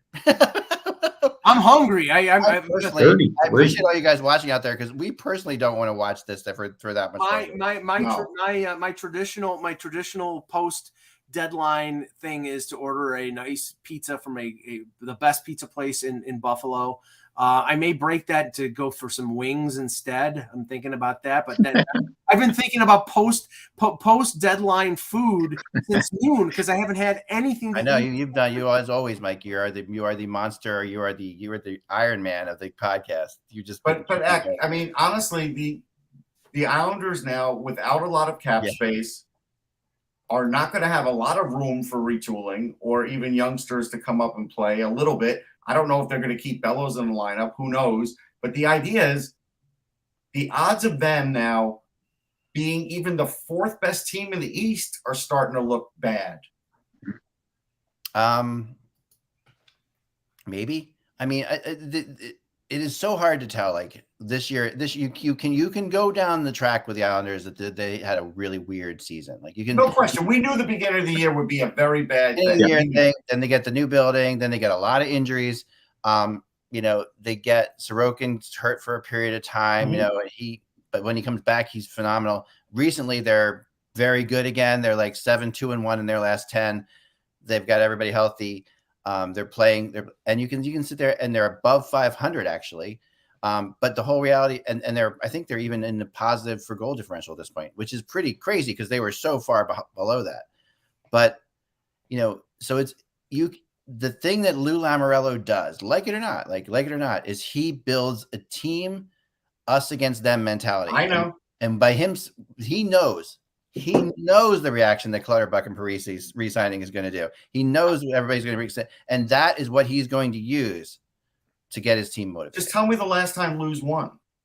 I know, but he's done pretty well with the Islanders, to be honest. I mean, again, he hasn't won a cup, granted. But, he also doesn't have Scott Stevens, Scott Niedermayer, and Stanley Cup. He doesn't have Martin Brodeur. Like he has. No, but heck, he didn't even get to the Stanley Cup. If we got to the Stanley Cup, I wouldn't be saying a word here. He got close to the Stanley Cup than I think anybody thought he should. He got to game 7 of the conference final and the conference final the year before in unusual circumstances with a veteran team that didn't have to play a full 82 game schedule. And this year they did, and look what happened. And this is a team that I predicted that was going to come out of the East. So I'm the idiot that said that. I was there with you. I agree. I'll give you an anonymous tweet, but I got an anonymous message rather. Yeah. 4 p.m. availability for Lou Lamoriello. Maybe he's announcing a 5-year extension for Zdeno Chara. Right, there you go. Russo that's the feeling out there. Mike Russo for the Minnesota Wild writer just tweeted out that owner Craig Leopold has sent his private plane to Chicago to pick up Marc-Andre Fleury. That's I know how much Craig Leopold wanted Marc-Andre Fleury, and I'm really happy for him, to be honest. Like however. I love the guy. I really do. That was okay. Honestly, in terms of need and in terms of the right move. Yeah, it was obvious they needed it. Dan, like I said, Russ was on the Minnesota Wild train before I was. I've watched them a couple times this year. I love the way they play. They're physical. They're tough. They get into your head. The one shortcoming I said was I don't trust Talbot and Kakkonen. And now you've added Middleton, you've added Delorier, and now you've added Fleury, a playoff-tested, 3-time Stanley Cup winning goaltender who got a team on his back to the finals a few years ago. He's not the same goalie, but he's still pretty damn good. Right. And it adds a mystique back there too, though, because he still carries that air about him. The other thing that I think that kind of goes under the radar with those other two additions, Middleton and Delorier, is the Wild played Calgary a couple weeks back, 2 games in a row, and were pretty much manhandled by them. And I think that's going to be it's going to be a different story next week when they play again. So, but that'll be one I'll watch on the pack on the center ice package. But the thing was, at that point, I don't think Greenway was back. And he was not. And he is a force. I mean, he has really, stepped up that game of using his size. I mean, you'd see it in glimpses. One of the things that people here in Minnesota would compare him to Coyle, where Coyle had this potential, like you'd see it like a game, and then he'd be off for 2 games, 3 games, whereas. And they kind of, lumped Greenway into that. And it's like, no, Greenway is just, he's really coming into, that power forward. He's a beast. Yeah. He's a beast. And he's more of a playmaker than a goal scorer. But he is just massive, in the corners. I think playing in the Olympics helped him, actually. And Dumba coming back, you saw what he did with Marchand, where he just grabbed him by the scruff of the neck and pulled him out of the pile, which I think everybody in the league everybody saw that. So I just tweeted out, by the way, that there are 3,333 trades in the queue. So let's just see how that. See what kind of reaction thanks. What kind of reaction that gets from people out there. Corinne, like, I think you mean 33. Corinne is on the conference call with the Habs, and according to Kent Hughes, their GM, he said they came close to trading the Shea Weber contract, which means it will get traded. They will definitely get traded. They know Dan, I think it's coming more for it in the summer. I think it's coming your way, Dan. Because I think so too. With the $12 million in dead money on Parise and Suter, they need that coupon. They do. Somebody was quibbling with me. Well, it's not a coupon. You have to. No, don't you understand? They have the $12 million some odd in cap space that is being allocated towards the buyouts. They get up to the cap with Weber on the roster, but not able to play, and then they kick in the LTIR, and that opens up $7.8 million in cap space. That's the way it works. Yep. And when they made the double buyout, it was like, obviously Guerin had to sell that to Leopold. And, none of us know how he sold it, but it wasn't just buying him out and having no plan to, somewhere along the way. It was the culture thing. Guerin's very convinced. Oh, for sure.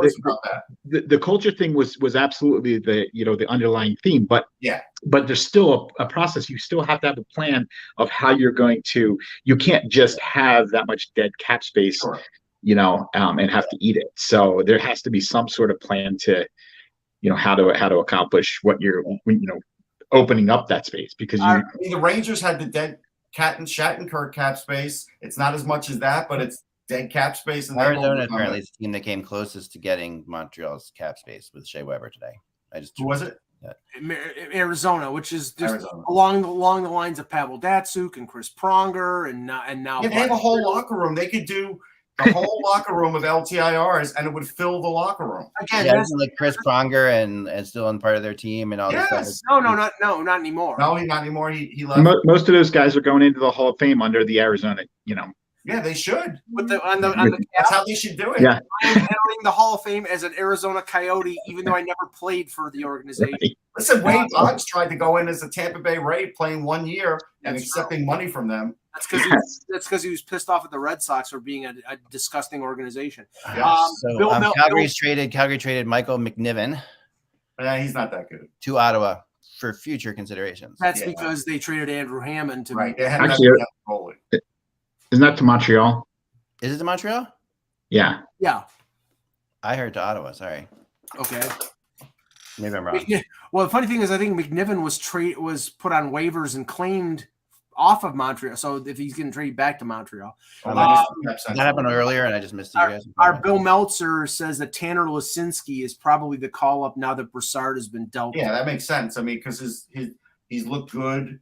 I wanted them to do this for a few weeks now, but they wanted to. The hell not? You know, like why are the Flyers playing with 3 or 4 players that aren't NHLers when they have these young guys that are in the? I know it's a whole like this is. I do a show every day, right, about the Flyers, and it's just in the end, it's a mind-bending exercise to explain how the last 10 games they were still playing all of these guys that weren't going to be there anymore. Okay, and it's now that hold on, and now that we see what Chuck Fletcher got for all of them, did it matter if they played or not? Really? Right? No. And those are not even the players I'm talking about. I know. I mean, there are players that that like a guy like a Morgan Frost, who is definitely an NHLer, but been totally messed up by this team. But Morgan Frost, Konechny, Farabee, those 3 particularly are like the 3. I'll make a prediction. Morgan Frost will be on another NHL team next year. He's getting dangerously close to that. No, it is, and I think I've heard people say that Morgan Frost, actually one person, really, really famous person, I can't say who it is, who was involved with the Flyers organization, said that Morgan Frost is going to be a great player for somebody else at some point. Yeah, and I do think that's possible. And based on where he's from and who he played for in junior, it could be the Maple Leafs because he could be. And it could be. I know Ottawa tried to trade for him a couple times. I mean, and I know that the Sabres have talked to him about him, but Fletcher has been adamant about that. Like he's almost untouchable, and yet that his coaches act like. Well, the coach is forcing him to play center when he's played better at left wing. It's a problem. He's trying to drive up his trade value. That's what he's trying to do. No, it really isn't that. It's just it's something else. It's a word that I don't want to use. Okay. Mark Lazarus from The Athletic on a quote from Kyle Davidson, the Blackhawks general manager, on Dubas calling out the Blackhawks regarding the leak on the Fleury Toronto discussions. I'm aware of his comments, and that's something I'll address in private with Kyle. I'm sure that'll be a friendly conversation. Oh yeah, there's nothing wrong with them leaking that. By the way, no, this is not like a crime. This is not tampering. There's nothing like. No, it's not a it's not a crime, but it under. Okay, wait. Let me finish. When you're okay. There are general managers out there that we've just been talking about, like Lou Lamoriello and other ones who hold their cards close to the vest. Do you think that they want some discussions about who they're going after at the deadline and what they're willing to pay out there? They don't. No, they don't. And the Flyers. But it happens to everybody. Like I said, the Flyers were doing the same thing in the Giroux talks. They were taking names that never were involved in it. And, and I'm not saying it was coming from Fletcher. I'm not saying it was coming from anybody at the top of it, but you were in the press box, Russ, when I sent you guys. Oh, yeah, we were hearing all kinds of stuff. Names at 7:00, right, when it was Giroux's thing. And I said, these are the names. And then they come out as those are the names later. And, the one guy I said was never, ever, ever involved. Yeah, Samoskevich was never a part of it, but that was a big name for a day. Part of it, yeah. And I was so flat out, I could go to my grave saying that he was never discussed. That is absolutely 100%. And so how does his name end up in this thing? And teams are trying to work reporters to try to get reporters to even sometimes it's even guessing. It's like, all right, so who do you think I would be? Oh yeah, that's a good name. Someone says Sam says I can never say his name. You can't even say it once. Samoskevich. All right, so I'm calling up Fletcher and I'm like, so who you want to get? Who are they offering? Well, I don't know. I can't really say, but who do you think they'd be offering? Samoskevich? Yeah, that's an interesting name. And that could be the discussion. Yep. So Fletcher never lies about it. The reporter's like, oh, okay, all right, and thinks that he's got something, right? And you don't blame that reporter for doing it because that sounds like he's got something. I mean, God forbid someone does it with the Leafs. That's all I know. But yeah, and I mean, the same reasons that Chicago did this were the reasons the Flyers did this. There were no other options. It was Florida and it was Minnesota, and those were where those players were going, and. You can say that, but to Claude Giroux's credit, I believe, and I don't just a theory, but I believe that Claude Giroux told the Flyers, talk to Colorado as well. I'm not going to make it like I'm only willing to go to one team. No, I believe he would do that. Mm-hmm. But then Colorado put up a really friggin' good offer, realized the Flyers wouldn't take it. And at that point, Colorado's like, yeah, he's only going to Florida. Right. I think that's what happened. No, I could see that. that he didn't take our that they didn't take our offer. Yeah, that this is a game. He's only going to Florida. And yeah, the other thing, like we when I was talking with you last night, Eck, is that 1,000th game hurt the Flyers. It did. It hurt them a lot. You know, it hurt them a lot because if he had already played his 1,000th game earlier in the year, sure, he would have been traded 2 weeks before. Yep. And the Flyers could have probably gotten more for him, and probably could have gotten and could have at least. But I also know that Florida, when asked if they wanted to take Giroux before that 1,000th game, said no, right. And they said no because they said we wouldn't do that to Claude Giroux. We think that's something that's he deserves that. But it's also they don't have to, why would they take him any earlier than they have to for cap purposes, right? So it worked. It totally worked in their favor all the way around. It did. So yeah, I think that's there's a lot more to that. But these names that are leaked, I just when people start complaining about names that are being leaked, that to me is always it's just like they have nothing else to do or they're frustrated. It's not people, it's Mike. No, if the Leafs I'm not people. The Leafs are probably arguing about. The Leafs are probably complaining about that to like the NHL. But at that point, it's just no. I don't think. It was Ottawa. By the way, I'm Dubas is complaining to the league. I'm saying Dubas is complaining to Davidson because if he was having a conversation that was supposed to stay in-house. What an idiot. I'm sorry. I don't mean to be a jerk, but I'm saying if Dubas, the second we know that Dubas is complaining about that, we know those names are real. Right. Like he didn't say anything. It's out there. What difference? No, it's out there, and he says, "No, those aren't the names." Oh no, I wasn't. All GMs all the time say that's not who we were discussing. The names that were being thrown around. Marc-Andre Fleury when I brought in Harry Sateri. No. But Eck has a point. You don't have to confirm it.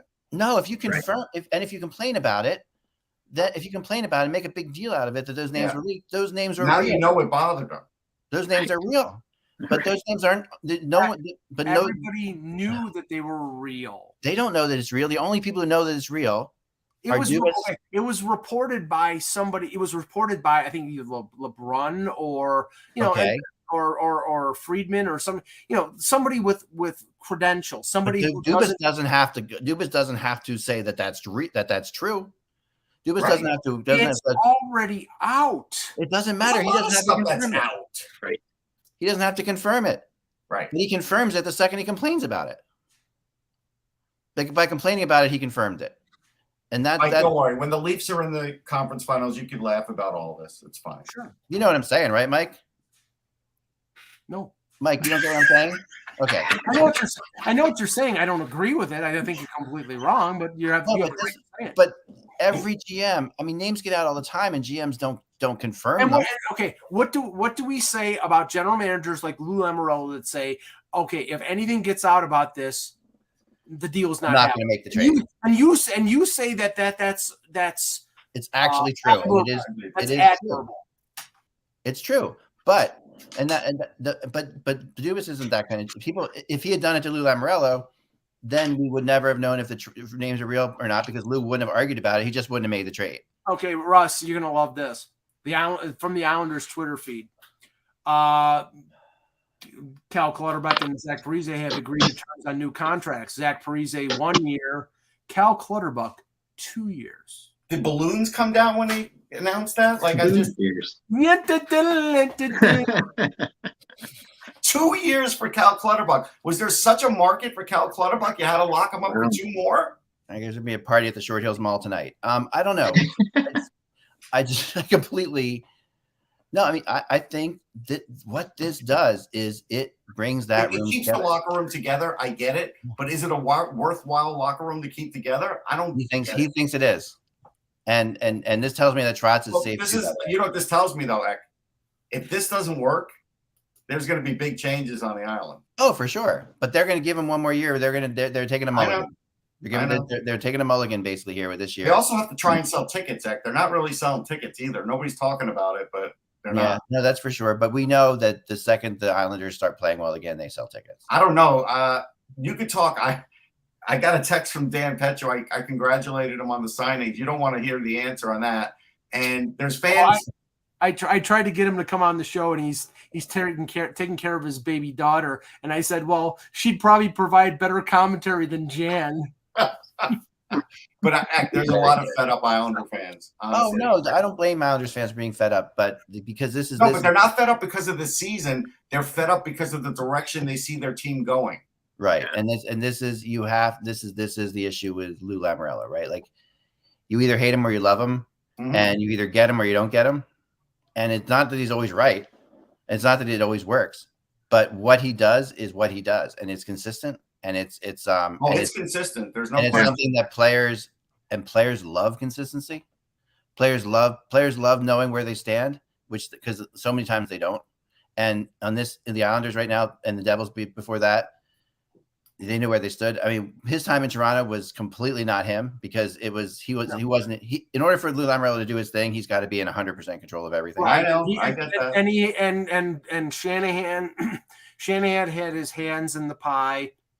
And they had two assistant GMs who wanted to be GMs, and Mark Hunter and Dubas. So really, he didn't have complete control. And you know what? That was the best success that Lou Lamoriello has had. Yeah. Because his last few years with the Devils were not good, and in Toronto, he had some success, but he had some good. Yeah, he had some players, and he made some good moves, and he was part of it. He also made some bad moves. Yeah, I mean, we all remember the Thomas Plekanec trade deadline. But here's that pressing buttons again. No, it was the Patrick Marleau signing. All right, but here's another thing. Yeah. So it looks like the Islanders before these signings had about $11 million. Right. So they still have. Like Chara's gone, Green's gone, so they're gonna have to get at least one defenseman, maybe two. The other Sebastian Aho is a RFA, so they're gonna have to do something with him. Right. And Bellows is an RFA. They're gonna have to do something with him. Like they don't have a lot of money. Well, they got the other goalie coming. Here's comes off the contract, isn't he? No, but not until after next year. Yeah, he's got one more year. That's why they'll probably trade him. Tampa Bay acquired Riley Nash from Arizona for future considerations. Nash, I believe, cleared waivers, so he doesn't hit their cap. So he'll play in Syracuse till the end of the year and then come up and be on their playoff roster. They're really, really brilliant down there in Tampa. Yeah, they're okay. Just let me finish. Riley Nash was traded from Columbus to Toronto last year, but at the deadline, he was on LTIR, so the same thing happened last year, except he was injured, and he came back right at the playoffs and played a couple games. So at least this time he's playing, and he'll be playing, and he'll be ready in case he's needed. But good 13th, 14th forward. I like Riley. I've always liked Riley Nash. Just for Islander fans, how many defensemen do the Islanders have extended after next season? 3, I think. 2. Well, Mayfield's got one more year. And Noah Dobson's an RFA, but I'm just saying. Pulak, Pelech, and Dobson. Well, this what you're looking at here is, like I said, Lou has one more year. Like this is it. So he's definitely set it up that way. There's no question. It's all set up to like, okay, we're gonna do this next year, and that's it. And if it doesn't get together, I think that the feeling is, they kind of feel a little bit like the Rangers in terms of they've got this great goalie, and they can build off that. And if they can get scoring, they feel like they can compete. And I think they can. I mean, they don't have money to spend on scoring. Right. No, but they can get scoring from within. They have players that can score that aren't scoring now. I mean, you were going to have to put the whip on Josh Bailey, who's had a bad year. You're going to have to say, Kyle Palmieri, stop being 30-something years old. You're going to have to, I mean, what are you going to do? Listen, Palmieri, I couldn't. Palmieri is a typical, when Lou makes bad signings, he makes bad signings, and that's a bad signing. Patrick Marleau. But Palmieri is also one of his guys. Like Palmieri is part of his group, and the reason I said this, Patrick Marleau was a great signing in year 1, was an okay signing in year 2, but he was trailing off. They gave him a 3rd year, and it cost them Seth Jarvis. It cost them a 1st-round pick to get Carolina to take the contract to buy it out, and they got Seth Jarvis for it. And the Devin Taves thing has killed them. Yeah. Yeah, Devin Taves was a much better player than we knew. Oh my goodness, yeah. No, we knew he was good. Yeah, I was going to say, it's not like he was a known commodity. That was a known commodity. I thought he was a top 4. I didn't think he was a top 2. Okay, that's my fair. opinion. That's just my opinion, but Okay, No, but that's still, fair. a top four is hard to come by. You know what I mean? It really is hard to come by. Yeah, Yeah. they had no points, and he's a plus 47. He's more of a plus than the entire Islanders team. I mean, Dan, you've been spoiled. You've had Dumba, Spurgeon, Brodin, and Suter for like 7 a decade, years. you know, right? Yeah. I mean, you're exactly right. But and you see, like, when you look at the team now and you're going, okay, well, you have 3 top defensemen and 3, 5s and 6s. You know what I mean? So, it's tough when you don't have that, and finding a top 4. So even if you say he's a top 4, you don't move him. Yeah, you have to protect that asset, and that's where the Islanders totally screwed up for sure. And I think that giving these guys Clutterbuck and Parise, why extend them now anyway? They gave 4 years to Matt Martin, didn't they? Yeah, they do it now because it makes a statement to the team. Okay, Eck, what was the statement for 4 years for Matt Martin? What is the statement? I'm just saying. I agree. And these two, how powerful that statement will be, you'll never really know, like, what factor that had in everything. But at the end of the, maybe this team gets motivated and plays hard this year, gets their things together, and next year is ready to go. Maybe not. Maybe this is just a disaster. And it's possible. But this is the way Lou does it, right? So here's the funny thing: Matt Martin, last 3 years, he hasn't played over 55 games in the last 3 years.